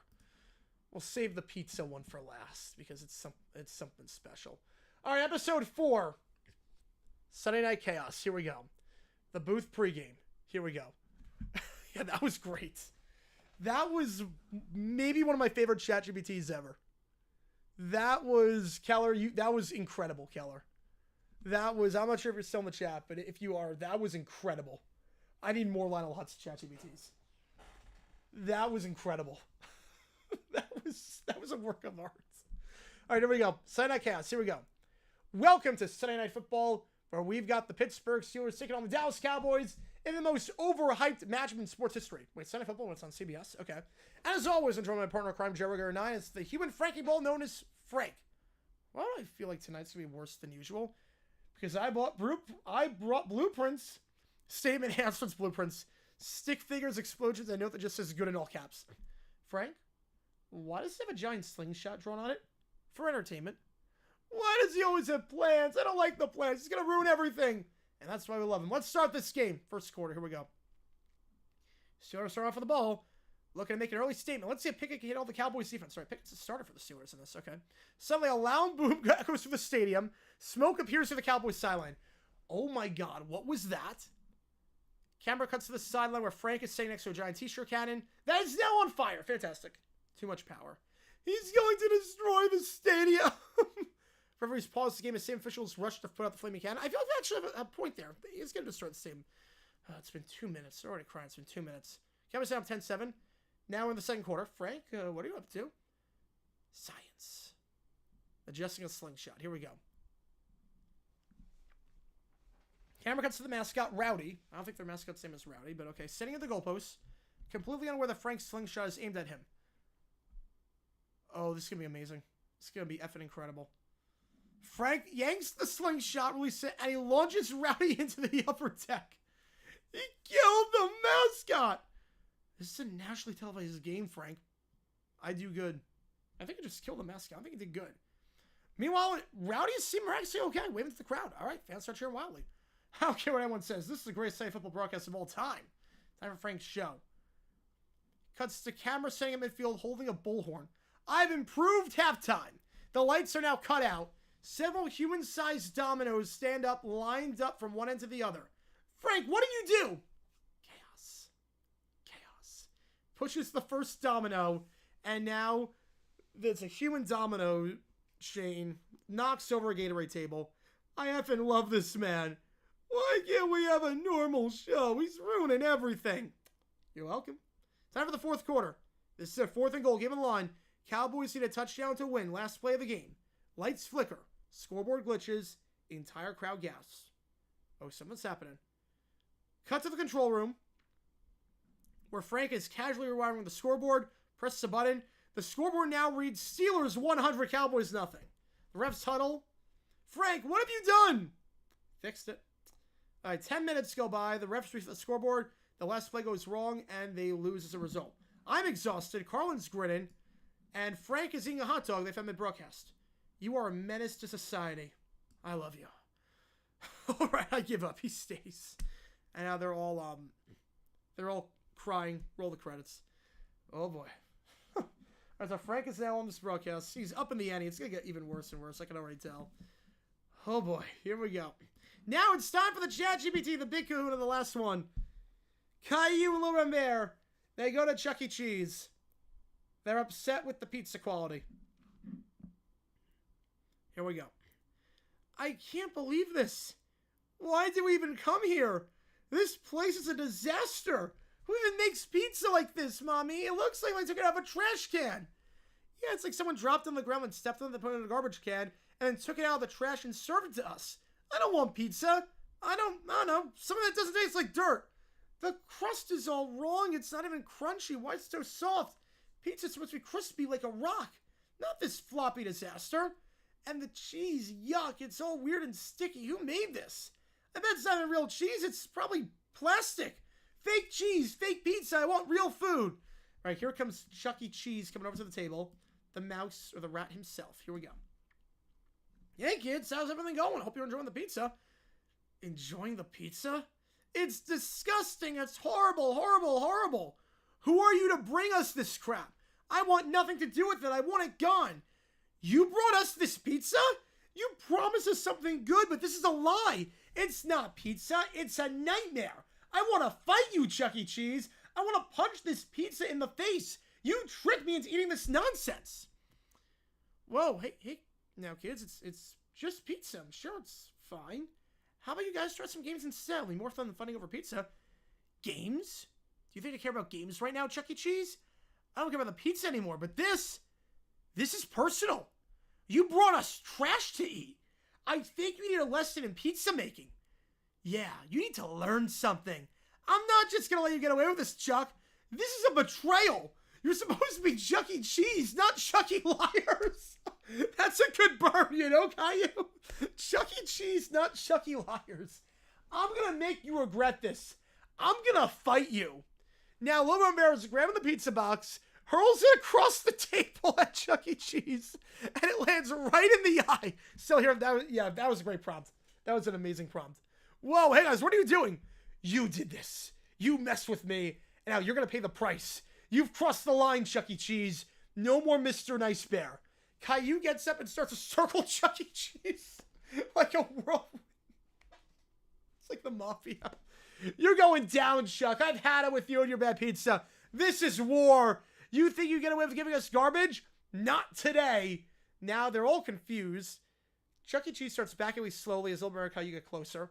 Whoa, hey, I'm just here to have fun with you guys. I can't do a fight. Can we please just talk this out? Talk? You want to talk? We've talked enough, Chuck. This is what happens when you mess with Little Brown Bear. Prepare for a pizza fight, Chuck. Yeah, you're going to get sauced, literally. We're going to destroy you and your pizza kingdom.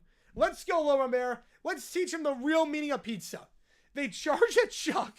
They jump up and down. They chuck it, or they charge at him. Chuck E. Cheese tries to dodge the kids, but they're relentless. They corner him with the pizza box.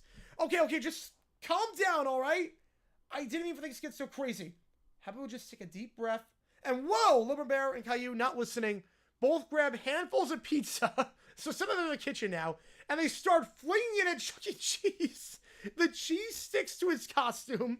Crust hits his face. The tomato sauce splatters everywhere.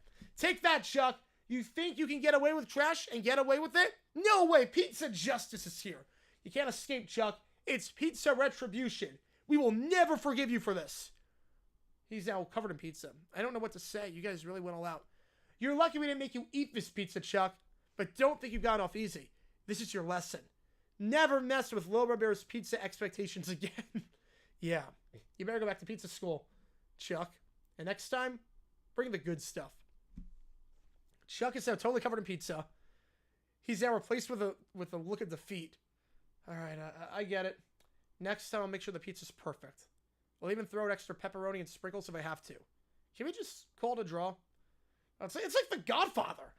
How did Caillou Little Bear become the Godfather? Deal, but you're lucky and feeling generous. Next time, though, better not mess up, Chuck. Better not mess up. Holy, that was intimidating. For 4-year-olds? For being upset about pizza? I mean, I've been upset about pizza before. That was intimidating.